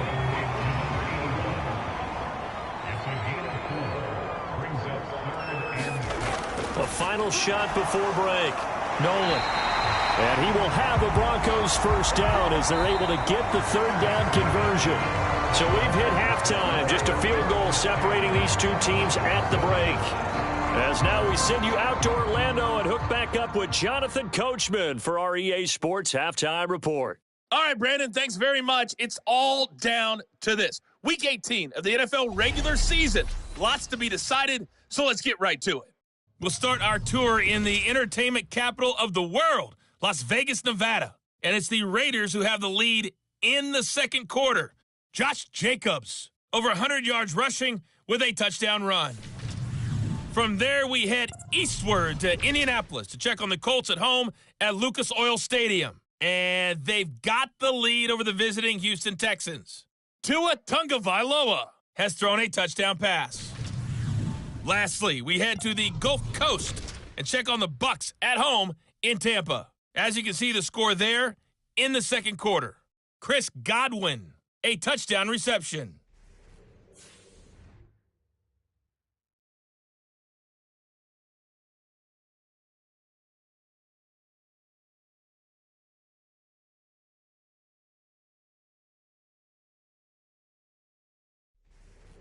Okay, Coach, adjustments likely going to play a big role in this 3rd quarter in what's been a tight contest so far. So the Chargers will start the 2nd half with the lead and the football as we're underway in the 3rd quarter. And he'll take it up past the 25 to the 26-yard line.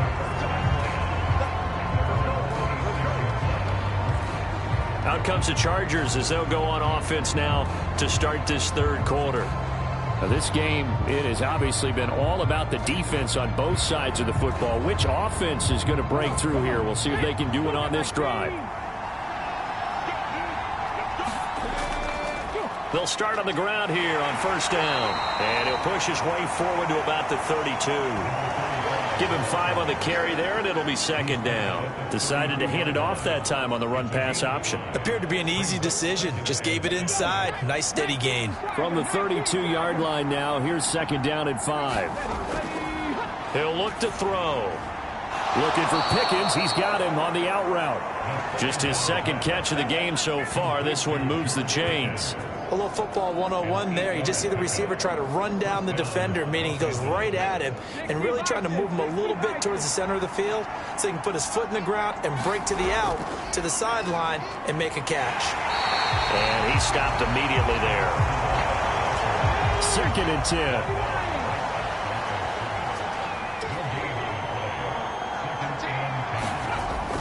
They'll drop to throw.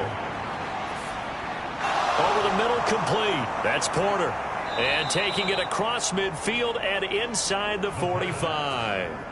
The catch and run, good for 18 and a 1st down. Caught that look from you there, partner. I think we're on the same page on that one. Just his 1st catch. I think we both thought he'd be a little more active in the passing game.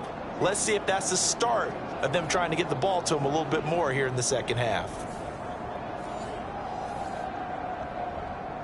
So a 1st and 10 now in Denver territory at the 43. And Johnston sent in motion. He'll get an opportunity with it on the touch pass. And gets by him, and now a little daylight. And he's going to be out of bounds down around the 35-yard line. And a lot of times these plays, they either go for nothing or they go for big yardage. And here, they got to the outside, turned it upfield, and ended up getting a nice little gain out of it. On second down, it's Porter, and he'll work it inside the 30 to the 29-yard line.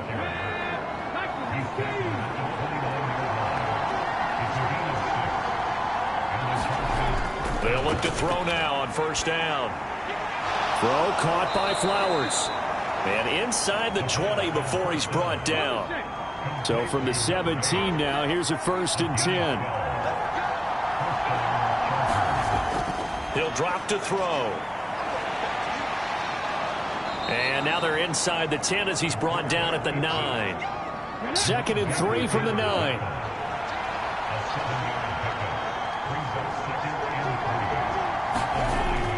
Back to throw. Firing quickly here, and that's complete. It's a 3-yard pickup, and that sets up a 1st and goal.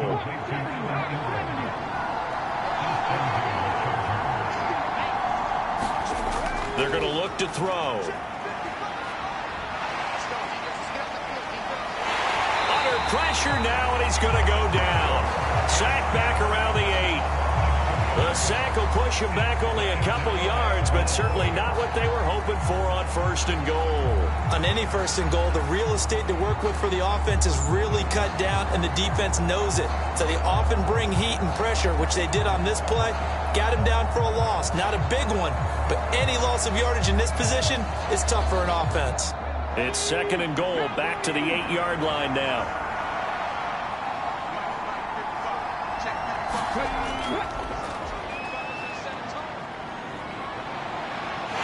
And from the 9, they get this to the 5-yard line. Big play coming here. It's 3rd and goal.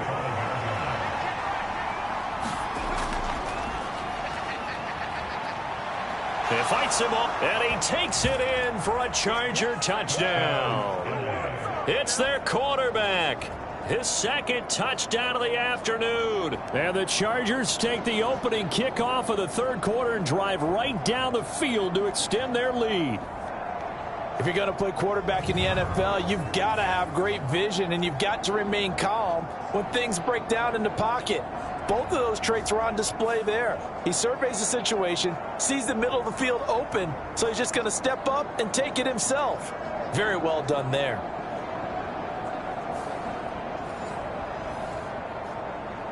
On for the PAT, Kaimi Fairbairn.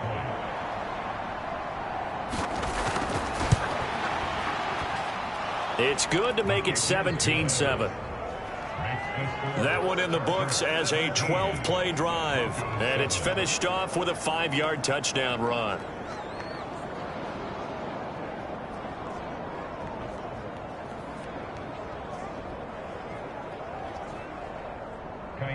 So after the touchdown, here's Fairbairn now to kick it away. From a yard or two deep, here comes a return. And he'll get it up past the 20 to about the 22.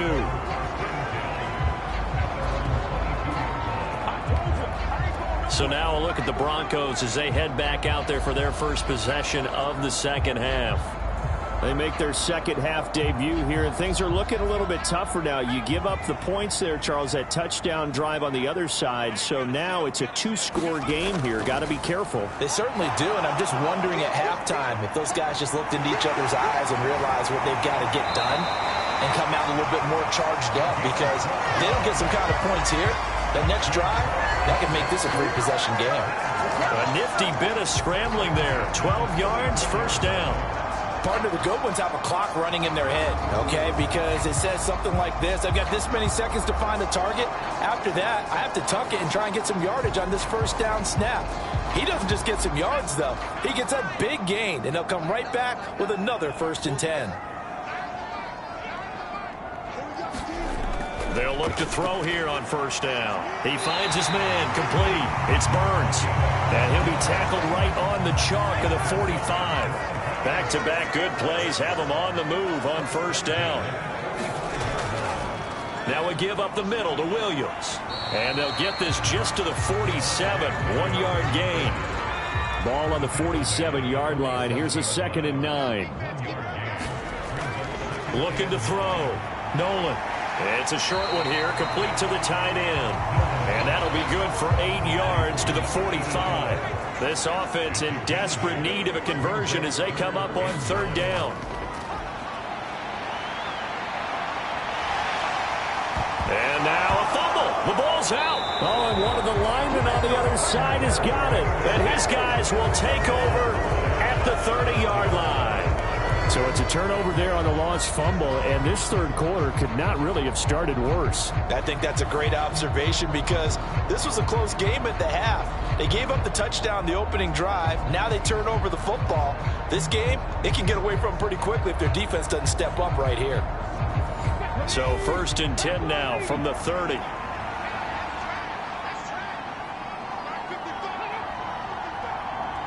They'll motion the tight end across the formation. They'll start this drive out on the ground. And he is met in his tracks behind the line of scrimmage. 2 yards the loss, 2nd and 12. I think it's pretty evident. We can say what a difference a week makes. Last week, he ran pretty much wild, didn't he? Did pretty much what he wanted to do. But this one, they stopped him cold. That, to me, that's good scouting and even better execution. Yeah, and they stopped him behind the line right there. They obviously watched the tape a few times and made some adjustments. First play of the drive goes the wrong way. Here's 2nd and 12.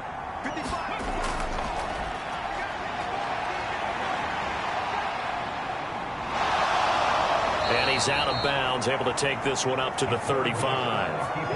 3rd and 5.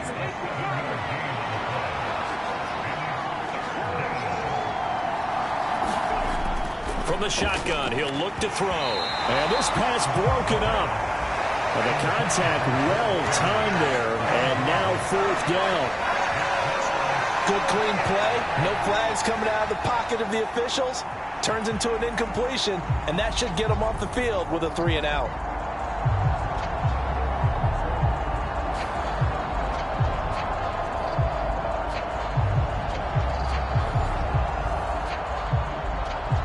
Here's Logan Cook now as he's on to punt for L.A.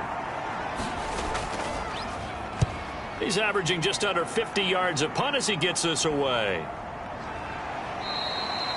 That'll be a 41-yard punt, just 1 yard on the return. And the Broncos take over, 1st down and 10.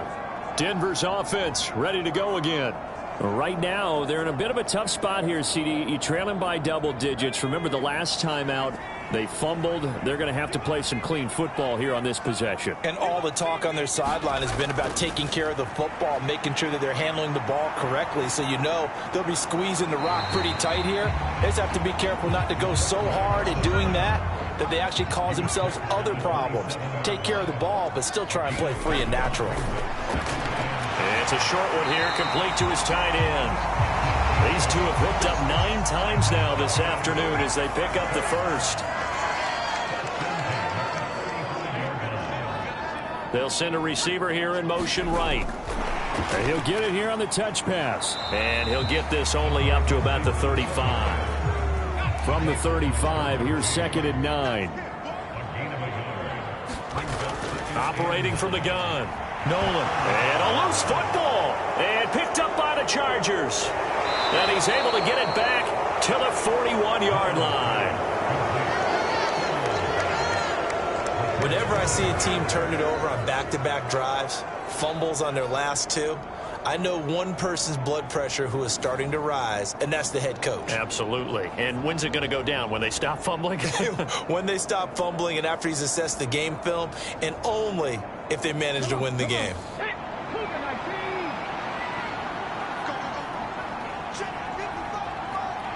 They'll bring a tight end in motion left.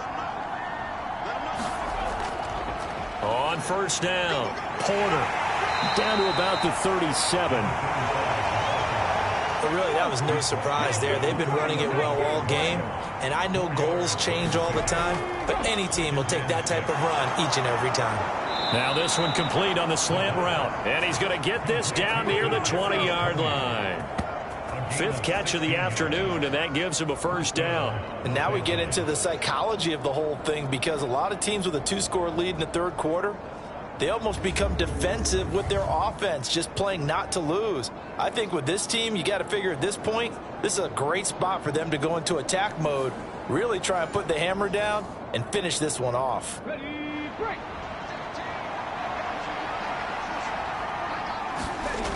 On first down, he'll drop to throw. And stopped a few yards shy of the goal line at the 3. I guess no need to force it when you can do that instead. First down, 18-yard gain.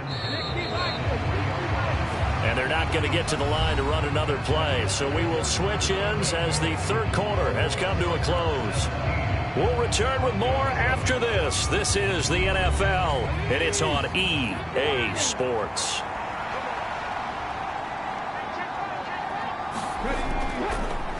They'll try and run for it on first and goal.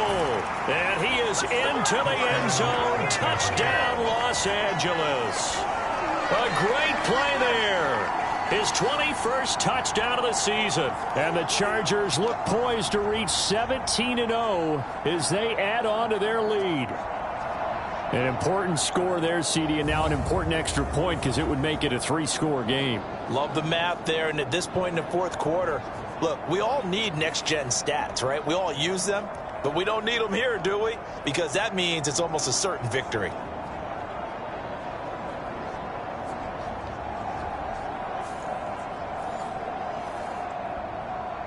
Fairbairn now to add the extra point.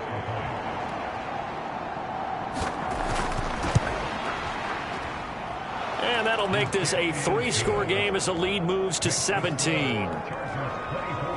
A drive there of just 4 plays. And it ends with a 3-yard scoring run. From a couple yards deep, he'll bring it out of the end zone. And he's able to get this across the 20, but not by much as he's marked down officially at the 21. And Denver getting set to take the field.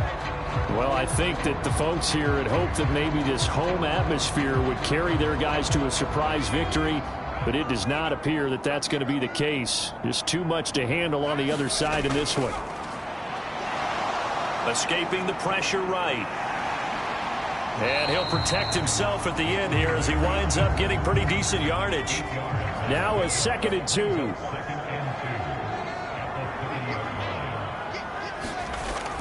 Operating from the gun. Nolan got his man complete over the middle. That's Burns. 5th catch of the afternoon, and that gives him a first down. Back to throw. Nolan. Oh, there's that man again. It's complete. The result, only 4 yards there on the play. And it'll be 2nd down. Operating from the gun. Nolan. Got a man over the middle. It's Williams. So the completion good for just 3. And they're going to face a 3rd down. Looking to throw. Nolan. That is caught. And taking it across midfield and just shy of the 40. 5th catch of the afternoon, and that gives him a first down. A 3-score game here late. You can probably rule out the comeback, but certainly some kind of a moral victory to be had if they can get a few more points to close things out. And to that end, a nice pass play there to push things downfield. Yeah, and we know in this league, a loss is a loss, and no one wants anything to count as a moral victory or, boy, something that feels a little bit cheap. But if they trim that lead down to just 2 scores, that's still a benefit to this squad. Throwing on first down. Nolan. Repeat of the last play going to Mechie here. And he'll get this one down near the 20-yard line, just shy of the 20. They go right back to him for 20 and a first. Well, I can put my defensive cap on right now, and I know they're saying don't give up any big plays now. They've controlled this game throughout, and all they want to do is see it through to the end. I think they let their guard down a little bit with that last completion. Sometimes when you're trying not to give up bigger plays, you don't react as fast as you should on other throws. Throwing on first down, but this one winds up to be incomplete. Now a 2nd and 10. back to throw again. Over the middle, complete. It's Burns. They get 7 out of that, so they're left with a 3rd and 3.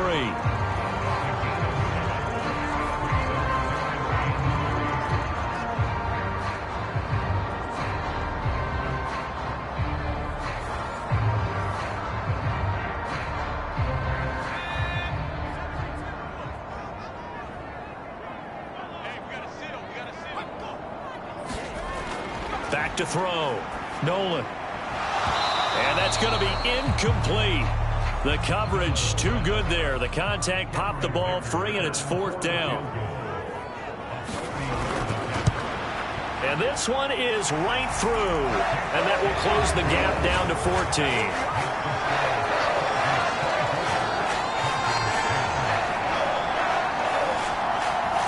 Well, with that field goal, you can argue they needed to get back within 2 scores, and they did indeed do that, but still a pretty uphill battle. Still going to take 2 fourth-quarter touchdowns to get back into it. And as you and I know, that's a tall order against any NFL defense. They're going to need their own defense to make some plays as well to give them an opportunity. The offense for Los Angeles returns to the field.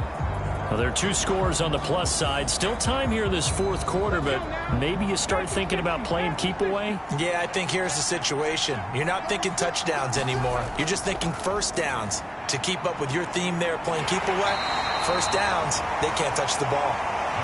And a missed tackle there as he pushes forward for a gain of 4. 2nd and 6.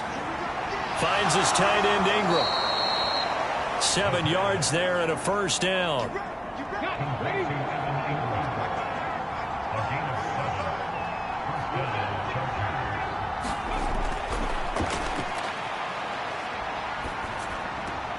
Now a throw here hauled in. So the completion gets him just a yard. And that'll bring up 2nd down.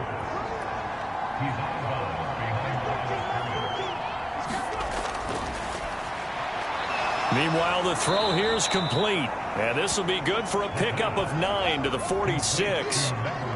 They like going to him in the slot. He catches another one. I think this comes under the heading of until they stop him, why not go back to it? He has something going really well. Great working relationship with the guy throwing the ball, and they keep making the connection. He finds Johnston. That's complete. And he is going to have the Chargers first down, and comfortably so, as he gets 5 there on 3rd and a yard. He's been the go-to guy. They needed a big play there on 3rd down. Went his way. It worked out. Doesn't matter whether they've scouted it or that they think he's going to get the ball. He has a knack for finding his way open and completing the connection. So a 1st and 10 now in Denver territory at the 48-yard line.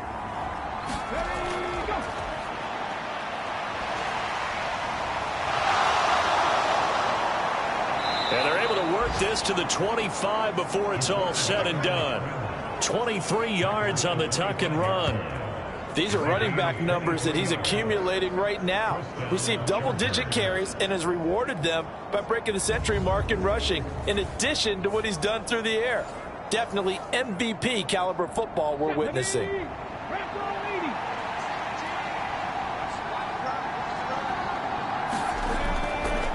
They'll run on first down. It's Porter. Now the result here, a pickup of 8. Leaves him with 2 to go on 2nd down. As we get late in this one, is altitude a factor for a visiting team in Denver? Is that something that's overplayed? No, it's real, and I know a lot of the visiting teams like to downplay it because they don't want to get into the heads of their players, but you can't avoid it. As soon as you get to the locker room, you get to the stadium, they always post it in there. Welcome to Denver.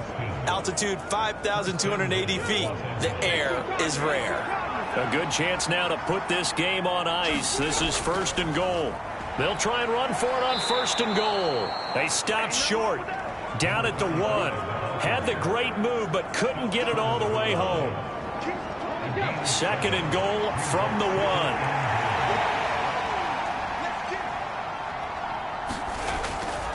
And they'll run again. And good work there defensively as they're able to keep him out of the end zone. Officially, it will go as a 1-yard loss, and that's going to lead to a 3rd down. That's a really alert defense there because they saw the heavy look come in from the offense, countered it with extra linebackers who brought a little bit of speed and heft, and able to really make a big-time play for their defense.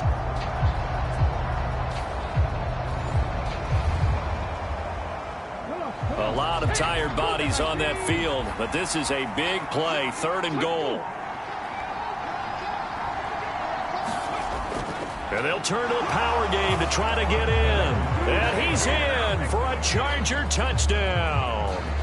Xander Horvath, his 7th rushing touchdown on the year. And the Chargers have pretty well put it away here in the 4th quarter.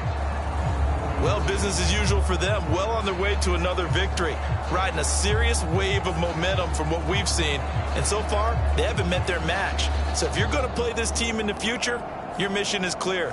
You better be ready to play and match their firepower. On for the PAT, Kaimi Fairbairn. And the lead now to 3 touchdowns at 21 points. So that one a long 11-play drive. And it ends with a 1-yard touchdown run. So after the touchdown, here's Fairbairn now to kick it away.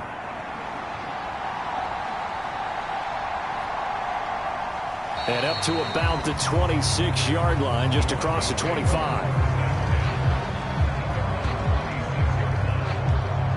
And coming out now, the Broncos. Facing a big 4th quarter deficit here, things not looking good. You know, this offense, though, they've been in the top half of the NFL so far this season, but in this one, well, their defense has really struggled. On 1st down, Nolan into heavy traffic, and it's intercepted. Picked by Kenneth Murray. And he brings this one back. It's a pick 6 and a Charger TD. So a 4th quarter pick 6 here, and that one might put this game out of reach, CD. I certainly agree with that, partner, and I know one thing, though. That team that just got the pick 6, they're going to keep playing until this one's over. Better be careful. They're looking to get another one.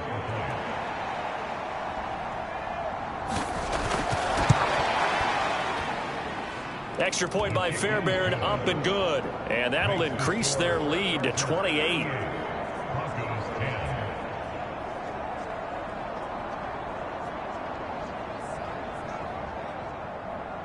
So they throw the pick 6. They'll get another shot at it now as this one's in the air. Cunningham now to return. And he returns this to the 22.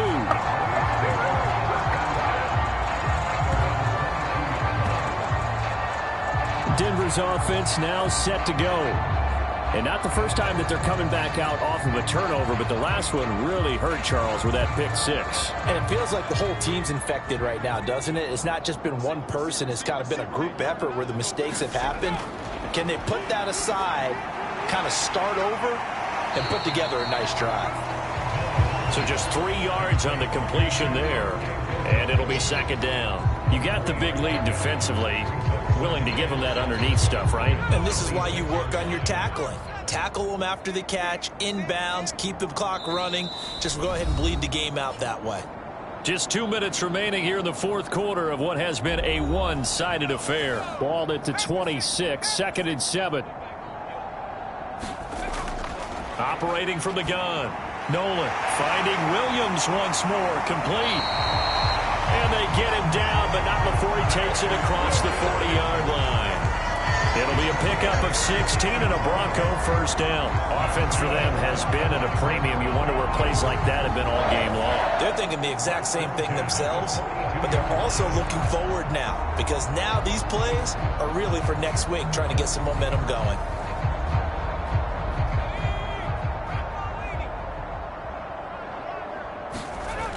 On 1st and 10, Nolan. He gets this one to Mechie. And able to break one tackle, but then quickly brought down. But a nice little gain. This 2nd and 4. Operating from the gun, Nolan. And here is a leaping catch. He pulled it in.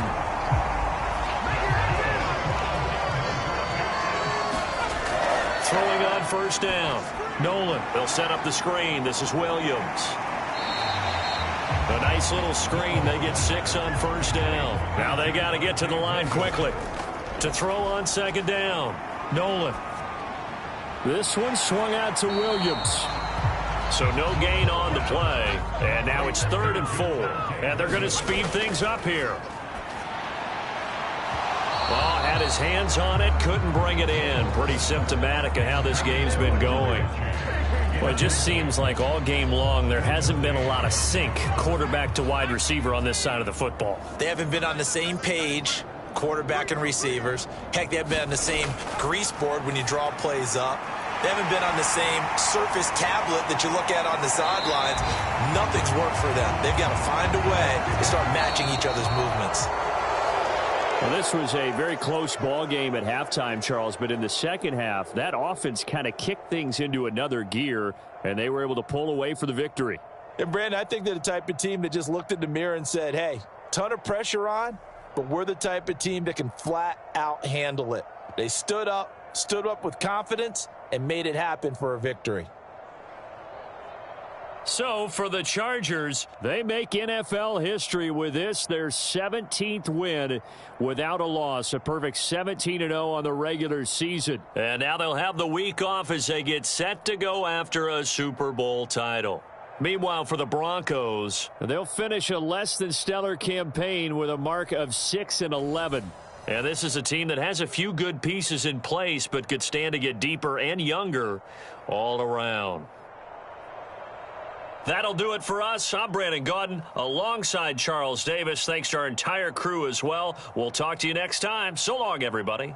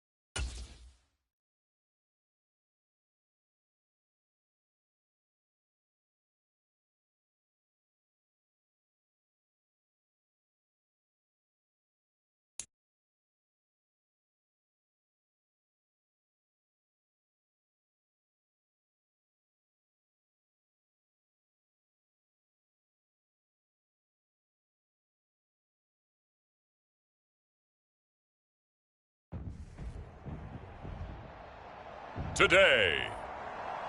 From Levi's Stadium in Santa Clara, California, it's Week 18 of the NFL on EA Sports.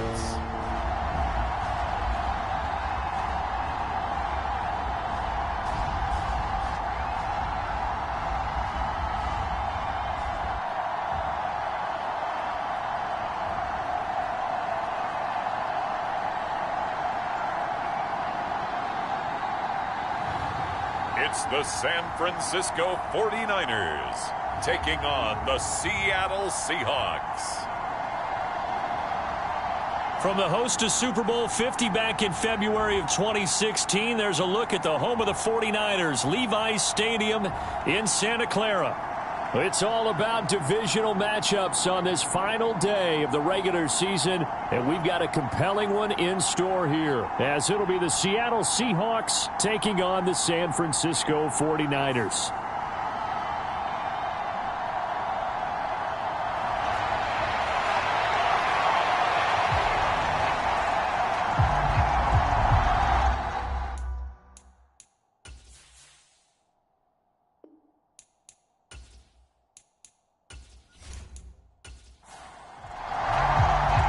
The kicker, Jake Moody's got it teed up, and we are underway now from Santa Clara.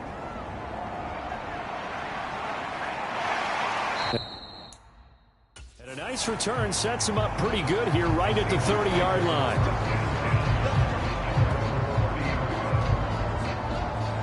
So out come the Seahawks now for their first possession. And a look here at their signal caller, the fifth-year quarterback. I loved his quote during the week. If I were a defensive back, I would have wanted to play against me last week as well. He's trying to eliminate those turnovers, those interceptions, and get back on the positive side of the ledger throwing touchdown passes. Yeah, had 4 of those picks, led to the loss. They'll come out throwing here on first down. Got his man complete over the middle. That's Stevenson. This will be stopped about 2 yards shy of the marker. 8-yard gain, 2nd and 2. And he is going to be stopped cold behind the line of scrimmage. He'll lose a yard on the play, so now they need 3 yards on third down. You look at this Niner defense. They were very strong last week in the win over Carolina. No matter what coverage was called, they were in the hip pockets of the receivers all game long. I mean, they were running the routes with them. Turned out, they were right there on every single ball thrown and came away with 5 interceptions. Third play of this opening drive as they're looking at a 3rd and 3. They'll look to throw here. Work in the middle of the field, and he's got a man complete. And he is going to have a Seahawks first down by a couple of yards as they're able to convert here on 3rd and 3. Well, they kept it simple there, CD, only needing the short gain to move the chain, so they didn't want to go with a deep throw. They just go with that.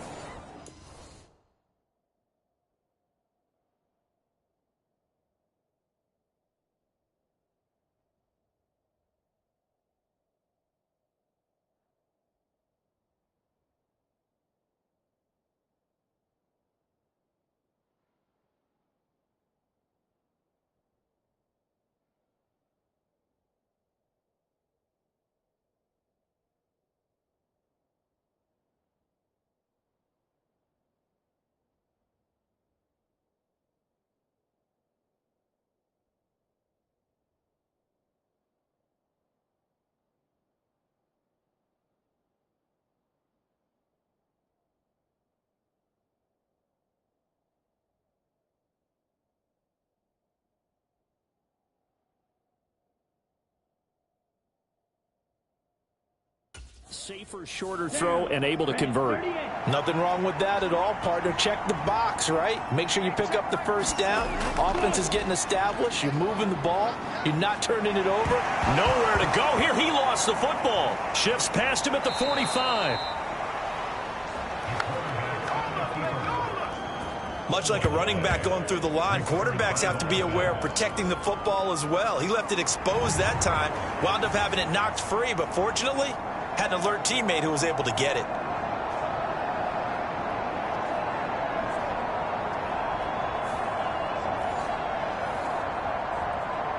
Second and short now following the fumble.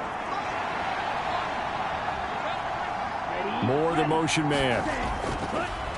Oh, they'll run it here on the jet sweep. Oh, and this one may need to go back to the drawing board. He's going to be swallowed up right away. They go backwards there 2 yards, and 2nd and 1 is now 3rd and 3. I like the idea to mix it up from time to time because, let's face it, you can't be predictable. But the execution was a little lacking on this one, right? They might want to go back to the drawing board with that call.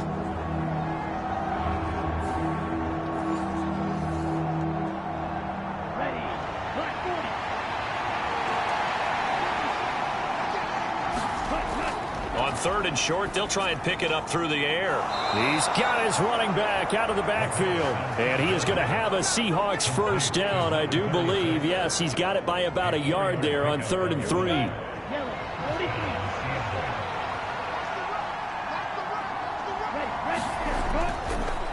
Up the middle they go.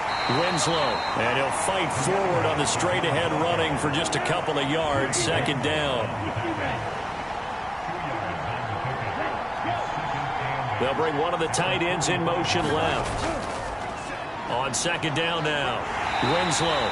They follow up the gain of 2 with a gain of 1 that time. And they'll be in search of 6 yards here on 3rd down. This is now the 9th play of the drive.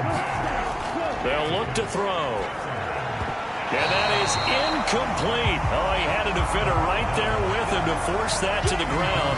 And 4th down now coming up. That's what you're going to need to do against those big receivers. You got to get in there and get physical with them. That time he got in close, got in tight, and knocked the ball away.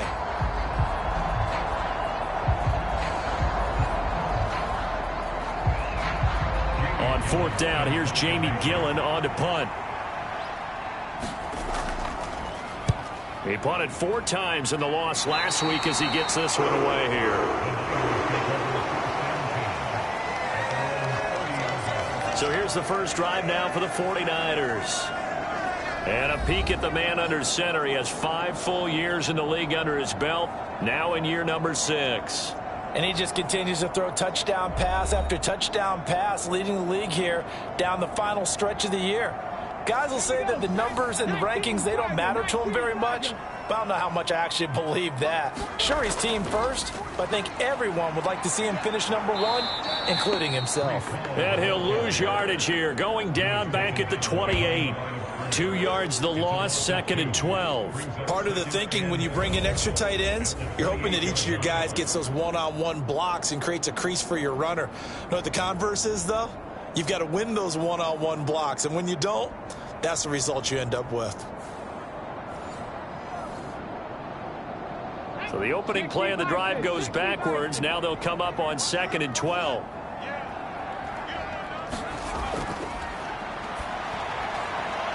Meanwhile, this one knocked down in the backfield. It's incomplete. An incomplete pass on that last play, and that means they'll need to come up with something here on 3rd down. Back to throw here. Yeah, this pass broken up. Excellent coverage there on 3rd down, as that was not an easy one to hold on to. So on 4th down, here's the Australia native Mitch Wishnowsky to punt this one away. They only punted twice in the win last week as he gets this one away. It'll be 37 yards there on the punt, and it'll be Seahawk football, 1st and 10. Seattle's offense coming back onto the field, ready for their 2nd drive. You know, Charles, season winding down, time to maybe look ahead to the offseason. What do you see these guys going after, either in the draft or free agency? Well, with the season that they're having, just about every position is up for grabs right now. No one is really safe, but the focal point's always the quarterback position. And he may be auditioning to try and stay with his own current team. I think he's auditioning for the rest of the league to try and find a spot because I think this team is looking for a new quarterback. Throwing right, and that's complete. And they'll get this down to the 42-yard line. Now we're going to get a timeout here as it looks like there's a Seahawk injured on the play. Now, this is just the last thing you want to see in the final week of the regular season. Well, I hope he's okay. We'll step aside and be right back. Ready, 50 green.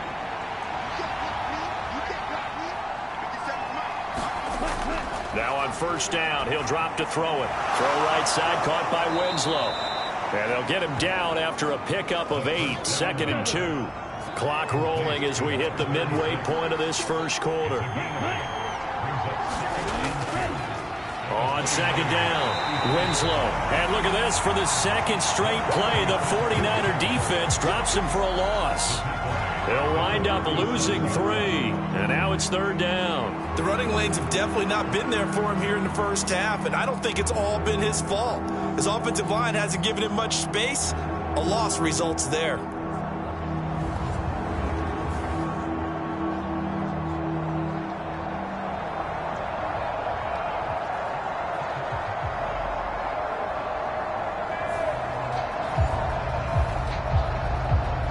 An extra DB for the 49ers now on third.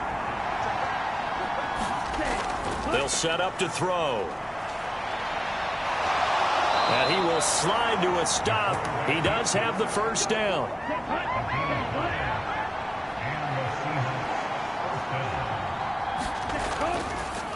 They'll try the left side. Winslow, and just no chance of turning the corner. He can only get back to the line of scrimmage. 2nd and 10 coming up. Now they'll switch it up here and look to throw. Quick hitter here, it's complete. 4 yards the gain, and it'll bring up a third down.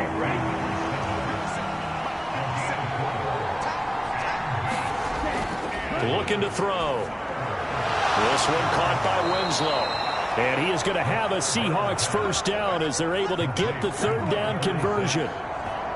But they certainly made a point of getting him involved in the passing game here in the first half. They must have seen something in the scouting that said, hey, we can capitalize on him getting the ball possibly in the open field. And I think in the second half, that may loosen up the defense a little bit to get the running game going back inside. Let's go. 32. Yellow.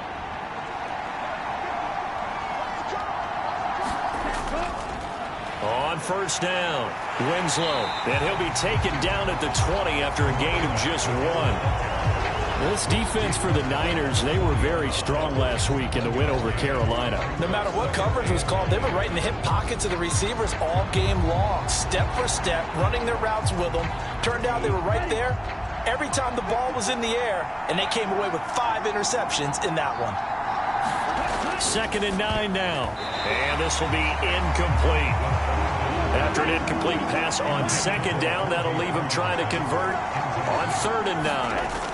Now back to throw. And a throw there going to be incomplete. Give him credit for excellent coverage, tight coverage. They're doing a lot of things that we talk about in basketball. They're causing disruptions in the passing game. And as long as that continues, it'll be tough for them to gain any momentum throwing the ball downfield. And his kick is right there. It's good, and the Seahawks grab a 3-0 lead.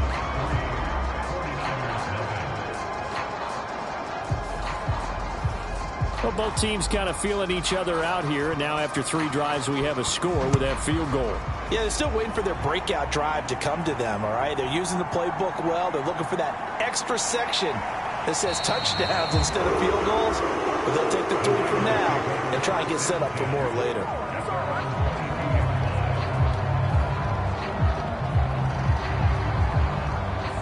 The 49er offense, they're coming back out onto the field, and we're going to give you a look at the playoff picture now into the weekend in the NFC. And what they do know is that they'll be playing at home come January, at least for one game, as they have locked up the NFC West. And everyone wants that top spot, partner. We know that because that guarantees you home field advantage throughout the playoffs. But whether or not that's in the cards or not, you have to be impressed with how this team is playing. Deron Payne, the big D tackle there to make the stop. This, the second meeting of these two teams. You might recall they met back in Week 5, and it was the visiting Niners who won that ball game, so they'll look to make it a clean sweep here at home in Santa Clara. They'll be brought down on the 30-yard line after a gain of 6. They need 2. Here's third down. They'll run with Hall. And he's able to get the first before he's taken down at the 36. Give him 6 yards, and they do convert on third. The Niners at 12-4 now on the year. And they were winners their last time out, so they'll be looking to make it 2 in a row. And so much about football, partner, comes down to mindset. Being in the right frame of mind, and the best way to get in that good frame of mind, winning. So they come in feeling good. They've got the home crowd behind them. I think they're going to be tough to beat in this one. So from the 36 now, 1st and 10. Now they'll throw here out of the gun. Got a man, that's Ayuk. And he goes out right around the 39. Ball on the 39. Here's a 2nd and 7. Now a shotgun snap as they'll look to throw. Now he'll escape to his left. A good decision in the end to pull it and run, gets him 9 yards and a first. That's an early scramble that can be viewed positively by either side. From the offensive point of view, it begins to establish him as a possibility to keep it on certain plays. And defensively, they avoided giving up a huge play in one of their first tests in containing a quarterback on the run. 2 first downs have them up near midfield now on 1st and 10. On play action, they'll throw.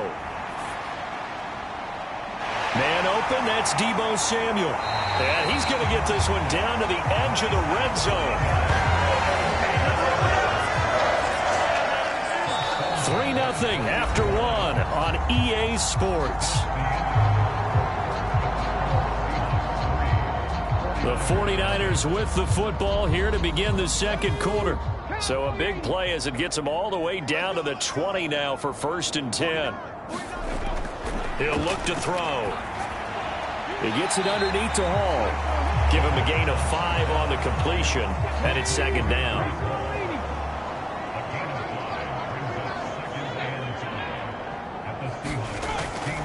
They'll set up a throw. Throwing middle, and it's complete. And the 49ers are going to have a 1st and goal as he's taken down at about the 8-yard line. They'll run with Hall. And he'll be stopped just outside the 5 at the 6. The 6-yard line, the line of scrimmage on 2nd and goal.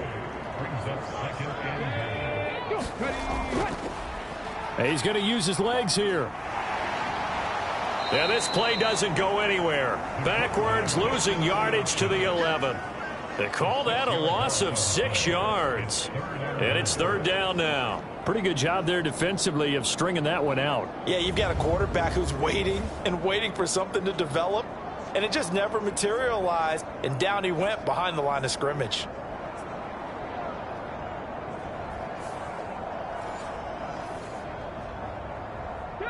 A big play forthcoming. Here's 3rd and goal.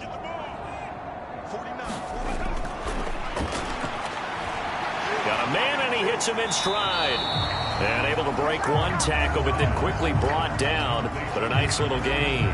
They do get 8 out of the pitch and catch. However, it's 4th down. He wasn't the primary target, but I think it was almost like a check down situation, wasn't it? Yeah, like hoping he can break some tackles, a big tight end, but he couldn't do it. Yeah, get it to that big frame and hope he can scatter some bodies, unable to get it done.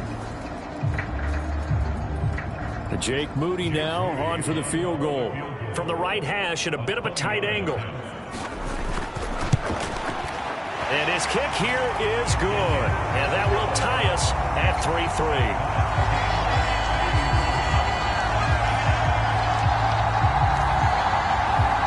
A good drive gets him inside the 5, but they could not punch it in. And credit the defense, too. Make sure that happens, because that was the old bend but don't break approach. Made sure they contained them when they absolutely had to and forced the field goal attempt that went through. And makes it across the 20 as his guys will set up shop at the 23-yard line. The Seahawks take back over. And after the field goal last time, we'll see what they can get here. At least they got points out of the last drive, Charles. I never met an offensive coach that didn't want to drive to end with a kick. Most of them wanted to end with a PAT, right? In this case, a field goal, they'll take it. Way better than the alternative, which is a punt. Yeah, but you met fan bases that wanted that, that weren't happy with that field goal. I haven't met a fan base yet that wants to drive to end with a kick, other than the extra point. That's it. Here's 2nd and 8. And he will not make it back to the line of scrimmage as he's going to be taken down. It's a loss of a yard, so they'll wind up crediting him with a sack, and it brings up third down. Well, someone's closing in on the league lead in sacks. He came into the game in the top 5. Now you add 2 more to his total.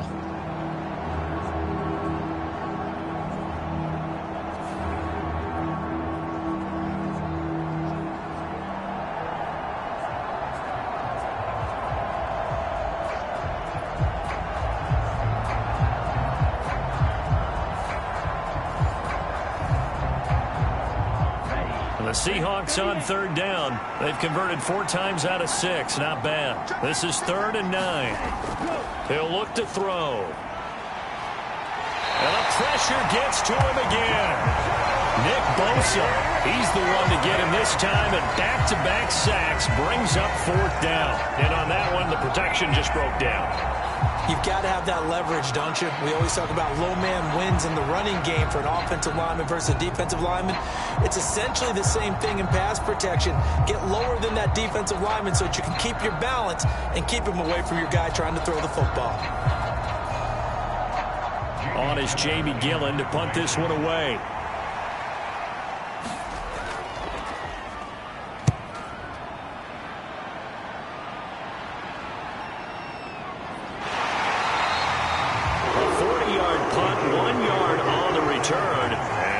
Will go on offense. 1st and 10. And San Francisco gets set to go here.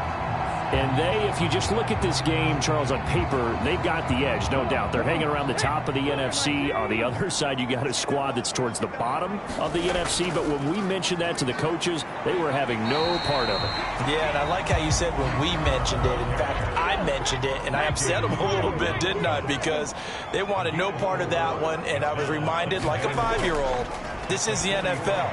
Any given Sunday, anything can happen. They are guarding against the upset. It'll be a loss of a couple on the play, so now 3rd down coming up. Well, Brandon, we could see that play developing, and they were hoping that he was going to be able to put a move on the first guy and turn it into a big play. But no such luck. The speed on defense continues to get better and better in the NFL.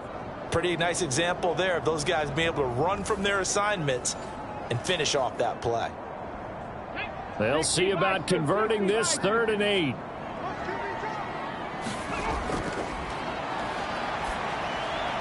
That's complete out left to Ayuk.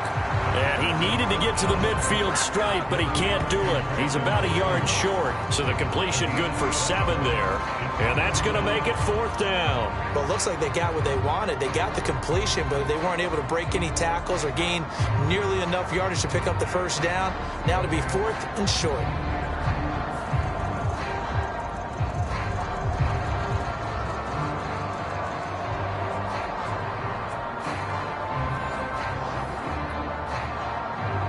Here's Mitch Wishnowski now. This is away, but boy, headed straight for the sidelines. So out of bounds on the punt, and the spot will be, the side judge says, right at the 35-yard line here. The Seattle now ready to march onto the field. The crowd may be losing just a little bit of the edge after back-to-back punts. They want some big plays. They want to see some offense. They want to see somebody break away, whether it's through the air or on the ground. Now it'll be interesting to see where the patience is on both sides. Each head coach, can you hang in there and not try and force something that could put your team in some jeopardy? Now the result here, a pickup of 8. Leaves them with 2 to go on 2nd down.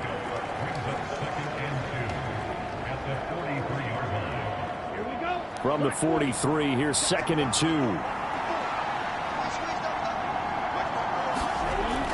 They'll drop to throw. And a quick throw here, that's complete. 3rd catch of this first half for him, and this one is a 1st down. Out of the gun, they'll look to throw. And that's going to be incomplete. Too tough to hold on to that one. It's 2nd down.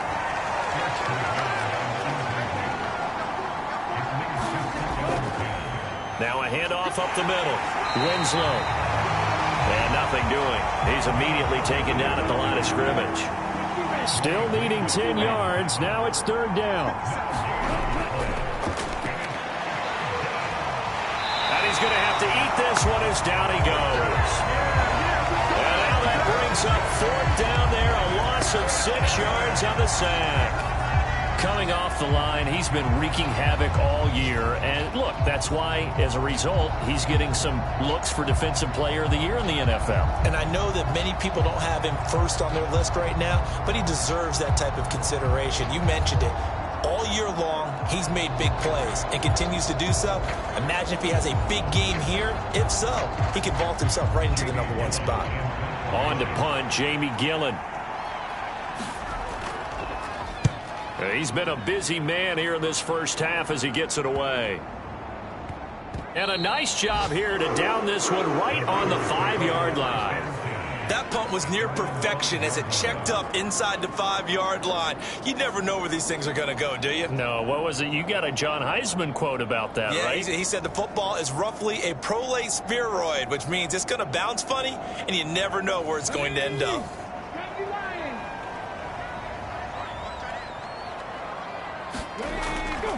They'll start on the ground. Hall. And he'll manage to pick up about 4. It's 2nd down.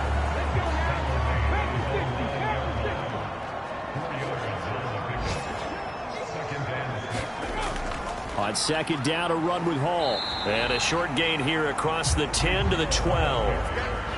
It'll be a nickel look here for the Seahawks on 3rd down.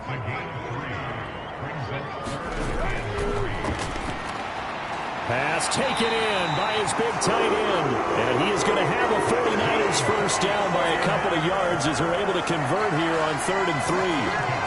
Many different ways to create space, but on that play, he did it with that big, wide body of his. Didn't get a whole lot of yardage on the play, but it did what it was supposed to. Pick up a first down.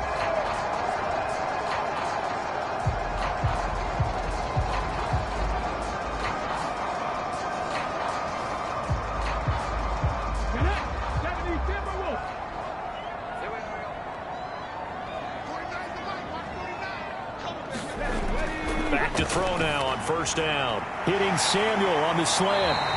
And mark him down way up close to the 40 at the 39.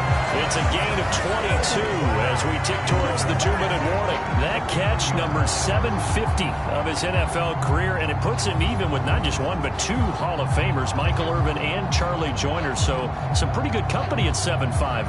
Now you talk about the playmaker, Michael Irvin, and the guy who just made plays, Charlie Joyner. And that's what we're seeing here. Similar style in terms of being dependable, being open, and turning it into plays that you remember. 2nd quarter, 2 minutes to go. Tie ball game. We remind you that coming up at halftime, we'll take you to Orlando and Jonathan Coachman. Coach will have highlights and analysis of this first half, one that's featured no touchdowns as of yet on either side. So his job's a little bit... There he goes, left side. A big play there for the Niners. 52 yards. So another on-target throw, and that last one, Charles, going to put him up over 5,000 yards passing out for the season, and that is not an insignificant number. Indeed it is not, because this is not a big list, and most of the guys on it, Drew Brees, Peyton Manning, Tom Brady, Dan Marino, they either are or will be Hall of Famers. A kicker fest so far, all points via field goals. They're hoping to change that right here. In trouble, and he'll go down back at the 12. Daron Payne able to use that strength to get him for a loss of 2. Well, there's still time to rectify this situation because the silver lining, they took a sack on 1st and goal. But that close to the goal line, that still definitely hurts.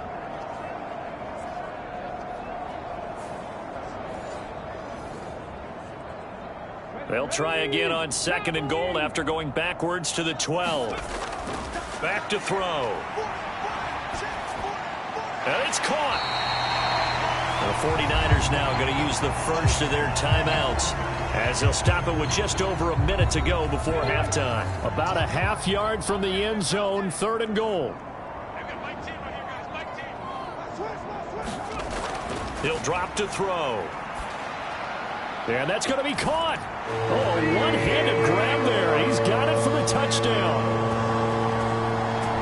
There was no going through the progressions on that touchdown pass. Yeah, nor was it necessary. His receiver won that route early, presented himself. No reason to wait. Go ahead and put it on him and score a touchdown.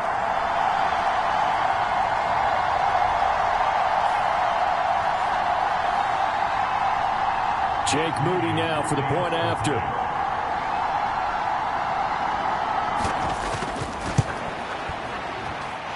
And it is up. And it's good. That'll make our score 10-3 now.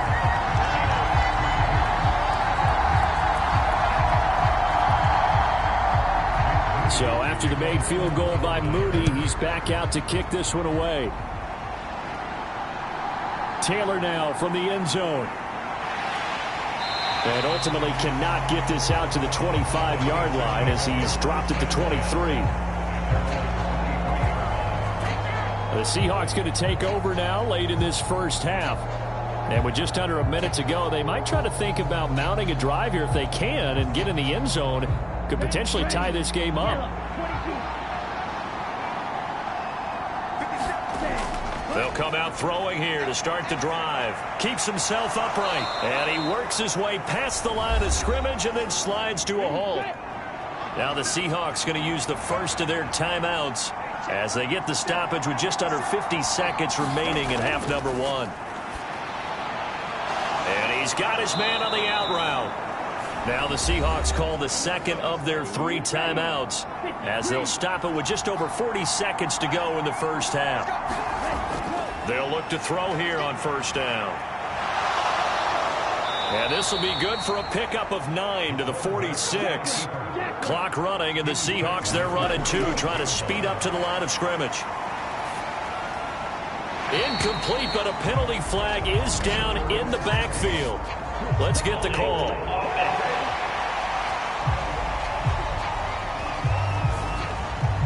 Now they face a 2nd and long following the holding penalty. They're going to look to throw. And he will find Winslow. That's complete. And he'll go out near midfield at the 49. This offense finding its legs now. Here's another 1st and 10.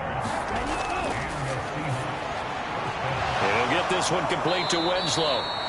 Now a timeout signaled for, and they'll get it with 10 seconds to go before halftime. 2nd down and 4.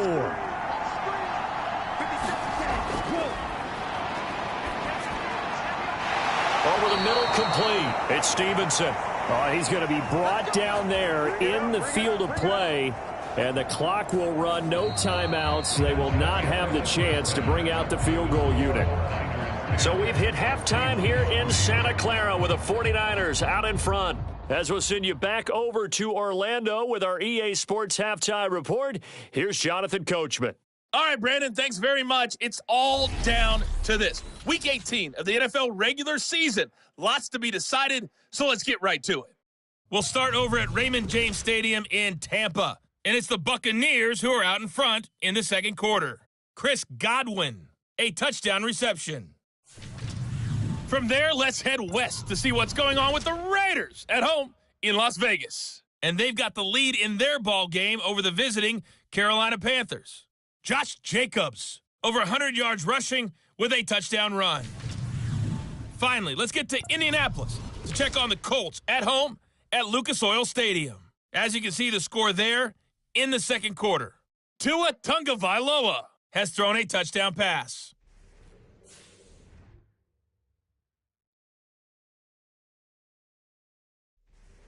All right, Coach, thanks. Yeah, both teams likely to make some changes in what's been a closely fought battle to this point. It's the 49ers out in front, and they will get the football first as well as we are back and started in the second half. And they will wrangle it down a couple yards shy of the 30. Back onto the field comes this offense led by George Kittle. And the previous drive put him up over 1,000 yards for the season. So now it's what you like to refer to, my friend, as gravy time, right? It is. I mean, he's done it, right? He's accomplished the goal. So the good players, they relax a little. They bask in it. They think this is, okay, we've done what we set out to do. The great players decide to push that number as high as they possibly can. I don't expect him to have any let-up in his game the rest of the way. Great thing if you're on the opposite side. He's such a weapon. He just opens things up for the other guys around him. Yeah, if you're the opposite receiver, you should expect a few passes come your way, too, because I've got to kick coverage in his direction. So here's a 1st and 10 at the 38. On 1st and 10, it's Hall. And he'll muscle his way up to the 43 for a pickup of right around 5. Running lanes were at a premium in the first half, but he's able to find some room there, and he's hoping that that's a precursor of a big second half. 2nd and 5. They'll find Ayuk open right side. And he's able to get this one out closer to midfield across the 45. Short completion, just 4 yards, and it'll leave him with 3rd and a full yard to go.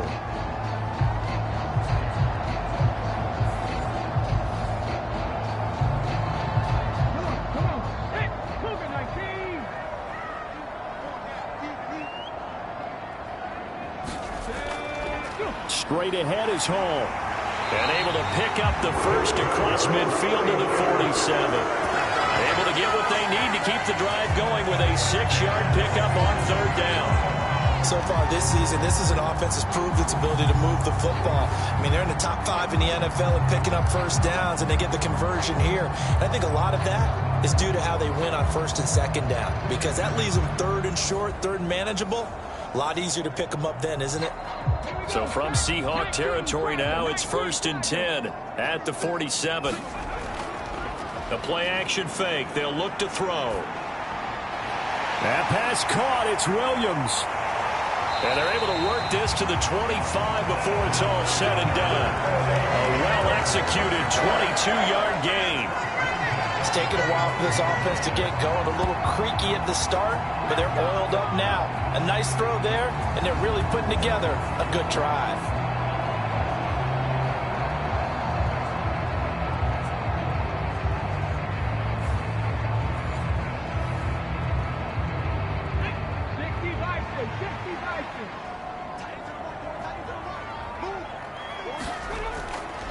Now a play fake here on 1st down. And he will find his man, Samuel. And he gets it inside the 10 to the 9. He continues to deliver a 1st down here. He had 4 catches in the first half, and this one number 5. Just picking up yardage in bunches here these last few plays. They have moved right down the field, and just like that, they're going to be set up with a 1st and goal.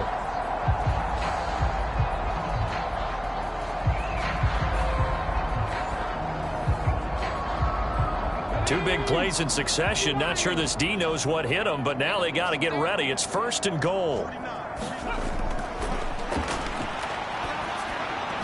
The tight end Kittle has it on the left side. He'll get only 2 there, and it's 2nd and goal. Well, they're unable to convert that into much, but it's never a bad idea to try to get the ball into a tight end of his caliber's hands and see what kind of disruption he can cause. The line of scrimmage, the 7 now on 2nd and goal. Back to throw again. This is caught. Down at the 2. Broke through first contact, but ultimately stopped shy of the goal line. The catch good for 6 yards, but now it's 3rd and goal.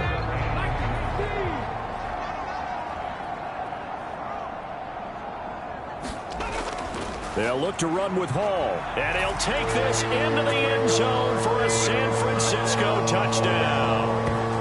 Breece Hall with another touchdown, number 24 on the year. And the 49ers take the opening kickoff of the 3rd quarter and drive right down the field to extend their lead.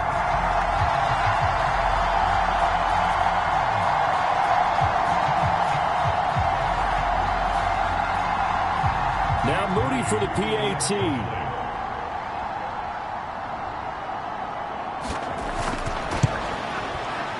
It's up and good, and that makes it 17-3. So that drive consumes 9 plays all told. And it was capped off by a Breece Hall touchdown run. So following the touchdown, here's Moody back out to send it away. On the return, it's Taylor from his end zone. And a nice return sets him up pretty good here right at the 30-yard line. Now we'll see what this Seahawks offense has in store with their first possession of the second half. Well, the opposition laid down the challenge and opening drive touchdown here to start the second half. And, Charles, now you feel like this group needs to get an answer because this all of a sudden is a two-score game. Yeah, you're right about that. What was a small, manageable spread to overcome? A little bit more daunting now. I think you're exactly right. Pressure is on because you don't want them getting the ball back with a chance to really extend this lead out. 2nd and 3. Flush to his right. And he slips up past the 45 before being tackled. Nothing open downfield. He keeps it himself for 11 and a first down. He certainly isn't looking at the scoreboard out there because, to me, all he's concerned about is analyzing the field and making most of the time left in this game. Deficit's still there, but he's starting to hit them with some big plays. Ready. 52 close.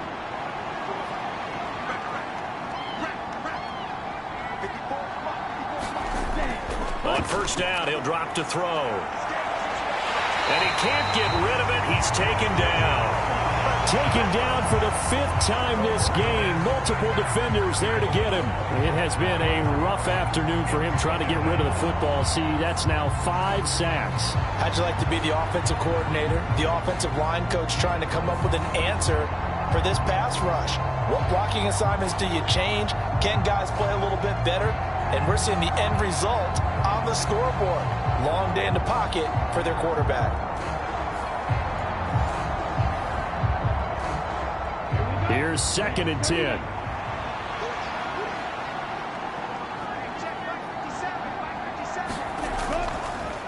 Up the middle they go.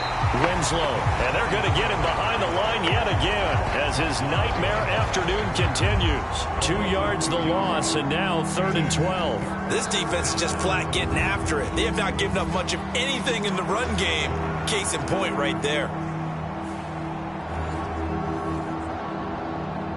This offense in desperate need of a conversion as they come up on 3rd down.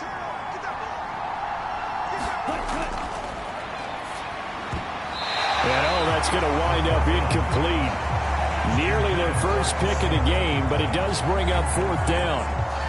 Here's Jamie Gillen now as he'll punt it away for the 4th time today. And he'll get off a fairly short kick here as this is toward the sideline.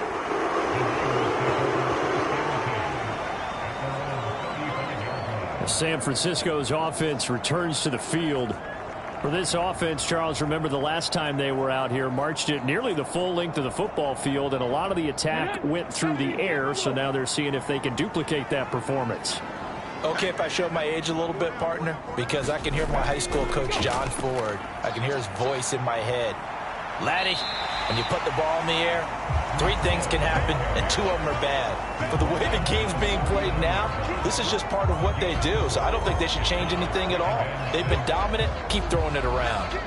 I feel like I could see what he was thinking on that carry. Wanted to follow that big tackle through the hole. Ended up only getting 4 yards on the carry. I think he had designs on that one being bigger. Ball again on 2nd down. He'll get about 3 as he's brought down right around the 42.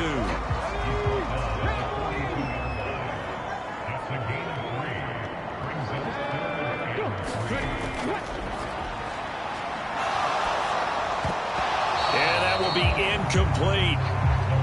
Here comes the 49ers punter now as he'll come on to kick this one away.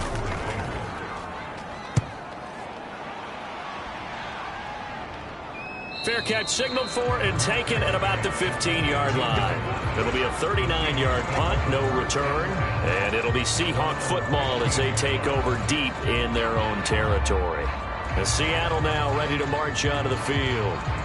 And, Charles, they're certainly still right in this game, but they need that offense to wake up and in a hurry. Yeah, I like the way you put it. They certainly did seem to sleepwalk a bit in the first half. Now that their defense has done its job, it's their turn now to go out and try and get some points. 2 yards the loss, 2nd and 12. With his size, it often takes more than one guy to get him down, but if you can at least slow him up and the reinforcements arrive, you have a chance to get him on the ground, and that they did that time for a loss.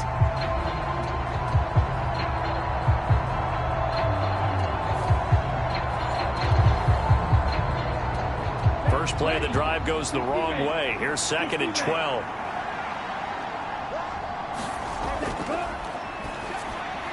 Now this one complete on the slant route. So the completion results there in 9 yards. And now we've got a 3rd and 3. Nothing flashy there. The slant to the slot. Oh, the frustration for the defensive guys, because it's a quick play. And you know it's going to be a bang-bang play in terms of the throw and the catch. And then he's able to absorb the contact and complete it. This offense in desperate need of a conversion as they come up on 3rd down. And this pass broken up. The contact well-timed there, and now 4th down. But the passing windows are just not there, and that's just another example of how great this defense has been all game long. And that's exactly what a top 10 defense can do. They can really change the game tempo and frustrate you as you try to execute offensively.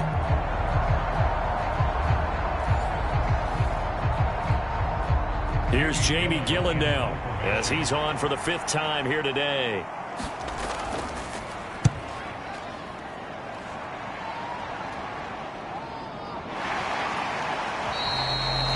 So possession goes over here on the punt. And they will take over 1st and 10. San Francisco set to go on offense once more. This crew had to punt last time they had the ball, but when you've got a lead like this, you content to play the field position game? You are to an extent, especially if you like your defense, because you have the lead, you've been controlling the game. But why put them in a tougher spot? You want to get out there and get something done on offense and maybe take command of this game yourself. Now he's going to swing this one out to his running back. And he gets this to the other side of midfield across the 45 before going out. Now we're going to get a timeout here as it looks like there's a Seahawk injured on the play. Well, week 18, this is just when you hope everybody can get through the regular season healthy, but the medical staff is going to have to take a look here, and we'll step aside.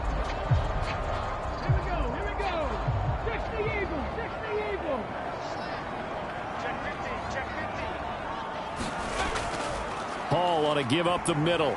And not a whole lot of room to operate there on the 1st down run. He gets maybe 3. Not a huge carry there on 1st down, but not all of them will be. But still, all in all, a positive play for the offense. It's all about picking up at least a few to set up what you're going to do here on 2nd down.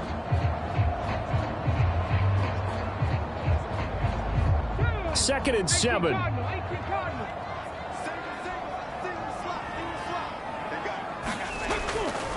Off the play fake, he'll look to throw. And, oh, he's unable to hold on to that defensively. A potential game changer, but it falls incomplete. On 3rd down, he'll drop to throw. Able to find the open man. That's complete. Touchdown, 49ers.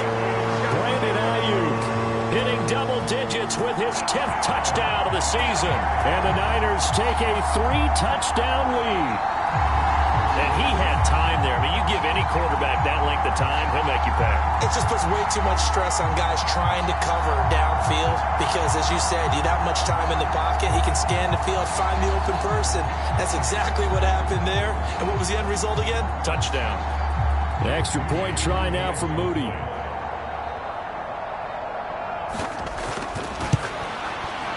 And the lead now to 3 touchdowns and 21 points. So that drive, 4 plays. And it was Brandon Ayuk capping it off with a touchdown reception.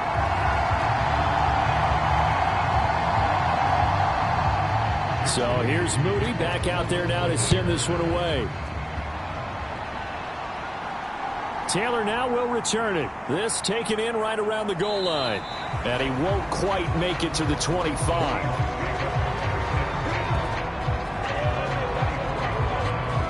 And Seattle now ready to march onto the field.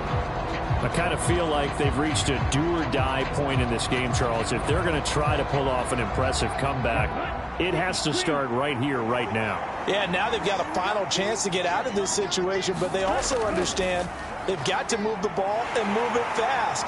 In addition, they need to save as much time so they can get 2 more possessions. He'll be brought down on the 30-yard line after a gain of 6.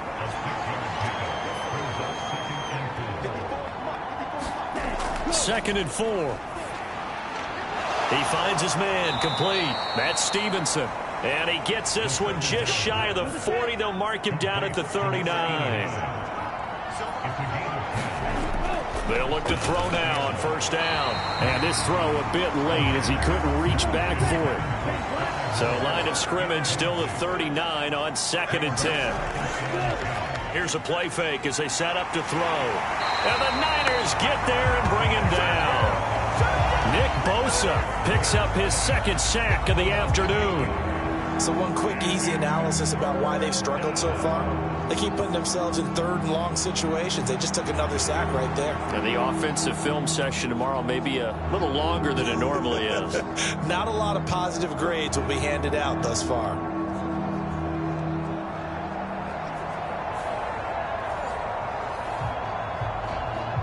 These guys have punted 4 times already, and they're staring at a 5th, barring a conversion here on 3rd down. Under pressure, and they get it to him again. It'll be a loss of 8 on the sack, and it's going to lead him to 4th down. Looks like another empty possession here, partner, and I don't think with 3 scores down in the 3rd quarter, they can truly afford any more the rest of the way. No, especially the way their offense is sputtering. I think you're exactly right. They got to find some answers quickly.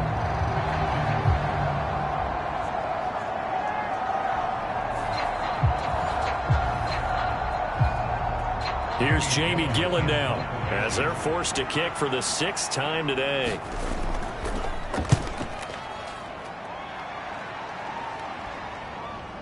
With it is Brown. And past the 40 before he's out of bounds. So a good punt there, but a nice return of 11 yards. And it will be 1st and 10 as they take over. The 49er offense now making their way out onto the field. And now you've got the clock winding down here in the 3rd quarter. You're 3 scores to the good. What's your approach on this drive? Too early to fully commit to playing the clock game. Yet at the same time, you're also not going pell-mell like you would in 2-minute offense. This is what NFL offenses call 4-minute football. Take the clock out of the game a little bit, wind it down, but at the same time, keep advancing the ball down the field. So from the 36 now, 1st and 10. 1 quarter remains here as the regular season starts to wind down. We'll return with more after this break. You're watching the NFL on EA Sports.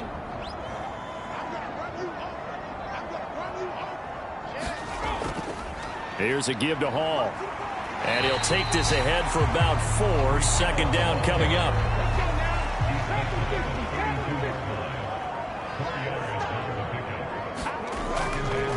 Hall again. Give him 4 on the carry, and it'll make this a 3rd and about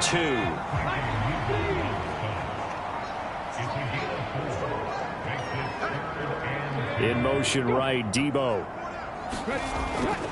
On 3rd down, here's Hall.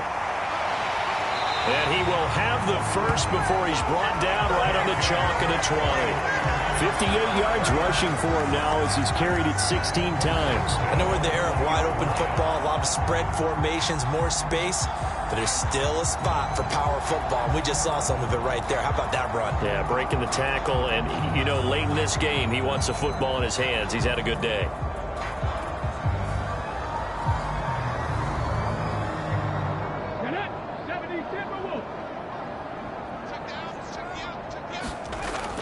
From the shotgun, he'll look to throw. This pass out wide to Hall. And he'll go out of bounds in the red zone just inside the 20. So from the 17, here's 2nd and 7. They'll look to throw. Eluding the pressure right. And he'll take this beyond the line of scrimmage as he slides to a hole.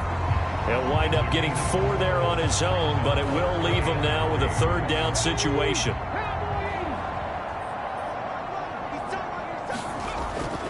They'll look to throw here. And he's brought down. A nifty bit of scrambling there. 12 yards, 1st down. It certainly appears that he's been able to get a read on how they wanted to contain him in this game. He's seen some places where he can beat them in big spots, and right there, he slides in with ease for the 1st down.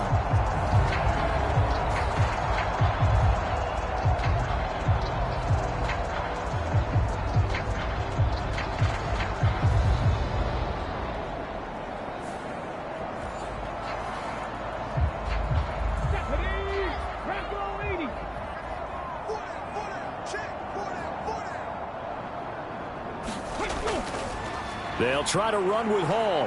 And across the chalk into the end zone. It's a 49er touchdown. Breece Hall, his 2nd touchdown of the afternoon. And the Niners are on their way to a 13th win on the year as they add on to their lead. Everybody in the stadium knew what they were going to do right there, CD. 3 tight ends on the field, all that extra bulk, and they run it in. And you saw where that one went, right?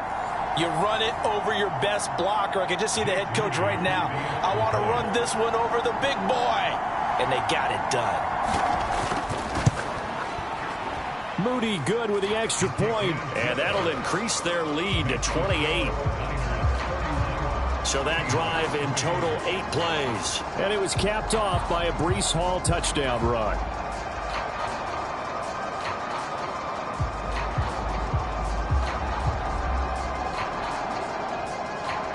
So after the made field goal by Moody, he's back out to kick this one away. Taylor decides not to try to return it, and this will come out to the 25-yard line. Out comes the Seattle offense. We take a peek at the playoff race coming into the weekend in the NFC. And it's all come down to this, hasn't it? Final week of the regular season. As this year's playoffs play out anything like the regular season has gone, could be in for a wild and fun month of January. And we can break the rules because we can look ahead. All right, there's not a coach out there that's ever said... Hit as he throws. He lost the football. It's loose. And now this is scooped up by the 49ers. And they take over already 5 yards deep into the red zone at the 15-yard line. And I don't know that that fumble's going to matter a whole lot. You look at the deficit here in the 4th, it doesn't matter. The coach on the sideline still scratching his head. Yeah, not only scratching his head, but probably writing a note or two about, we're going to address this come practice next week because maybe that's the reason we're down this far. Doesn't matter at this point, but being sloppy throughout the game, not going to help them improve. And able to surge forward for about 5 yards down to the 10. I think we all suspected that they were going back to him after he found the end zone on his last carry, and they kept the positive momentum going there. Another nice run by him. Hall again on 2nd down. And he'll be brought down here at the 3-yard line.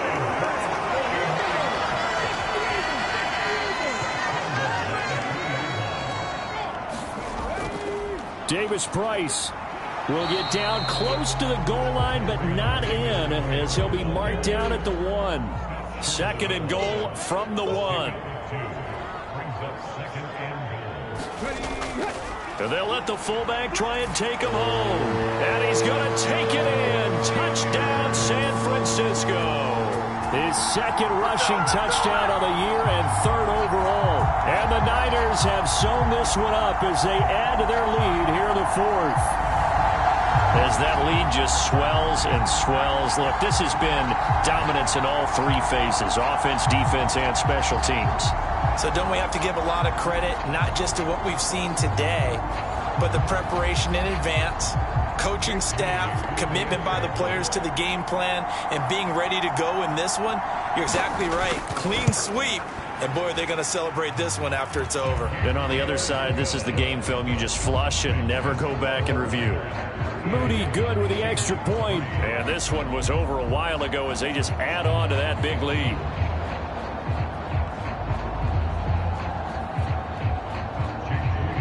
So following the touchdown, here's Moody back out to send it away.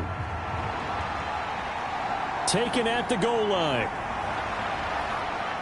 And not much happening on the return as he'll get this to about the 23.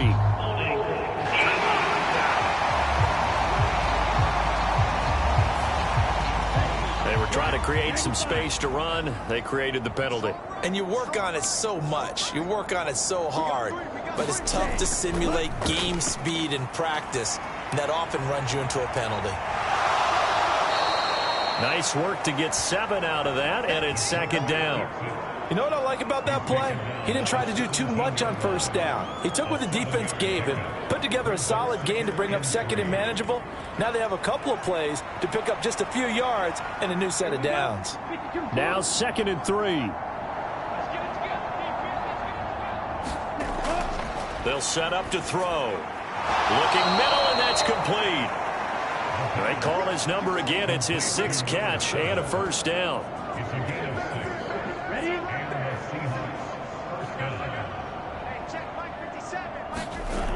Back to throw here. Oh, now he's stripped. He lost the football. And now this is scooped up by the 49ers. And he is going to bring this back inside the 20 to the 18-yard line. And with that kind of a deficit, you can't afford to make any kind of mistakes.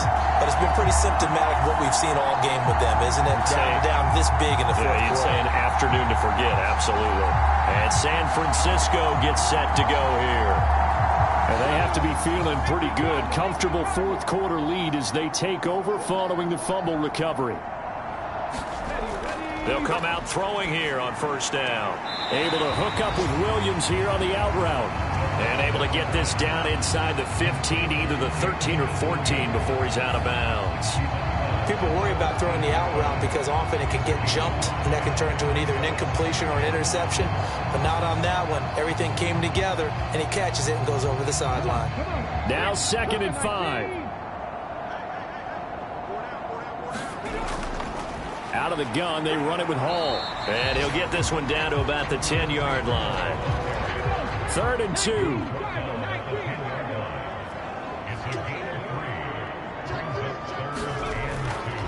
Looking to throw. Work in the middle of the field, and he's got a man complete. And the Niners are going to have 1st and goal coming up as they're able to convert there on 3rd and 2. When you have someone throwing it that well, that confidently, you don't have to call the game in fear at all, do you? You just go ahead and play. Yep, confidence with a lead to throw it here in the 4th, and boom, he's on the money. Yeah, you don't have to tuck your head in and go like turtle at this point. You just go ahead and play.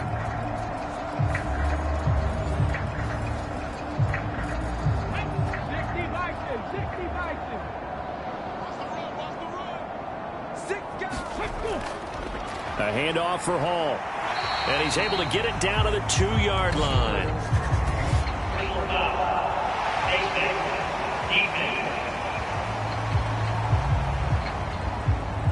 Well, things obviously not going their way. Trailing here in the 4th quarter, and that penalty going to go ahead and give the other side some extra yardage. We all know it's an intense game and things can get heated out there. That's part of the battle. But bottom line, you got to keep your cool.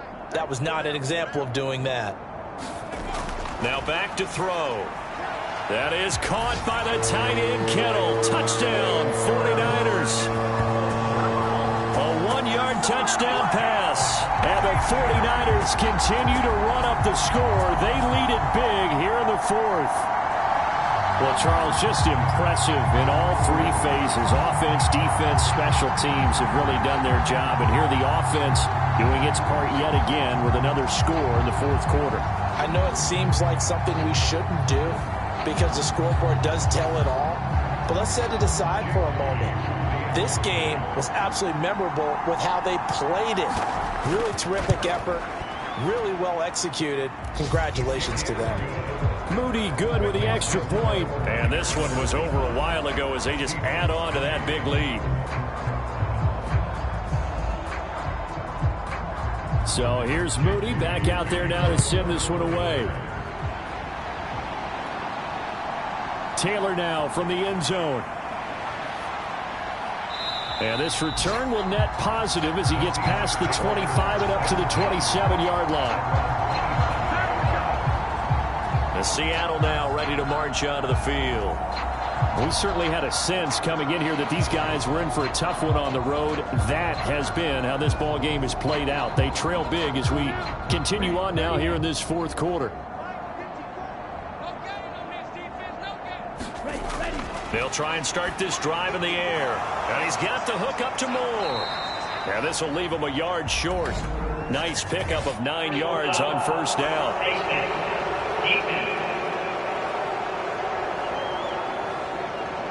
So it was already a gain on the completion, but tack on some more with that penalty. Absolutely. No matter what angle you're making the tackle from, you can't grab the face mask, and that's just putting your defense on its heels just a little bit more. And now it's 1st and 10. A big mistake, especially when you factor in the personal foul yardage.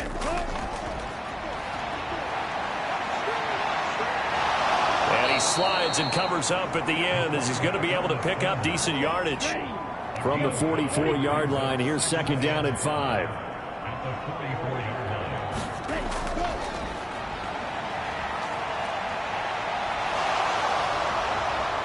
Now the ball comes loose. And fortunately, he's able to get this one back, so it is a first down. Fortunately for him, that ball stayed close so that he could recover it on his own. And you know the prayers that were going through his head as the ball escaped from him? How happy was he at the end of it when he found the football again, able to retain possession?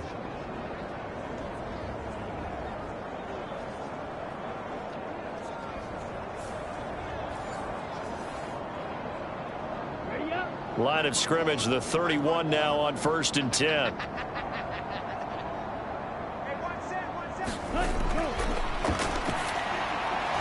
The throw over the middle, taken in. This will be stopped about 2 yards shy of the marker. 8-yard gain, 2nd and 2.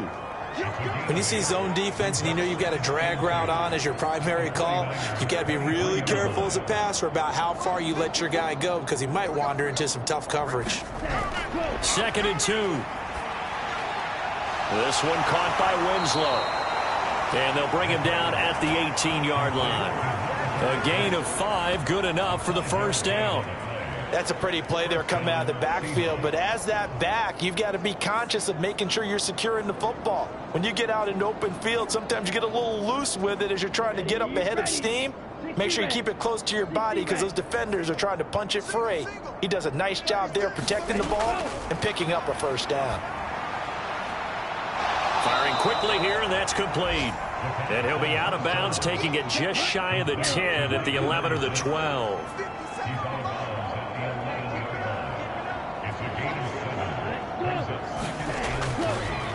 Oh, they'll run and hit behind the line. He lost the football. It's loose.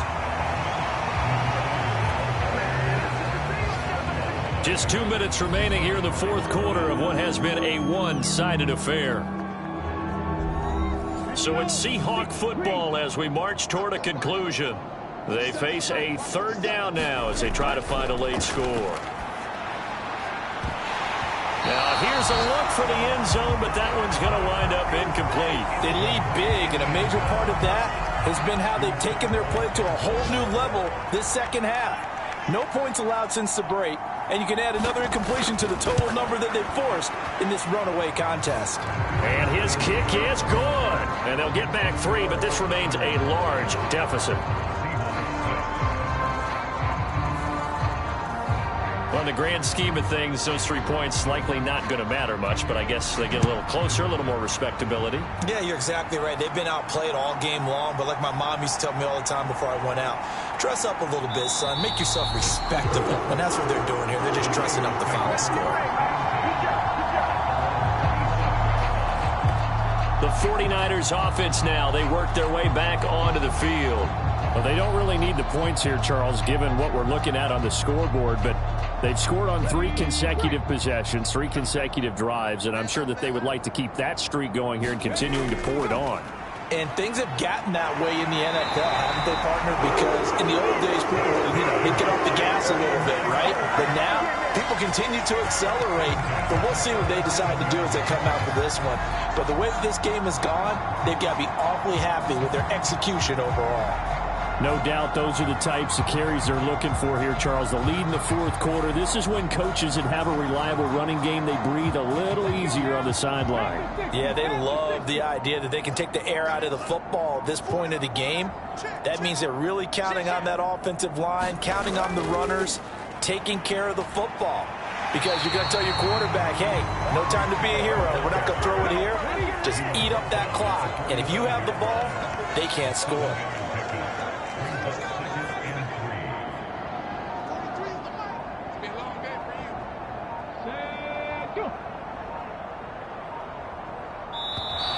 Oh, and they set the man in motion too late. This is going to be a delay.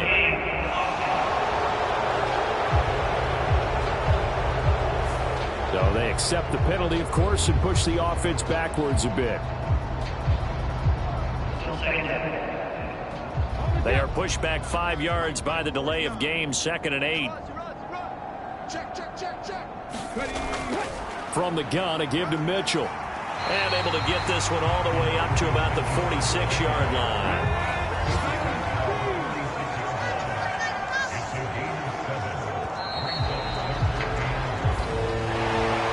Charles, a lot of happy faces heading into the tunnel as this one ends, and understandably so. Not only did they get the win, but, boy, their offense was on fire in this ball game.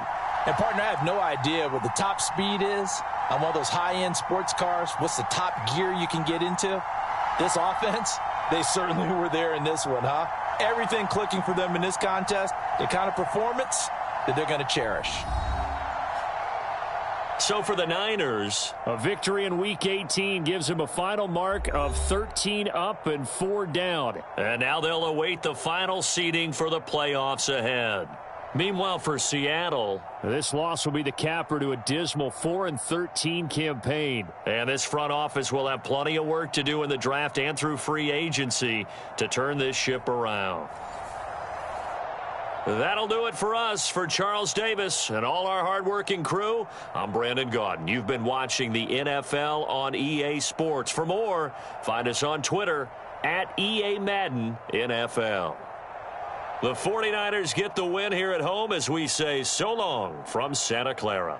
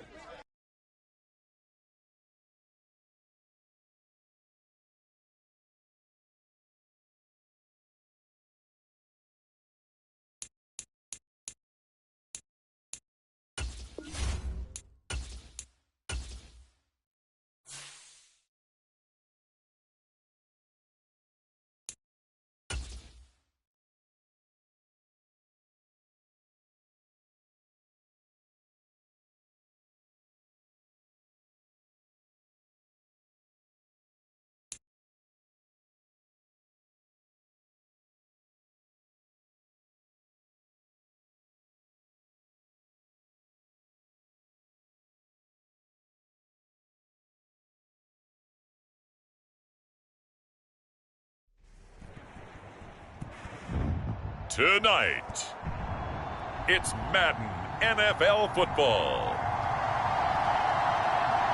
It's Sunday Night Football on EA Sports.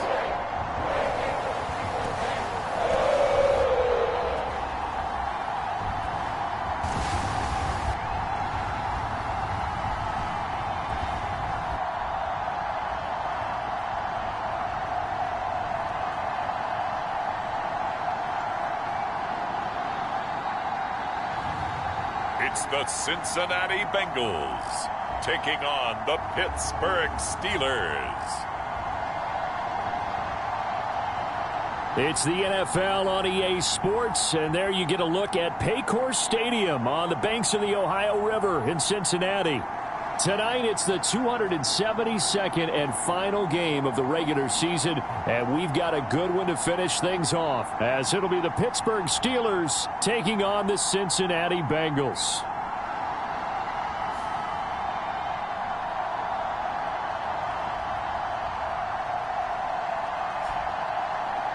Hi again, everyone. I'm Brandon Gaunt. To my left, Charles Davis. And, Charles, you focus on this Bengal team entering play.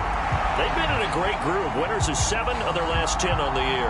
And the way they played last week defensively, you look at the tape, it looks like they had extra guys on the field, and they thoroughly shut down that offense.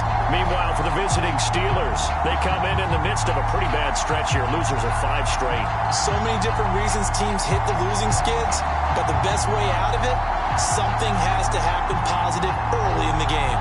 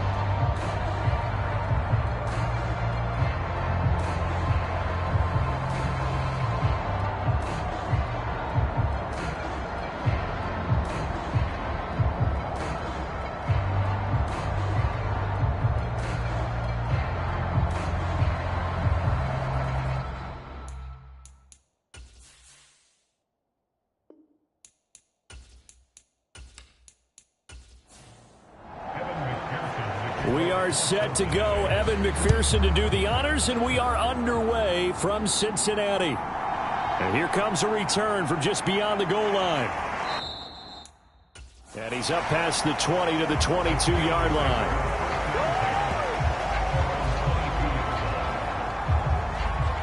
So out come the Steelers now for their first drive. And they'll be led out by their 7th-year quarterback. And when you watch Kenny Pickett play, you see a young man who got better every season in college and really blossomed in his final campaign. Took his game to a new level and made him a first-round pick in the NFL. He's the type of kid who can beat you with his mind, beat you with his arm, and occasionally with his legs. A tough, skilled performer. Kenny Pickett, he's got some moxie to him. Here now, 2nd and 4.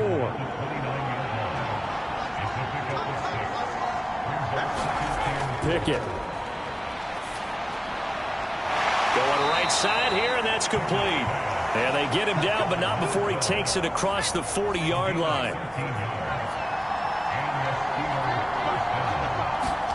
1st and 10, here's Pickett. And he will find his man on the outside. Ball on the 47-yard line. Here's a 2nd down and 4. Here's Pickett. And this one is going to be off the mark, too far out in front. Now they face a 3rd down and 4 after that incompletion on 2nd down. Pickett, he's going to throw it again. He's got his target. That's complete. And he will have a Steelers first down as they're able to get the third down conversion. Well, that's not just his first, not his second, already his third completion here on the opening drive. And I think it's safe to say that getting him the ball in this game, one of their top priorities. And the top priority for the defense has got to be finding ways to cover him. And I don't think you can have one basic coverage to get it done. You have to throw a number of coverages at him, make him think as he's running downfield, and hope you can create a little bit of havoc. On 1st and 10, here's Gibbs. And he gets forward up the middle, but only for a couple. It'll be second down. Pickett back to throw. Quick hitter here, it's complete. And he's got another first down as the tackle's going to be made at the Bengals' 29-yard line. 12 yards that time for number 12 as they move the chains.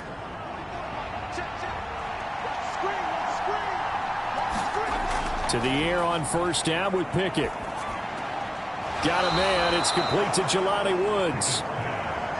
And he'll be out of bounds just inside the 25-yard line. Looking to throw, Pickett. Slant route going to be caught by Palmer.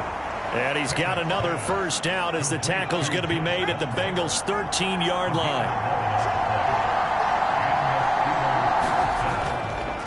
Hand off to Gibbs, headed right here. And this play goes nowhere. Losing yardage back to the 15. 2 yards the loss, 2nd and 12. Sometimes you just sit back and marvel at what he can do defensively.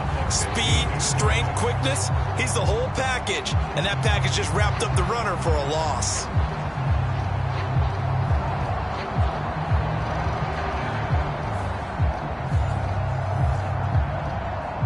A rare misstep on that last play because the drive has been strong, but now it's 2nd and 12. Pickett will look to throw it here. They'll get this over the middle here to Palmer. So give him 5 yards there on the pitch and catch. 3rd and 7 now. Now Pickett. To the end zone, but it's incomplete. How about that? Red man coverage and decided to test him early. But it proved up to the task and forced the incompletion.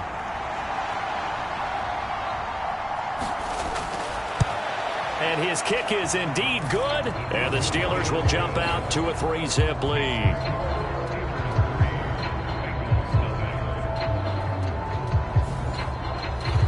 Well, after marching down the field, only getting 3 there, kind of feels like a win for the defense. And it does. They'll go to the sideline feeling a lot better that they didn't give up a touchdown after the march against them. But if I were the offense, I wouldn't hang my head over that one. That's a good drive, and 3 points were put on the board.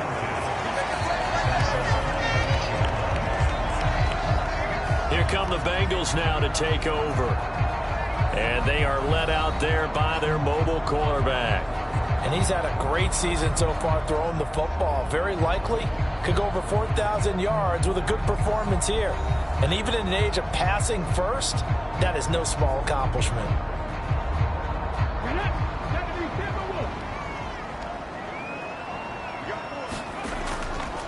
They begin the drive with Williams. And nothing much materializing there on the first down run. He'll get a couple, and that's it. Got it here at the 29 on 2nd and 8. He'll look to throw.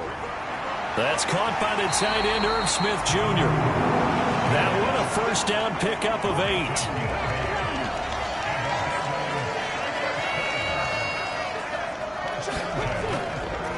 Up the middle, it's Williams. And he'll manage to pick up about 4. It's 2nd down. These two teams, they met up earlier in the year, back in week 2. And it was the visiting Bengals who came away with a victory in that one, so they'll look to take the season series now here at home in Cincinnati. Throwing left sideline there, but it's incomplete. So after the 2nd down incompletion, they'll come up now against a 3rd and 6. They'll set up a throw. It's caught inside the 25. And all the way in for a Cincinnati score. Jamar Chase He has career touchdown number 78, tying him with both Eddie George and Frank Gifford on the all-time list. And the Bengals have answered that early field goal to take a first-quarter lead.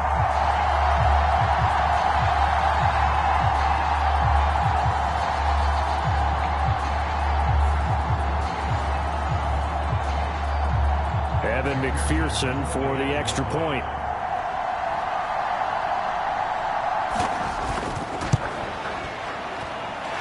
He's got it. They'll see that opening drive field goal and raise it a touchdown, and that makes it 7-3.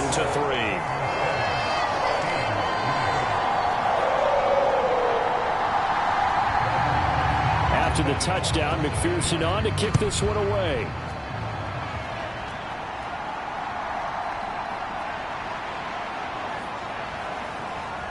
And a good return as he'll be stopped just shy of the 30-yard line. So Pittsburgh retakes the field for their second offensive possession as we grind toward the end of the season here, and they haven't had the season that they had hoped. So let me ask you to play GM. Where might they look to make some changes? I think when you look into the upcoming draft, think hard about them drafting multiple offensive linemen. They've got to get stouter up front. And as a GM always tells me, Charles, this is a big boy league, and big people always end up winning games for you. And, Charles, you wonder about this defense coming in. I mean, look, it's no secret they're playing a team that's down on its luck right now. Losers of 5 straight. How does that change how you prepare for a game? Well, to me, the first thought is you just get after them early, right? Take away any chance of them building any confidence. But the second thing is you prepare a little bit differently. You've got to expect this team to take chances, go for it on 3rd and 4th downs, run a lot of trick plays, anything to try and break their losing streak. So you must stay alert and stay aware. That's going to bring up 4th down, only a gain of 2 there. Partner, I think that completion takes the definition of dink and dunk to a different level, doesn't it? It does, and the defense was right there, kind of played into their hands.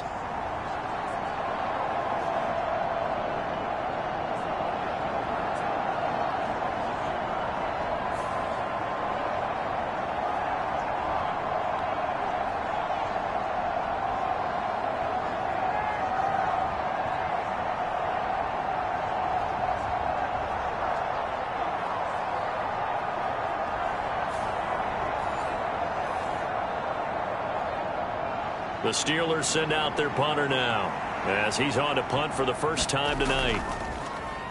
He punted 3 times in the loss last week as he sends this one away.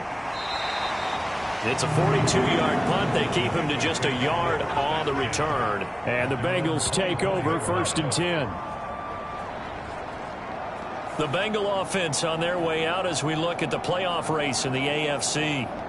And you can see they've already clinched the AFC North. As it stands, of course, they would still need to host a game on Wild Card Weekend. But we always talk about how coaches say we want to win that division, and that's the key thing, right? Oh, that's absolutely right. And that comes all the way down from the front office. They built their teams to win their division first, because if you do that, you guarantee that first game at home. Yeah, if you get the #1 seed in a bye, that's terrific. But bottom line, get into the playoffs. There are a heck of a lot of teams watching that wish they were in your spot.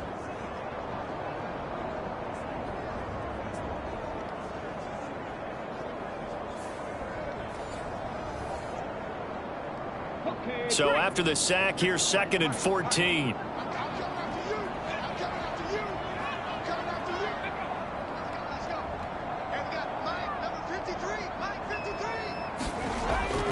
He'll look to throw. It connects quickly to Jamar Chase. And he's taken down, but able to slip across the 35. He had the touchdown earlier. This one's going to get him a first down. I don't care who you put on him.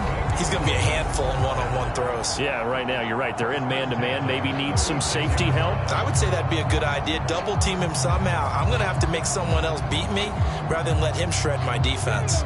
So from the 36 now, 1st and 10.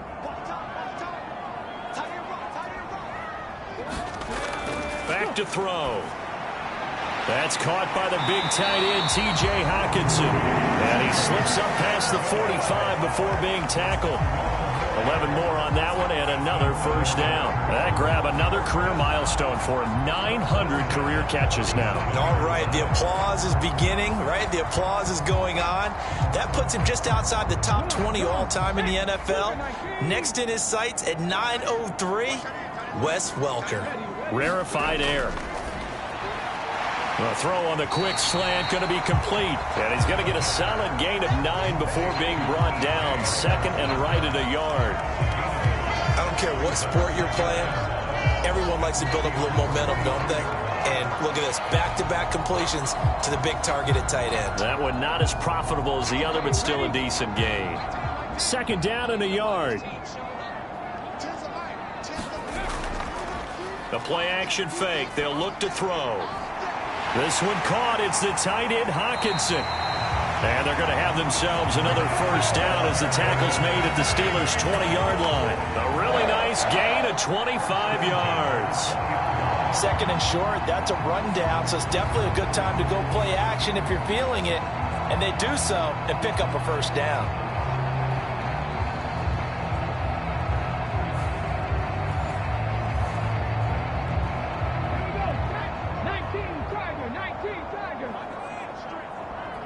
In motion left is Higgins. And they're going to give it to him on the jet sweep. And able to fight forward inside the 15 to the 13. 7 yards on the pickup there, and it'll leave him with a 2nd and 3. Pretty effective run there, and now they can start to smell that end zone. Pound the rock. Make sure you use your O-line to set the tone of dominance and physicality, and pound the rock. Second down and 3.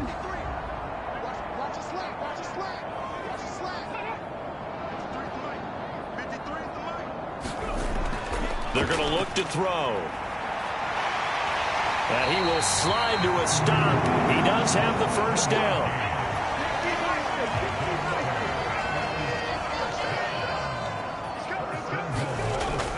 They'll try and run. This is Williams. And he will take it on in for a Bengals touchdown. A great effort there. With his 13th rushing touchdown on the year. And the Bengals are able to stretch out their lead. So, partner, it was a passing game that drove them down the field, but when they get close, they trust that man in the backfield, and he took them home. And they trust their offensive line as well, because so many of these units, they specialize in either pass protection or run blocking. This group shows its versatility and gets both done on this drive. Extra point by McPherson, up and good. And that pushes the lead up to 11.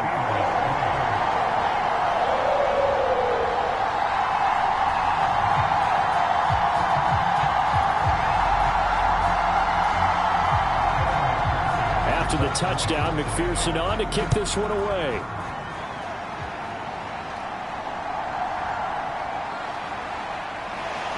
And able to get this across the 20, but not much further as he's dropped at the 23-yard line. The Pittsburgh offense at the line to start their next drive. On 1st and 10, it's Pickett. He'll get the hook up there to Woods. And he's going to get this one across the 30-yard line. After one, a 14-3 ball game. Steeler football here to begin quarter number 2. As they've got it with a 1st and 10.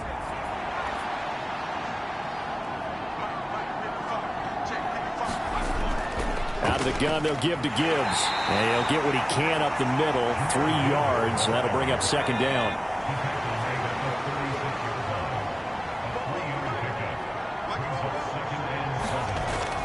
Pickett now to throw off the play fake.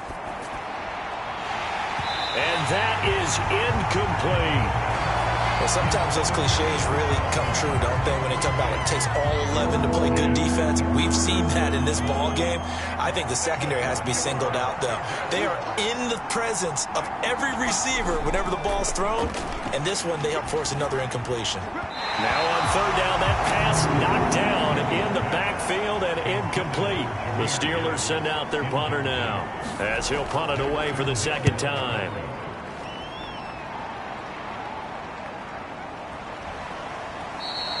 37 yards on the punt with no return. And the Bengals will take over here 1st and 10. Ready to go on offense. Out come the Bengals.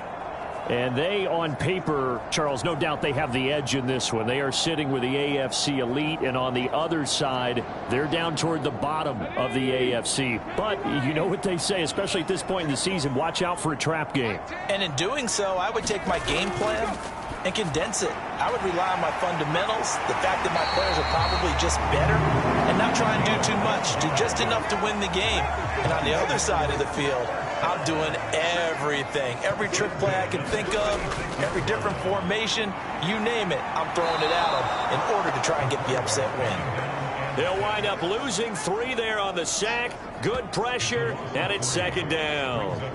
I thought there at the end he may have had a chance to release that, but that pocket closed a little too quickly, and down he went. Yeah, he was certainly trying to do everything he could to extend the life of the play, probably counting in his head 1, 2, and then he ran out of time.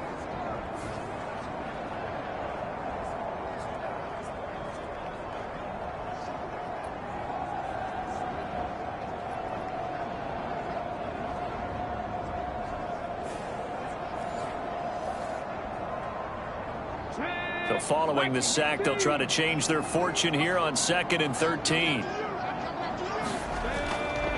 A give to Williams, running right. And he'll rumble for about 5, up close to the 40. You got to give kudos to your offensive line and the guy carrying the ball, because they were in a 2nd and long situation. It seemed pretty dire, but they brought it back to 3rd and manageable with that run.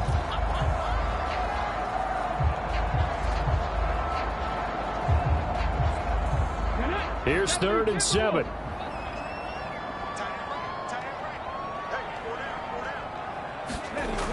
They'll drop to throw. He'll drop this down to Williams. And he'll only get this to about the 44 as they stop him short of the line to gain. So 5 yards here, 5 on the play.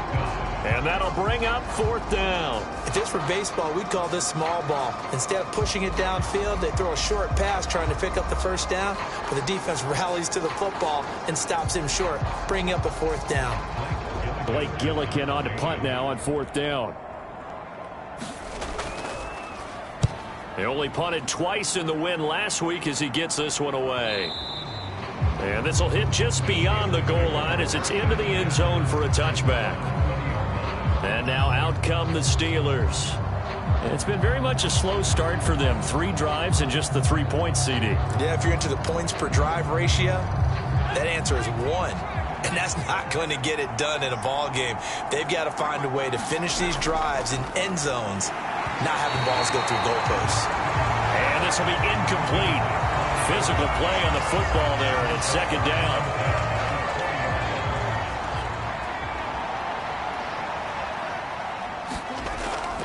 From the gun, Gibbs will get it.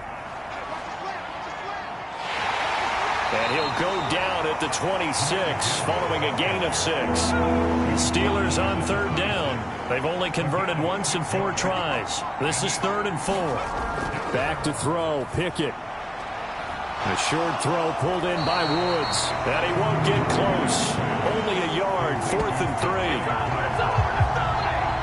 One hallmark of good defenses is understanding the game, understanding positioning, and tackling immediately in the secondary after catches. I think we just saw that on display right there. Got to him before he ever had a chance to think about turning it upfield.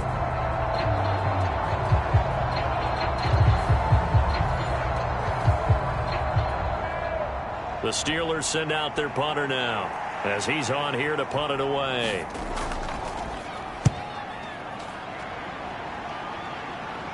Fair catch called for and made at about the 32-yard line. It'll wind up just a 35-yard punt, no return. And out will come the offense as they take over. Cincinnati now ready to take the field.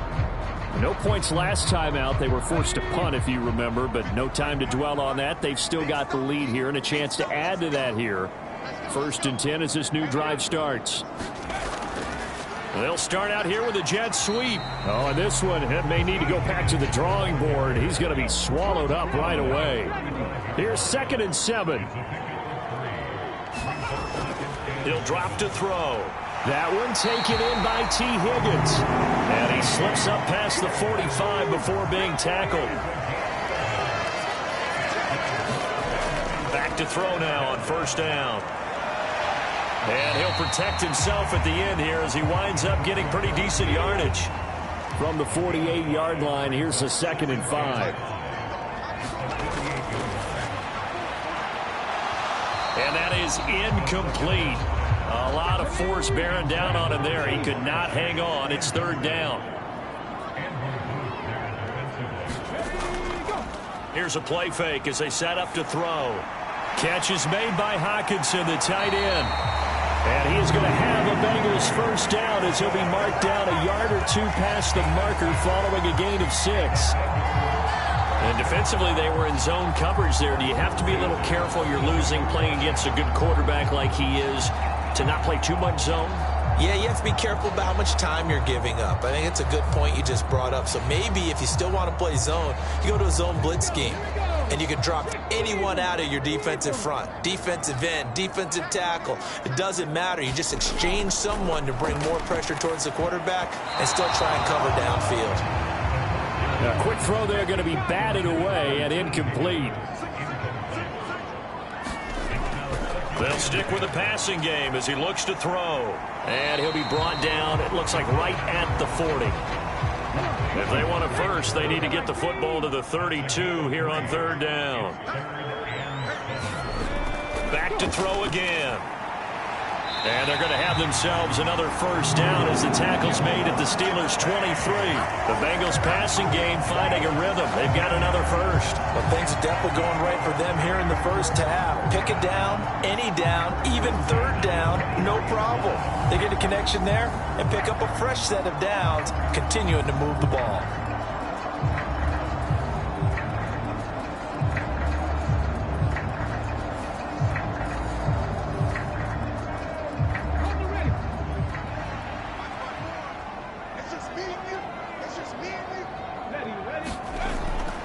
To throw again. Over the middle, he finds Higgins.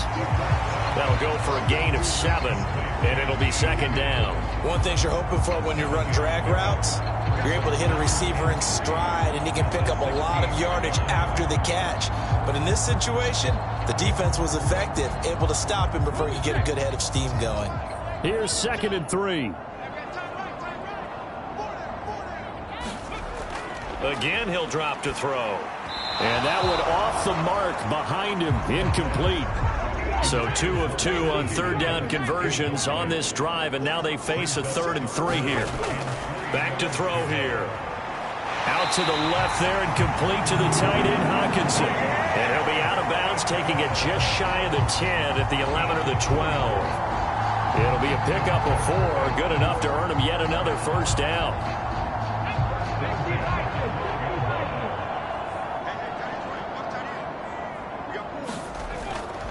Off the draw, here's Williams. He'll get this down inside the 10 for a pickup of about 3. It's 2nd and 7 from the 9. They'll look to throw. Flushed out right. Oh, nice move. And the stop will come inside the 5 at the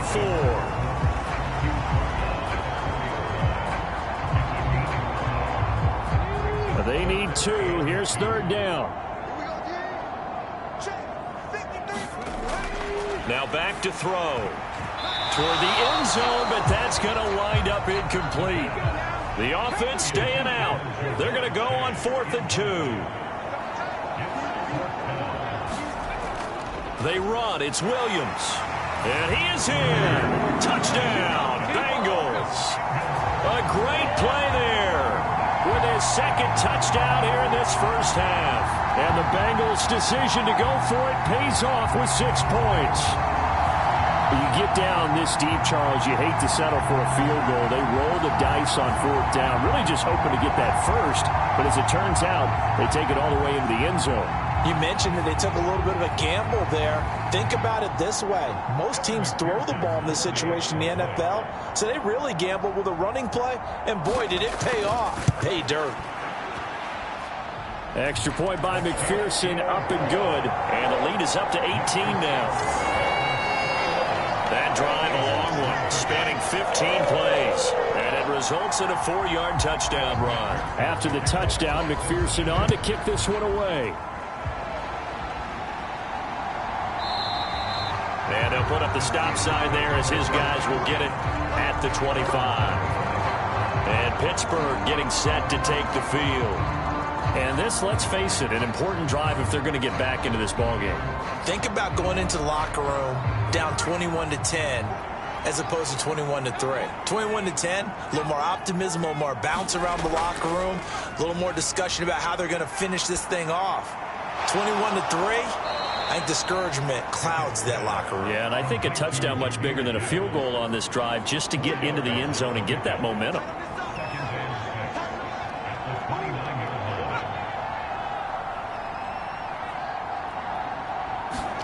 Pickett, he'll look to throw it. Over the middle, it's complete. 50 catches for him now on the year, and he's got a first down. 2 minutes remaining in this first half of football. Line of scrimmage, the 37 on 1st and 10. Pickett now from the gun here. And that is incomplete. Oh, the coverage a little too good there, and it's second down. Pickett right back to the air again. Quick slant here to Woods. And a 5-yard gain gets him to the 42.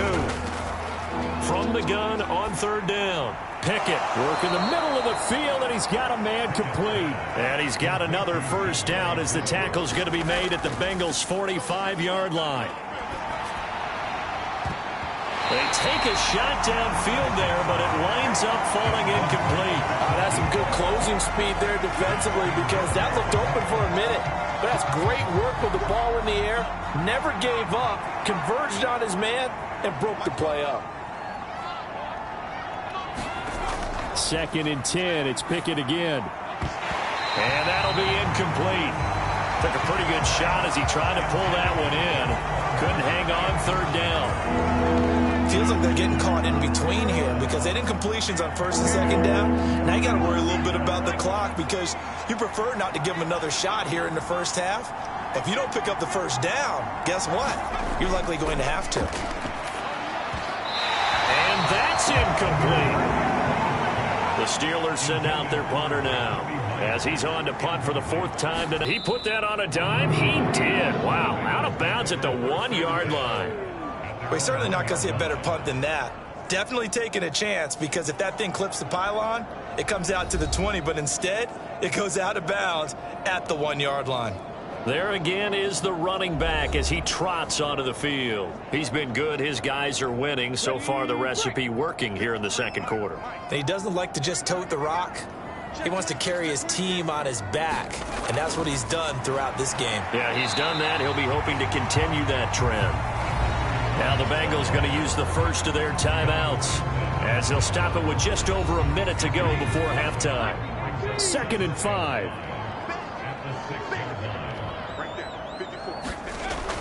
They'll set up to throw. And he'll find Chase on the right side complete. The Bengals going to use the 2nd of their timeouts as the stoppage will come with a little under a minute to go in this first half.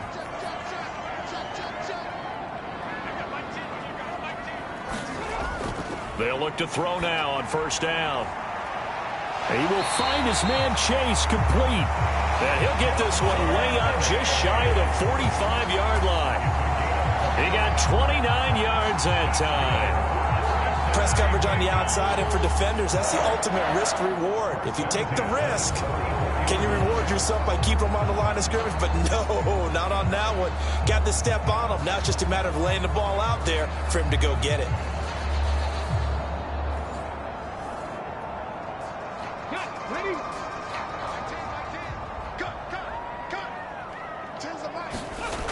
On 1st down, he'll drop to throw. Open man, he's got him, the tight end, Hockenson. And he will step out of bounds all the way down at the 5-yard line. A big play there just before halftime. 51 yards. I'll tell you what, this is not going to be a fun discussion at halftime for this defense. They've been absolutely taken advantage of in the first half. And here's another play for big, big yardage. A chance to really cap off a big first half here as they come up on 1st and goal. They'll look to throw here. Open man is Higgins, and he's got it. Touchdown, Cincinnati. A great effort there. His 6th touchdown of the season. And the Bengals are able to widen their lead here in this first half. The touchdown all set up by the big play one snap before, but they finish it off here with a shorter completion, this time for the score. I like how they stuck with what got them there, right? The big pass play. Got the momentum going, right? That's you create it with a play like that, and you come right back with another pass play to finalize things off. Extra point by McPherson, up and good. And a rout is on here in this first half.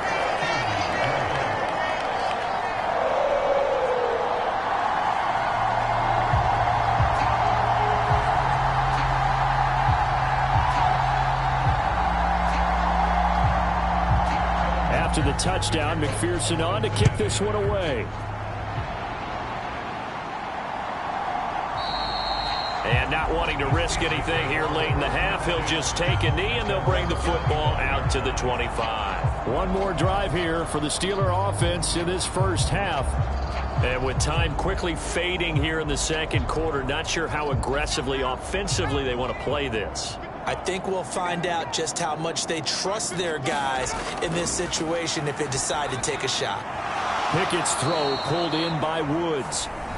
Now the Steelers use the first of their 3 timeouts as they stop it with 19 seconds to go in half number 1. 2nd down, here's Pickett. Looking for Woods again, and he finds him. The Steelers signal for the 2nd of their timeouts. So that means they're down to 1 remaining here as we head toward halftime.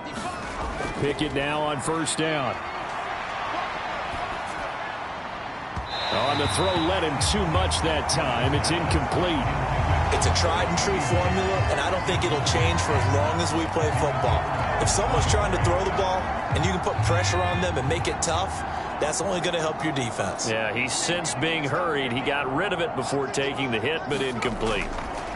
Pickett, he's going to throw it again. And that is incomplete, stopping the clock with 5 seconds to go. These guys have punted 4 times already, and they're staring at a 5th, barring a conversion here on 3rd down. And now this throw incomplete, and that is how this first half will come to an end. So we've come to halftime after a very one-sided beginning to this one. As we send you down to Orlando, where Jonathan Coachman has our EA Sports Halftime Report. Coach. All right, Brandon, thanks very much. We'll get back to you and Charles in a minute. But first, time to give the folks at home a look at what's going on around the NFL. We'll begin up at legendary Lambeau Field in Green Bay, where it was definitely a game with some intrigue, as you can see by the scoreline. The Falcons needed a big win, and they got it, as the victory gives them a final mark of 11-6 on the year. From there, we head over to MetLife Stadium to check in on the Jets. And they were winners in that ball game over the visiting Cleveland Browns. Terry McLaurin, well over 100 yards receiving, and a touchdown catch as well. Lastly, let's check on one final game for you. And you can see they are scoreless as they play the second quarter.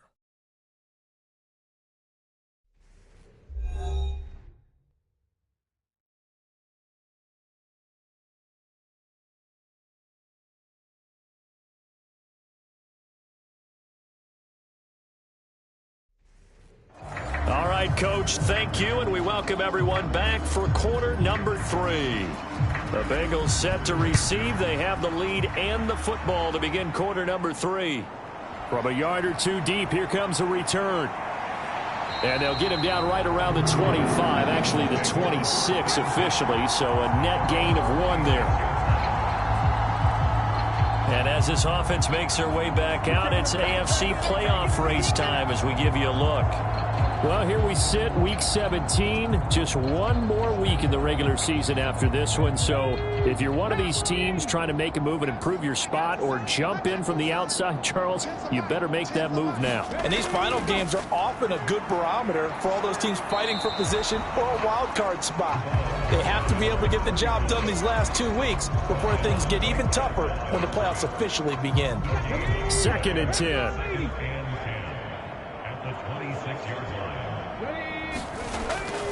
They'll stay on the ground with Williams. He takes this for 3 to the 29. Here comes 3rd down and 7.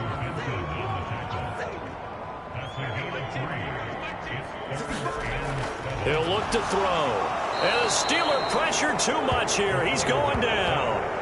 Keanu Benton, his 2nd sack of the night. To me, the defense was looking a little gassed near the end of the first half, but they've come out of the locker room with a little extra spring in their step. Wonder what they did at halftime to get them so motivated. I don't know, but that sack looked good. Now let's see if they can build on the momentum of that play.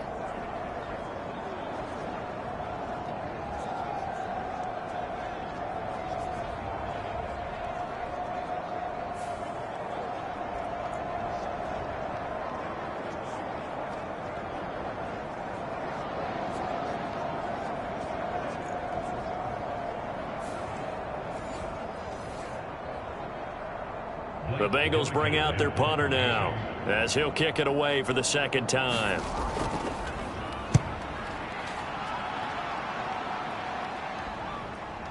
Oh, a heck of a move. Man.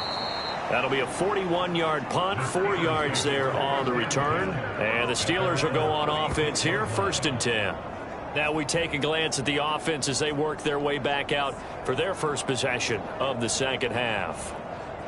CD, they certainly know the hole that they face as they begin the 2nd half. They have to do what precious few teams have done in NFL history. That's try to come back from a 4-possession deficit. And, partner, you know as that team gathers, they're saying to each other, you never say never, right? Because if you're on an NFL roster, that's how you have to think. You can always come back and win a ball game.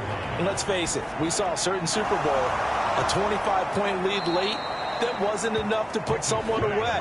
But that being said, this task is near impossible. Let's face it. And bottom line is, it officially becomes impossible if this possession is an empty one. Well, the margin on that scoreboard, obviously, for them, it looks daunting. But I don't know, Charles. They're probably not focused on that right now. Maybe just chaining together a positive drive with plays like we just saw, giving themselves something to build on. Yeah, I think you're right about that. And what they have to be careful of is getting glued to that scoreboard, trying to do too much. Because if you do that... He's got a man, complete. Got his man, it's caught for a Steelers touchdown. Jelani Woods. 41 yards. And the Steelers are able to make some inroads here to that deficit.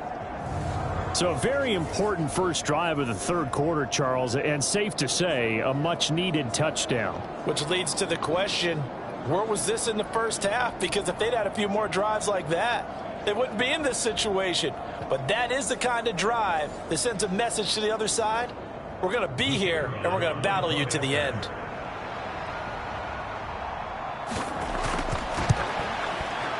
Point after, up and good. And the lead is down to 28-10. So they only needed 3 plays on that drive. And a Jelani Woods touchdown catch capped things off. And this will not be returned. It's a touchback, and they'll begin at the 25. There's a look at receiver Jamar Chase as the Bengals get set to go on offense. And I know that they've double-teamed him a couple times, but not a ton. Whatever they're doing isn't working. He's up over 100 yards. We'll see how they adjust. And when they do that, they weaken their defense in other places as well. And how many times have we done games where we've seen a guy have a big game like this? But it's usually not by himself, is it? Right. Usually it opens it up for other people to have big games as well. Now that's staying ahead of the chains. Really good pickup on first down, hitting the tight end there. Now it brings up a 2nd and manageable. Just found a hole in that zone. They'll come up now 2nd and 4 from the 31.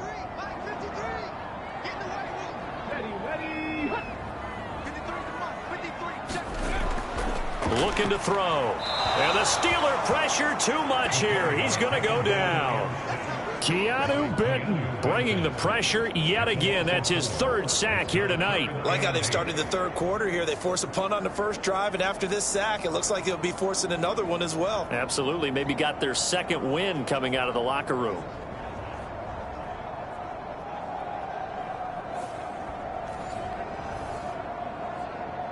The Steelers now in the nickel here on third down. They'll set up a throw. Over the middle, that's caught by Chase. And he's going to have a Bengals first down as they're able to get the third down conversion. And while we may be looking at the scoreboard, this offense certainly is not, because they're showing no signs of backing down, even with a 3-score lead here in the third quarter. I think they keep taking their shots. They've seen blown leads happen throughout this league. They don't want to fall victim to it themselves. So from the 36 now, 1st and 10. Back to throw. And his throw here is going to be incomplete. Now a 2nd and 10. Now a 10th carry. Here's Williams. And a 5-yard gain gets him to the 42. They'll come up facing 3rd and 5. He'll look to throw. He's got his target. That's complete. And they'll work this down to the 40-yard line. Tackled there. First target, first catch, and a first down. And with that last play, he's now up over that 300-yard mark. And in today's NFL, it almost feels routine. And I hate that when you talk about a 300-yard passing game. To me, 300 yards still signifies excellence, and he's achieved that in this performance. Operating out of Steeler territory now. Here's 1st and 10, right at the 40. They give it to Williams, running right. And maybe a little over pursuit there as he's able to take this down to the 25-yard line. 52 yards rushing for him now with a couple of touchdown runs to boot. Looks to me like maybe there's a little attrition setting in with this drive, because when you see that type of a run, I get the feeling the defense get a little bit tired. And that's the last thing they need, especially when they look up at the scoreboard.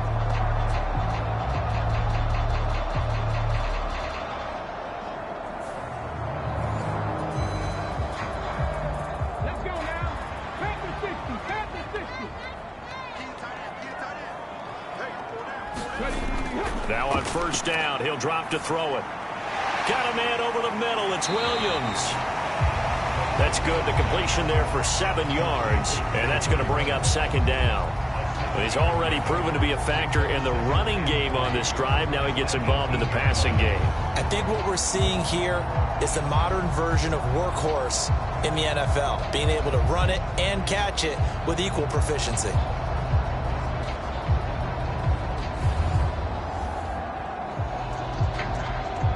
Three yards remain for 2nd down.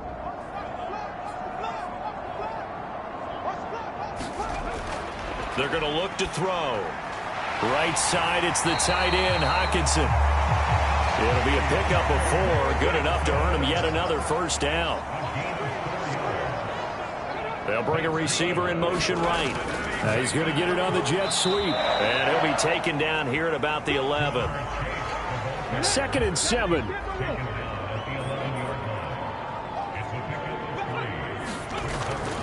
Out of the gun, they'll look to throw. Buying time to his left. And he'll take this into the end zone for a Bengal TD. Taking it in from 11 yards out as his guys have opened up a very comfortable lead.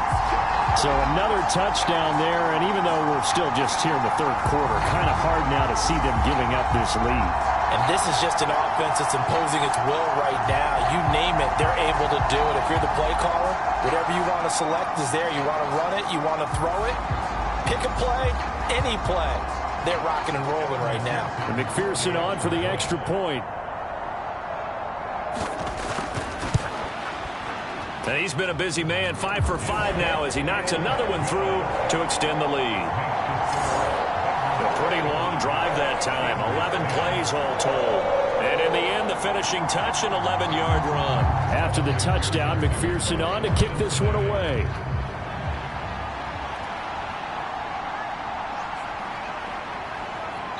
And he'll take it up past the 25 to the 26-yard line.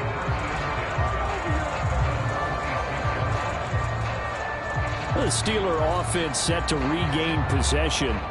But we haven't exactly been treated to a nail-biter in this one, CD. And if they cannot score here, this one's pretty much all but over. Are you saying that you feel like people are starting to think about getting out of here, maybe beating the traffic in order to get home or to their final destination? Yeah, I don't think there's a whole lot of reason to hang around, especially if they can't score here. Yeah, you're right about that, because it has been pretty clear who the better team has been in this one. And in a league that we talk about every game being a one-score game as we go into it, watching this blowout, let's just say it's been unusual. Boy, how good has this defense been seemingly all game long? I really think right from the first snap, I think you're really onto something there. In this passing game, it just can't get off the ground. And that play, it wound up losing yardage. From the gun, here's Pickett. Throwing the out route, incomplete. That's Cox. These guys have punted 4 times already, and they're staring at a 5th, barring a conversion here on 3rd down. Pickett back to throw. Pass to the sideline and pulled in. He's got this almost to the 40 before going out. So from the 39 now, they'll come up on a 1st and 10. Trying the left side with Gibbs. It's a 6-yard gain on the ground, and that'll make it 2nd and 4. Well, I think after that run, the defense is getting back in the huddle and looking at each other and maybe starting to question their confidence a bit. They gave up a significant run, 6 yards, and now you're saying to yourself, how do we stop them, and do I have enough confidence to make a play? And he'll get it into enemy territory just across midfield at the 49. So on the other side of the field now, it's 1st and 10 as they've got things rolling on this drive. They'll go again with Gibbs. And he'll take this ahead for about 4. 2nd down coming up.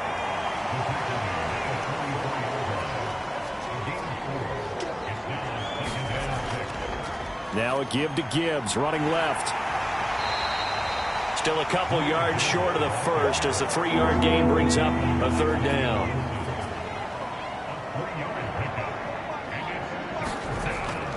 They'll try to run for it. Lewis. And he's going to have the 1st down at about the 38. 3 yards there, good enough to keep the drive moving. And, Charles, you look at this offense, their struggles moving the ball well documented. Dead last in the NFL in 1st downs, but signs of life there. Yeah, and you and I do, I think, a really good job of respecting the game and respecting the teams. But this squad, they're in a position now where their fan base gets excited when they pick up a 1st down. They cheer almost like they picked up a touchdown.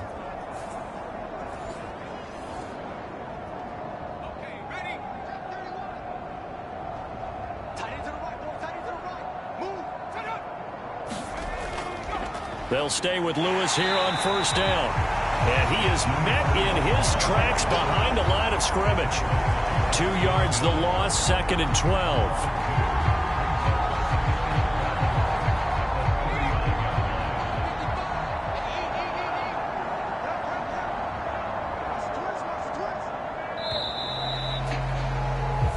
One quarter remains here on a Sunday night. This is the National Football League on EA Sports. Back now in Cincinnati. A lot of happy faces in the crowd at this point as their guys have a big lead here to start quarter number 4. Pickett. He gets this out wide to Gibbs. And he gets it down a yard or 2 shy of the 30 before he's out of bounds. This offense has converted 2 3rd downs on this drive already. This is 3rd and 4. Back to throw, Pickett. And this pass broken up. Excellent coverage there on 3rd down, as that was not an easy one to hold on to. At this point, down big, you'd have to imagine this defense, they're just going to sit back, blanket the field as best they can. Yeah, this is actually the easy part of the game for them because, just as you noted, they can sit back, keep everything in front of them. But they've blanketed the field the entire game using a variety of coverages. And they're indeed going to go for it here on 4th down. So trailing here in the last quarter, let's see how this plays out. Pickett, 4th down, desperation time. And it's incomplete. They cannot convert, and they turn it over. The Steelers try it, but they come up empty on 4th down. And this long drive is going to wind up yielding nothing. That's another mistake there on the drop pass on 4th, and we've seen them do things like this all game. It's not hard to figure out why they're down by that deficit. They haven't made plays that are going to keep them in the game or win the game all game long. That's another example right there. It all boils down at the end of it to execution. Either you make the play or you don't. And he'll work this one up to about the 38.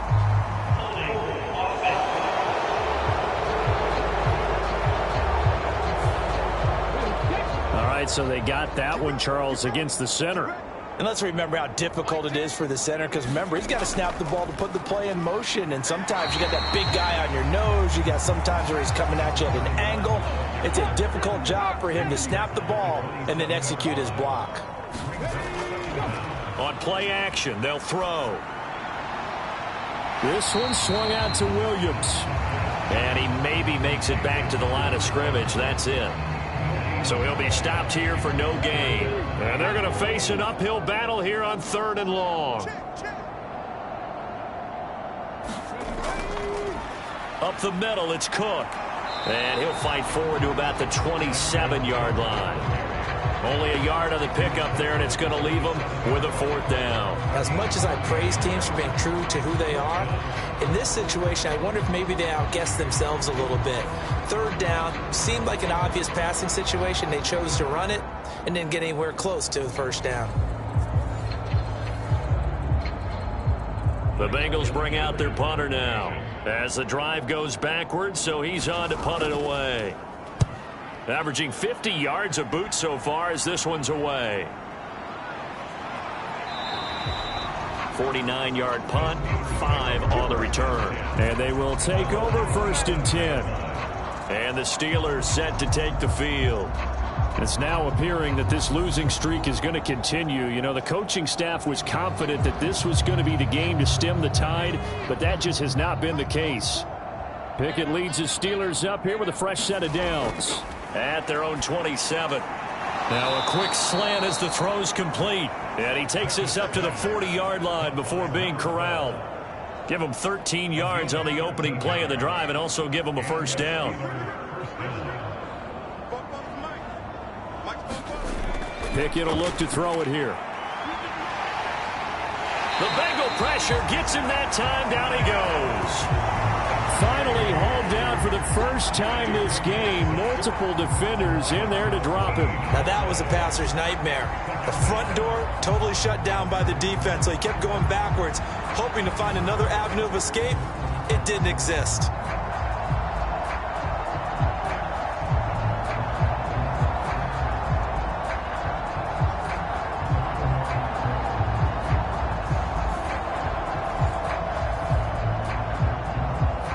So after the sack, a scenario you certainly don't work on too often. 2nd and 24. Now Pickett. Quick throw that's complete on the inside slant. And a nickel look here for the Bengals as they try to defend this on 3rd. Here's Pickett. He'll get the hook up there to Woods. And he'll only get this to the 47. He needed a few more yards to pick up the 1st. It'll be a gain of 12, but it will also lead to 4th down. And he's been one of their few bright spots here this afternoon. And as you pointed out, so far he's gotten his. That's not been the issue at all. But the teammates, the other guys, they've been shut down. That's why the defensive guys have to feel pretty good, even though he's over 100 yards. Yeah, he topped 100 with that last catch. All right, they're going to try and keep hope alive here on 4th down. They're going for it. 4th down to give to Gibbs. And he won't get there. They stop him a few yards short of the line to gain. The Steelers try it, but they come up empty on 4th down. And the Bengals are going to get it back in terrific field position. Now a 1st down carry. It's Williams. And he'll manage to pick up about 4 at 2nd down. Well, on every play call, you realize it's not going to go for a touchdown. So a lot of your calls are setting things up for maybe later in the game, trying to establish the inside run with toughness now, hopefully get to the perimeter later. And let's face it, you could do worse than a 4-yard run on first down. And a very determined run there as he'll take this all the way down to the 27. Good effort. 77 yards rushing for him in the ball game now on 14 carries. Well, we're beyond the tone setting right now. This guy's been the bell cow all day, and they'll continue to rely on him to move the chains, drain the clock, and lead his team.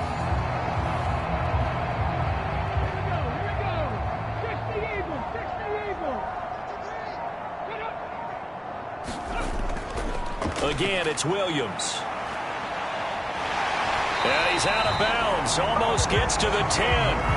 17 more yards. They had 17 on the previous snap as well. I think they like this drive a little bit better there, partner. Running game helping out, picking up some of the slack. Because remember, the last drive, they went 3 and out.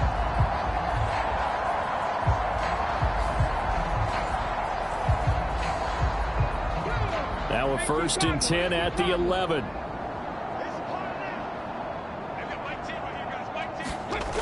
Now they'll switch it up here and look to throw.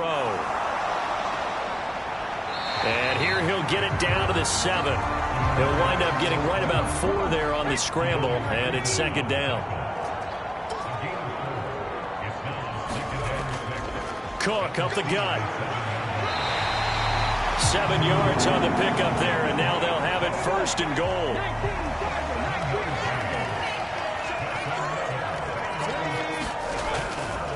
Williams is in.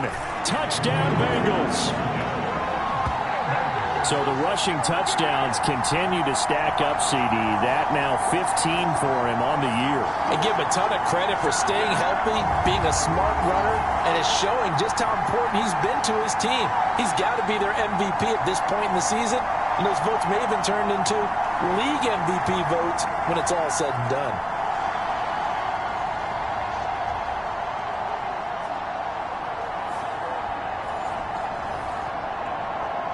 McPherson on for the point after.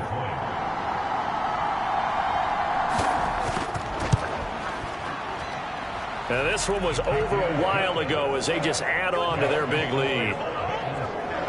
That time a 6-play drive, and it's finished off with a Cincinnati touchdown.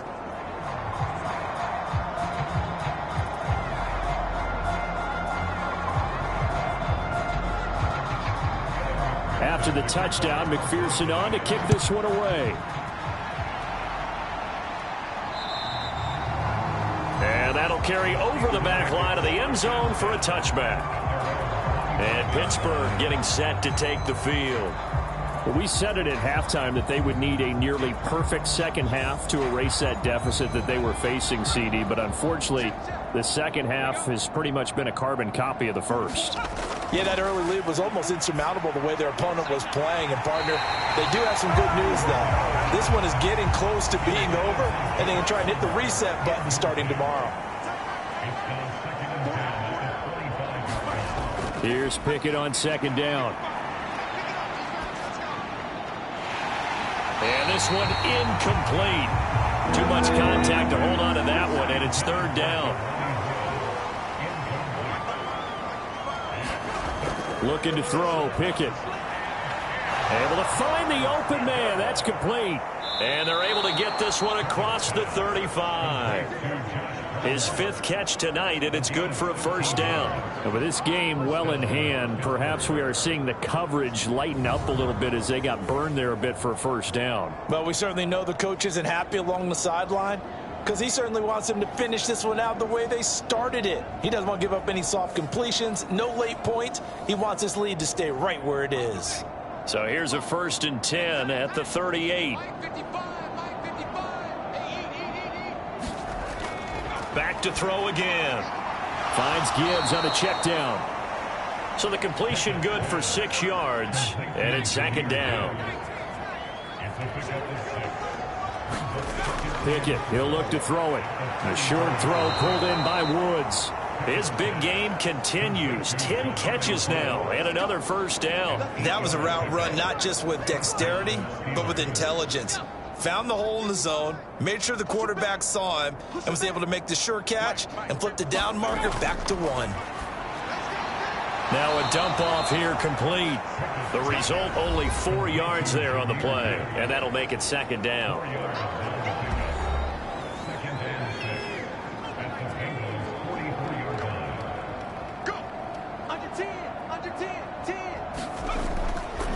Gibbs straight ahead. And some good tackling there as he stopped up at about the 41. Just 2 minutes remaining here in the 4th quarter of what has been a one-sided affair. So the Steelers with the football as we get you reset. The 8th play of the drive coming up. It's 3rd and 3. And that's going to wind up incomplete. Nearly their first pick of the game, but it does bring up 4th down. As expected, they're going for it to keep the drive alive. Rifles one, and that's going to be intercepted. Daxton Hill picks it off, and the Bengals are going to get the ball back on the turnover as they hold on 4th down. CD, this defense, man, at this rate, they're just having fun out there right now. And normally with this type of a lead, if you're a starter on defense, you're saying, hey, let the other guys play. But with this going on, no one wants to come out of the game. They all want their shot at picking off a pass. Now the Cincinnati offense ready to see what they can do here. And this crowd has certainly liked what they've seen. Their guys fully expected to win this one coming in, and they have not disappointed as they've got the big lead here in the 4th.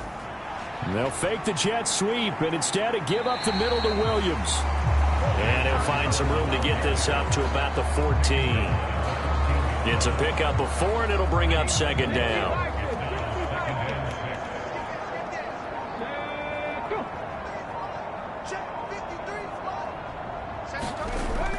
They'll try and run down some clock with Williams. And he finds enough of an opening to get this one back up to his 20. 104 yards rushing for him now to this point. That's it. That's what you want. Straight ahead positive gain. Just keep that clock ticking. Here comes 3rd and the length of the football.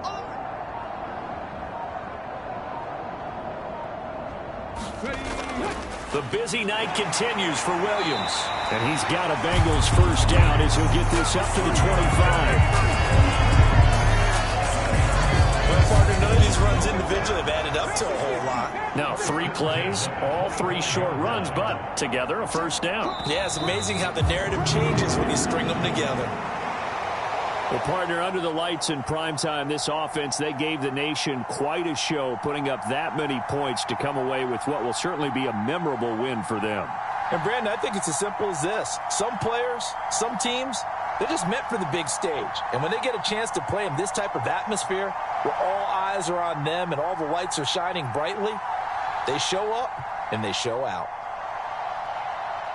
So for the Bengals, they finish things off in style, putting a bow on a 14-3 regular season. And now they'll have the week off as they get set to go after a Super Bowl title.